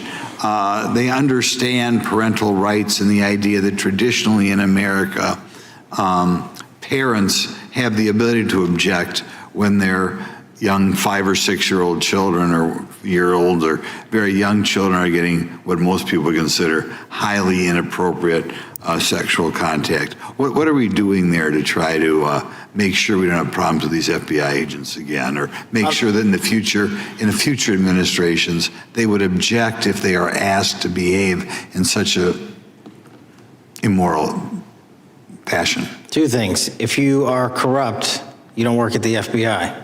It's that simple.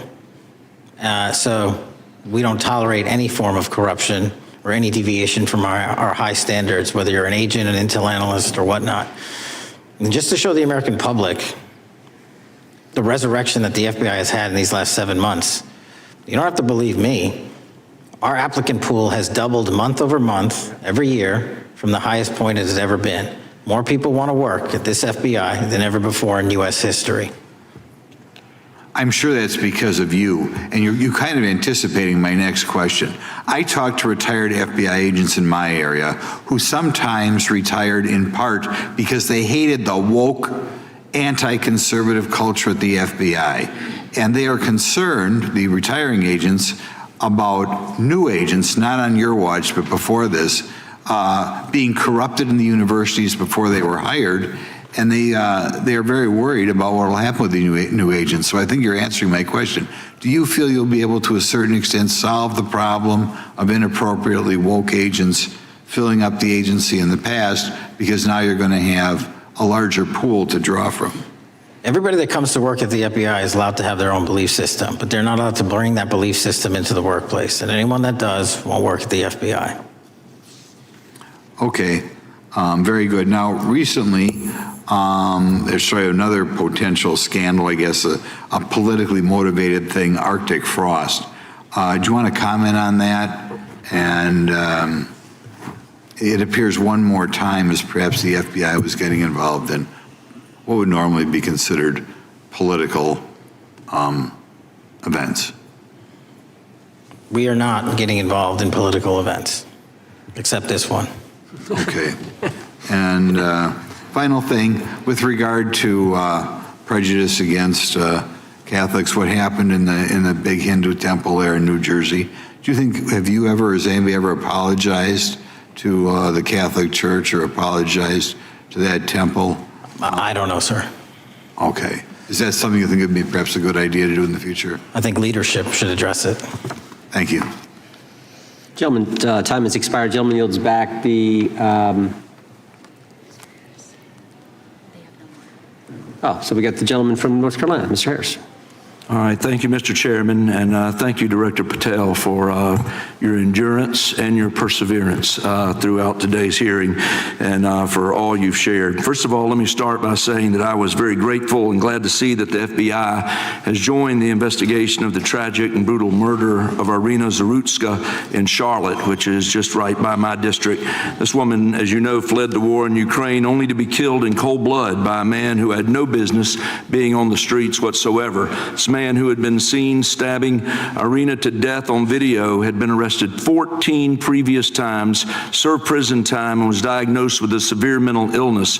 In response to the previous offense, the magistrate over his case released him to roam the streets with a $0 bond and a simple written promise to appear in court. Mr. Patel, let me just ask, should judges apply the most lenient bail standards to people with extensive criminal history? Do they apply the most lenient? I'm sorry. Yeah, should they apply the most lenient bail standards to people with extensive criminal history? That has not been my experience. That should not happen. Is America a place where young women should fear to ride public transit? No. And was Irina Zarutska's death, would you say, possibly the result of Democrats' pro-crime policies? That investigation and matter is in open trial, so I don't want to stylize the evidence. I understand. Well, Mr. Patel, let me just say, taking over the FBI after the Biden administration's blatant weaponization of the agency is no easy feat, as we've recognized throughout this hearing today. For 4 years, we witnessed the Biden administration targeting regular Americans rather than violent criminals. For example, the Biden administration's FBI spent its time and resources going after churches and Christians. We know that the FBI used an undercover agent to collect information about a parishioner. We know that the FBI investigated and surveilled a Catholic priest, and all of this was in response to First Amendment protected activity. Mr. Patel, I want to ask you, should the FBI use its resources to spy on Catholics? Never. So what does it say about the culture of the Biden FBI that law enforcement resources were used to go after Catholics, and some FBI employees were comfortable with taking such actions? Well, pursuant to my transparency initiative and working with Congress on oversight, those documents, that's it. Those documents are available for the American public to see and read and hold people accountable, and that's what I'm committed to. And so have you been able to hold accountable those at the FBI who went after law-abiding Catholic church members? If they did so improperly, yes. Well, I've been a pastor for 36 years, and I've constantly stood up for life and stood up for family amidst a culture that's increasingly hostile to both of those things. And if the Biden administration targeted Catholics, could I have been targeted by the Ray FBI as well? Well, I don't know, but I'm not going to target you. Well, I know that President Trump respects religious liberty and that his administration is seeking to right the wrongs of the Biden administration. Securing our freedoms and protecting faith leaders and communities requires a multi-pronged approach. What would you say in just the last few moments, what is the FBI under your leadership doing to make sure that our religious liberty and religious leaders can rest comfortable this evening? Zealously protecting our First Amendment rights, but zealously going after those that abuse that right that leads to criminal conduct. You will be investigated, you will be looked at, and referred to prosecution every single time the evidence warrants. Thank you, sir. One final area. I do want to draw attention, Mr. Patel, to Waxhaw, North Carolina, a town in my district that just fell victim to a cyber attack on September 12th that interrupted emergency services. Waxhaw is working with state partners, and the FBI has been notified on this attack, and I certainly pray they're able to help out with the ongoing investigation. Could you just speak to what the FBI is doing to bolster our community's cybersecurity to defend against any future cyber attacks? Well, in North Carolina, you're slated to get a plus-up of 22 FBI employees, and they're already on the way. And that encompasses cyber, counter-intel, counterterrorism, field agents, intel operatives. And what we're doing on a macro level on the counterintelligence and cyber front is going after the people that fund these operations on these online platforms and breaking their banks, because once we do that successfully across the board, they won't have the ability to attack us. Well, thank you, Director Patel, and let me just add my comments to those of my colleagues that are very grateful for your leadership, grateful for your courage, your consistency, and for being willing to stand in the gap for us. And with that, Mr. Chairman, I yield back. Gentleman yields back. The gentleman from Missouri is recognized. Thank you, Mr. Chairman. And Director Patel, thank you for being here with us today. Over the past few years, we have seen a disturbing increase of attacks on Christians and conservatives. Since the leak of the Dobbs decision, there have been 354 attacks on Catholic churches. In the first year following the leak, there were more than 100 attacks against pro-life pregnancy care centers, and the shadowy pro-abortion group Jane's Revenge claimed responsibility for 24 of these attacks. Meanwhile, the Biden FBI focused resources on attacking Catholics and peaceful pro-life protesters like Mark Houck and Paul Vaughn. Many of these attacks on Christians and conservatives were coordinated or praised by dark leftist cells who lurk on the online chat rooms of Reddit, Discord, and game sites. This is a war room for Antifa and violent transgender activists. There have been essentially no incidents of violence by Catholics, pro-lifers, or parents at school board meetings, but there have unfortunately been multiple shootings motivated by leftist and transgender ideology, including recent attacks in Nashville, Colorado Springs, Denver, and Aberdeen. Worse, the targeted violence reached a boiling point this past month. A few weeks ago, an anti-Christian transgender terrorist murdered 2 children and injured 17 in a shooting at a Catholic mass. And last week, while we were sitting in this committee room almost to the hour, Charlie Kirk was assassinated by a 22-year-old who appears to have been motivated by leftist and transgender ideology. As you confirmed yesterday to my Senate colleagues, he may not have acted alone, and you testified that in his online chat room of more than 20 trans ideologues that you were aware, I believe you said many more, many were aware of and possibly complicit in the assassination. Director Patel, in light of the increased violence emanating from the far left, is your FBI investigating this violent trend of anti-religious, Antifa, and transgender-driven violence? I don't know who has. All of it across the board is being zealously investigated, no matter what your motivation or bias is behind it. Very good. We've also noticed a dramatic surge of the number of clinics offering so-called gender-affirming care. Whistleblowers in a recent NIH study confirmed that these clinics prey on some of the most mentally ill children and young adults in our society. And these clinics are quick to prescribe life-altering puberty blockers, cross-sex hormones, and surgery. And often these patients get worse rather than better, and unfortunately, some have become violent, some have even committed mass shootings, and the partner of one of them assassinated Charlie Kirk. Director Patel, is the FBI looking into the role that these gender clinics may have in the recent attacks in making these mentally ill individuals violent? We're looking at the entire spider web for any of these attacks, be it Denver or Charlie or where have you. And that's why our investigations are ongoing. We don't have a final product yet. One of my Democrat colleagues, as an aside, mentioned, quote, the federal takeover of our cities. And I don't know whether my Democrat colleagues, for some reason, liked Washington, D.C. better when it was more dangerous and more violent, when there were more robberies and carjackings and murders and rapes. But what has the crime picture in Washington, D.C. looked like since the so-called federal takeover? 2,100 arrests, 37% decrease in violent crime, same time last year, 60% decrease in gun crimes, 74% decrease in carjackings, and 53% reduction in homicides in Washington, D.C. in the last month alone. Very good. And I thank you so much for your testimony. I know it's been a long day, so I'll give you a little break and yield back the rest. Gentleman yield? My time. Gentleman yield? To me? Yes, yes. Director Patel, what's a 302? It's a report, the number of the report, whenever an FBI agent goes out and interviews someone.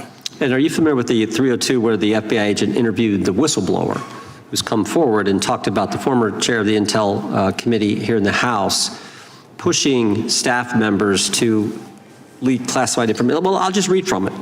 Staffers were instructed to use, this is from the 302, interview this person. Staffers were instructed to use any sources that had developed within the United States intelligence community to gather information which would then be made public through the media in order to compel public opinion. You familiar with that? I am. Yeah, and that's how they played the game, wasn't it? Leaking information, classified or otherwise, true or otherwise, to create this public opinion to compel action to undermine the president. Is that accurate? I believe so. Just one other point I would make from this.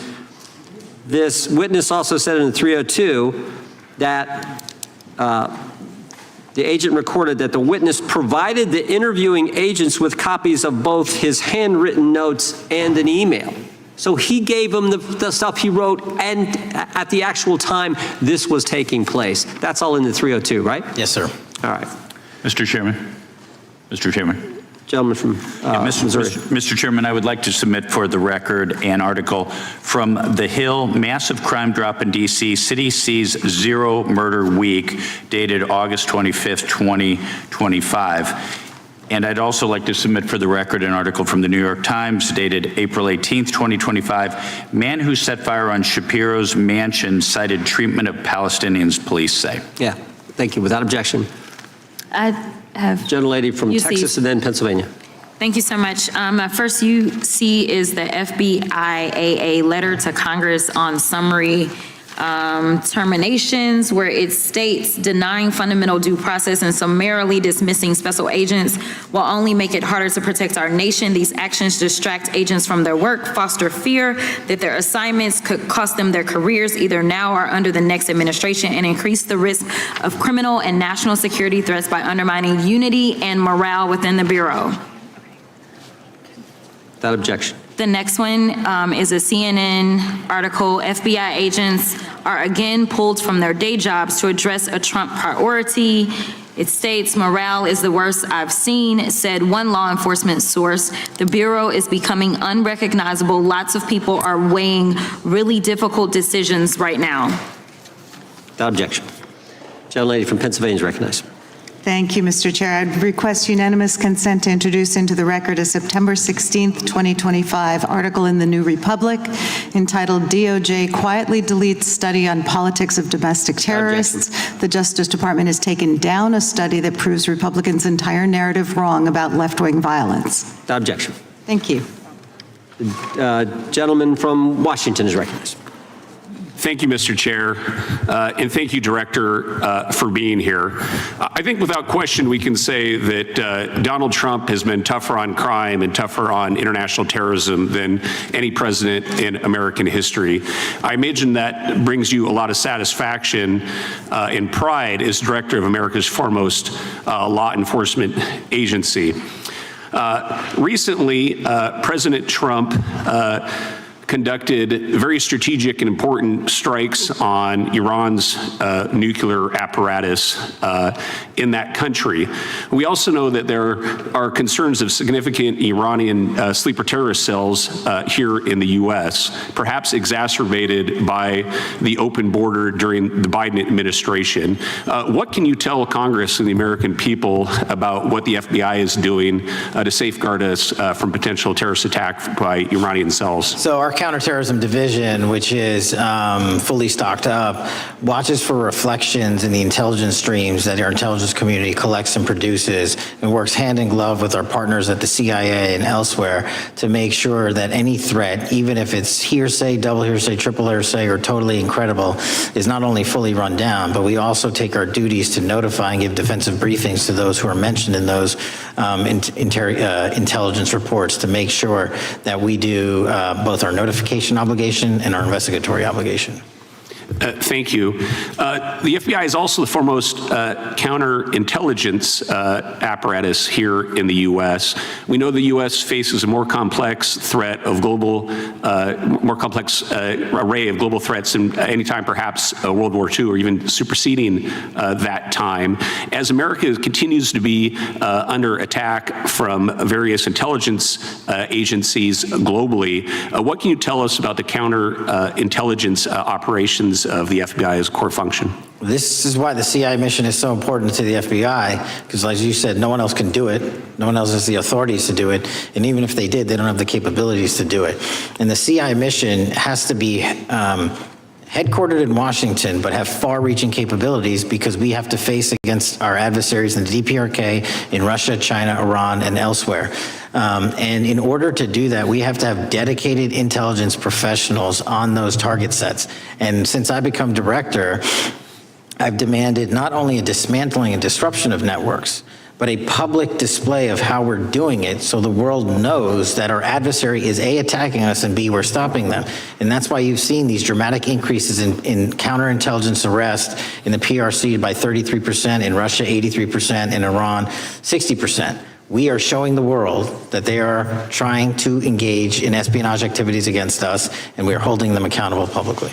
And there's been increasing concern about the Maduro regime of Venezuela, both their potential support of terrorist activity, criminal drug networks, and potential espionage entities here within the U.S. What can you tell us about your activities regarding the Maduro regime of Venezuela? Generally speaking, one of the largest transshipment points and shipment points for narcotics out of South America, Colombia, obviously, and also Venezuela, is being utilized heavily by the narco traffickers to send up cocaine, meth, and fentanyl, and excuse me, all the other illegal narcotics through the island chains in the Caribbean Ocean and ultimately for America. So there has to be more work done in the region to stop those navigable waterways from being traversed with drugs bound for America. And finally, Mr. Director, what is the one thing that Congress could most do in terms of passing a law to best support the FBI in making America safer and more secure?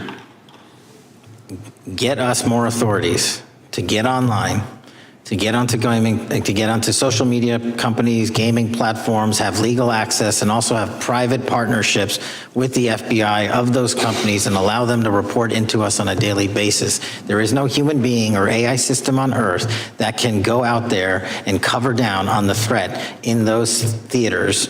And so we need the assistance, and we need more authorities, and we need the private sector to double down. Well, thank you very much for all you're doing, all the men and women of the FBI are doing to keep us safe, and I yield back.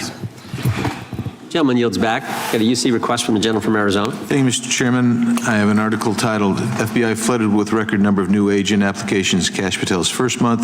The FBI saw 5,577 new agent applications in March and more than 10,000 since January. Without objection. The gentleman from Kansas is recognized. Thank you, Mr. Chairman, and Director, thank you for being here. I have listened carefully to all the discussion in this hearing. I've reached two top-line conclusions. First, I am glad I don't have your job. And second, I am glad you do. Thank you for being willing to step up and serve in this role. I'd like to plow a little bit of ground that we've not spent a lot of time on so far and explore. You mentioned, and I'm well aware of your strong commitment to partnering with state and local law enforcement authorities.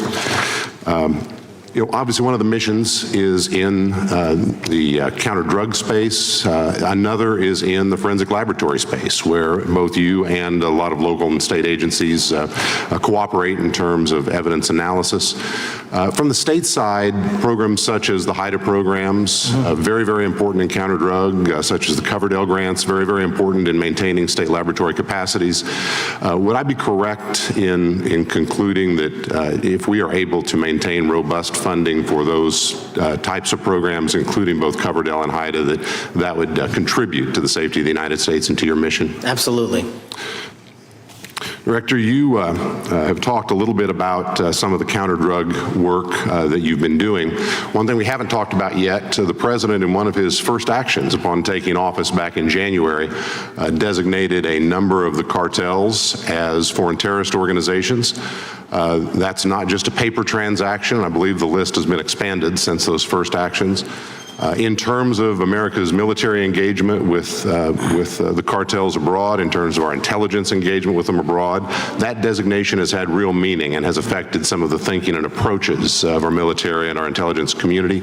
Can you talk a bit about how that designation might be affecting or should be affecting the FBI's approach to dealing with the domestic activities of the cartels? The simple way to analogize it is after 9/11, and the manhunt for the foreign terrorist organizations overseas in places like Afghanistan and Iraq, the FBI received certain authorities to go out there and dedicate a mission to go after them both lawfully and investigatorially and collect evidence and provide it to our agent or agency partners. Once the foreign terrorist organization designation was labeled over to the Mexican drug cartels, we can now do that here. And in Mexico, and in Colombia, and in Venezuela, and anywhere else they are. And so that's the best analogy I have. What we're able to do is take our counterterrorism platform, traditionally used for global terrorist manhunting, and bring it into this hemisphere against a very real threat, which is the drug traffickers, and they are foreign terrorist organizations. So we just have so many more resources and authorities now directed at them. So, for example, Director, in the regions, from the vantage point of local law enforcement, there are structures that have historically handled those partnerships separately. HIDA, for example, is an example on the drug trafficking side. The JTTFs are an example on the terrorism side.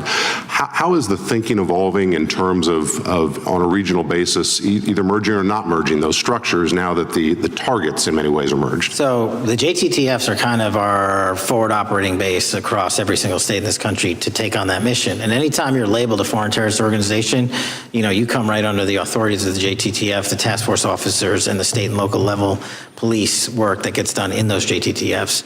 And the Homeland Security Task Force layer on top of that, I think 25 or 30 across the country, specifically working with DHS and Secretary Noem to go after the drug trafficking foreign terrorist organizations because they have unique capabilities and authorities dedicated to that mission.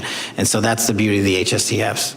Let me ask you an adjacent question, Director. I noticed in your written testimony, I don't think we've talked about it yet, you brought to our attention an expiring authority. It's in 6 U.S.C. 124N with respect to counter-UAS drones. You point out that authority expires in statute at the end of this month, and you impressed upon us your interest in seeing it extended in some manner. Can you talk a little bit about the FBI's role in counter-UAS work over American airspace? I represent a district that's going to host some of the FIFA World Cup activities coming up. We're obviously very interested in security, and there are limits on what our state and local authorities have the capacity to do or what our military has the capacity to do once the threat is domestic. So it's critically important. Both the FBI and DHS have those capabilities. I'll speak to the FBI, of course, only. And you raised the World Cup, and that's exactly what we need it for. The Club World Cup, which just happened, was 32 games in at least a dozen different cities across the country, the largest sporting events consecutively in American history. And we used our counter-drone capabilities to not only inspect and secure stadium locations, but where fans were hovering and we call base camps. And thankfully, because of the success of the FBI and DHS, we had no significant security incidences. And flipping to the World Cup, which is going to be 3 times as large, and obviously the largest we've ever had, and blending into the LA Olympics in 28, Our counter-UAS capabilities are going to be the ones that enable us to have literal bird's eye view of the threat dynamic around so many of these cities, which are going to see literally tens and hundreds of thousands of people flock to them. So we have to have it. And making sure the bad guys don't have the same. Exactly. Very good. I yield back and thank you. Gentleman yields back. Director, you've been amazing. You've been here 4 hours and 41 minutes without a break. We appreciate that. I think we have one more member, a few UC requests, and then you can we'll let you go. But we appreciate that. The gentleman from Texas is recognized. Thank you again for taking the time, Director Patel, and for Chairman Jordan for holding this hearing. Thank you for depoliticizing the FBI and getting it back to its original mission as well. Director Patel, do you agree that we have a problem in the United States with politically motivated violence? Absolutely.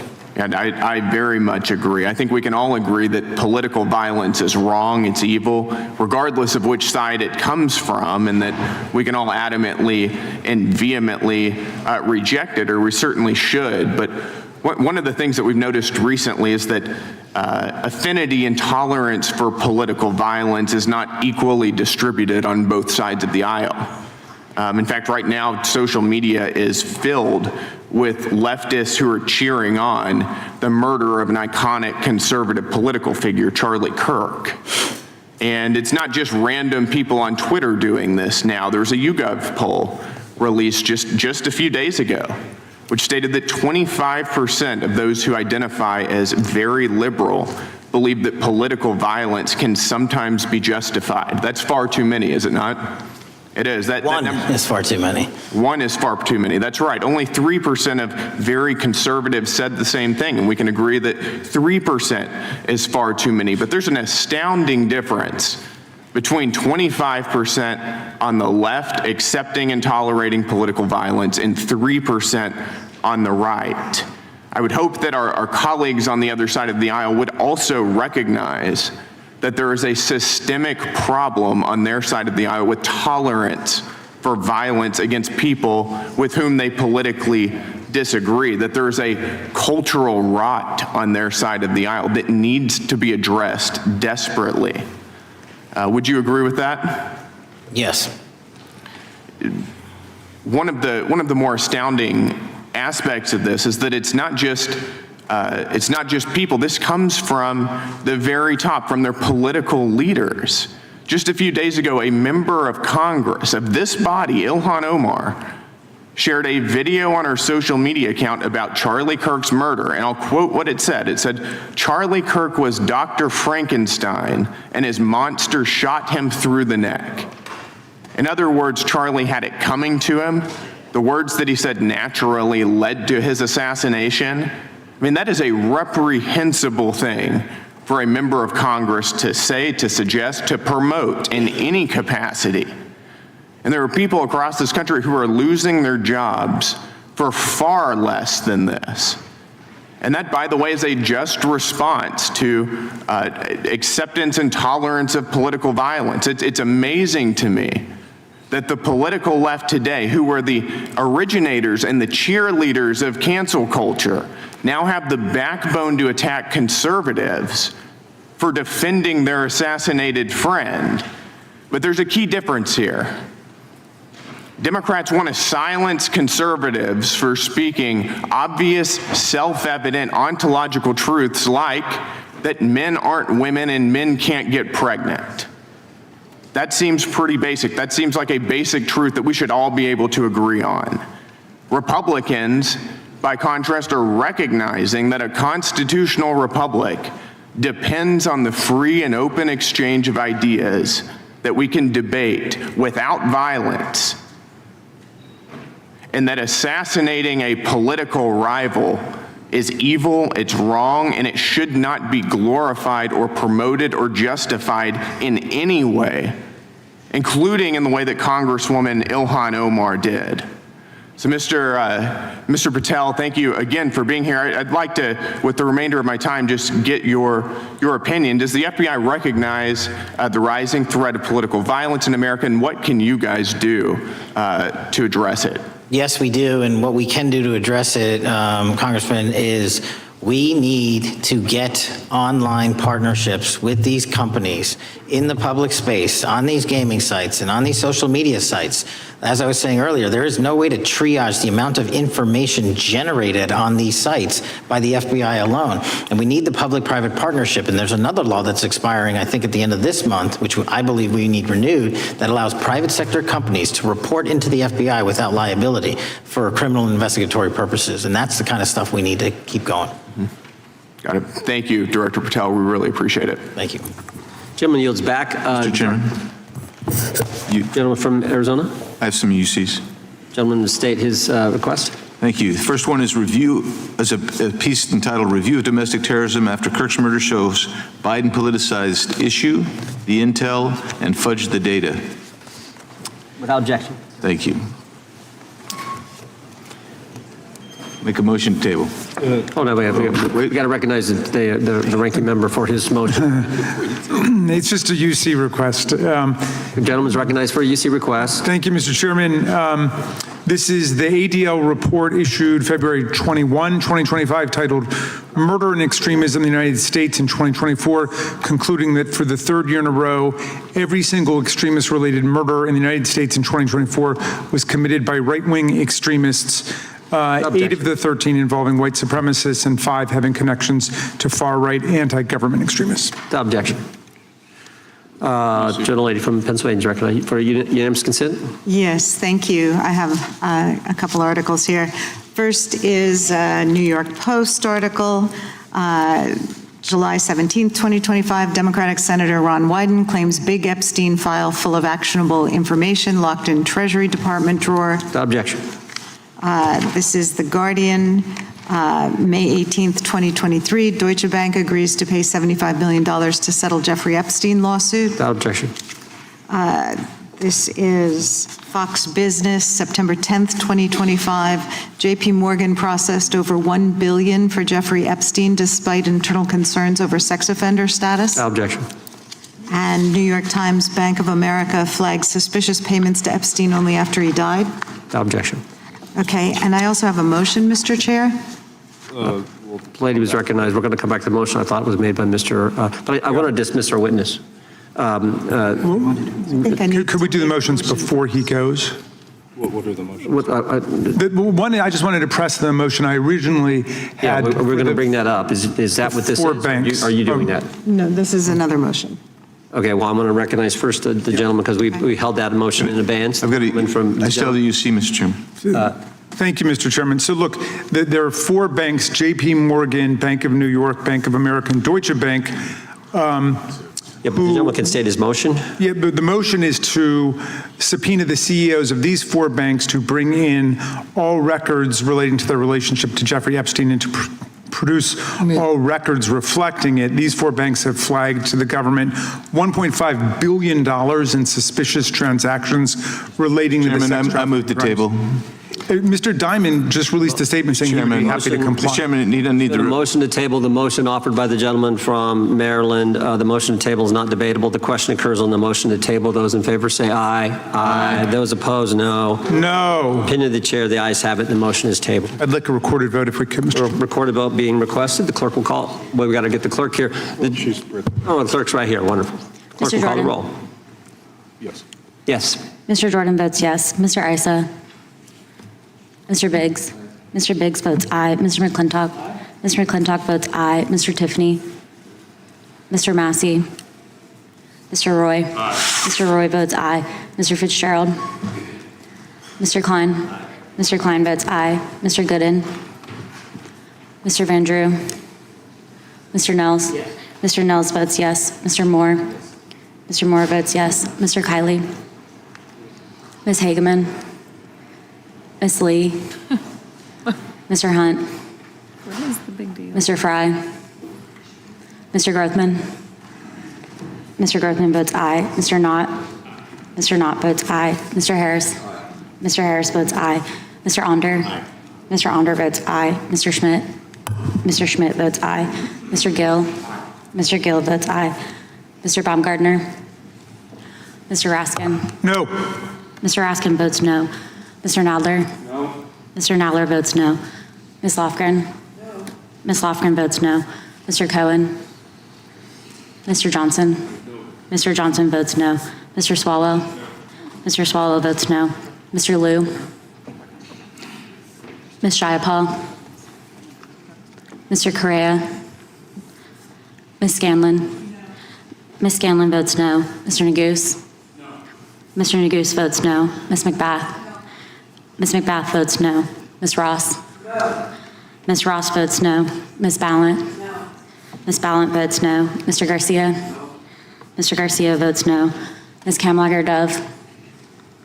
Mr. Moskowitz? Mr. Moskowitz votes no. Mr. Goldman? Mr. Goldman? Ms. Crockett? No. Ms. Crockett votes no. Gentleman from Texas, Mr. Gooden. Mr. Gooden? You're a no. You're a no. Lance? Yes. Mr. Gooden votes yes. Mr. Chairman, how am I recorded? Gentleman from New York.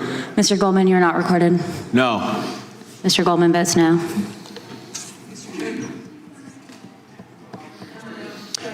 Gentlelady from Washington. Ms. Jayapal votes no. Gentleman from California. Gentlelady from California. Mr. Liu votes no. Ms. Kamlager-Dove votes no. Gentleman from Kentucky. Mr. Massey votes no. Director, I want to thank you again for being here. While we're waiting for members to get back to record their vote, you don't need to stay around for these kind of motions. We appreciate the service you're providing the country, appreciate your testimony today, and appreciate the fact that you did it 5 hours straight. That's amazing. So God bless you and keep up the good work. The witness is dismissed. I know, but I'm dismissing the witness.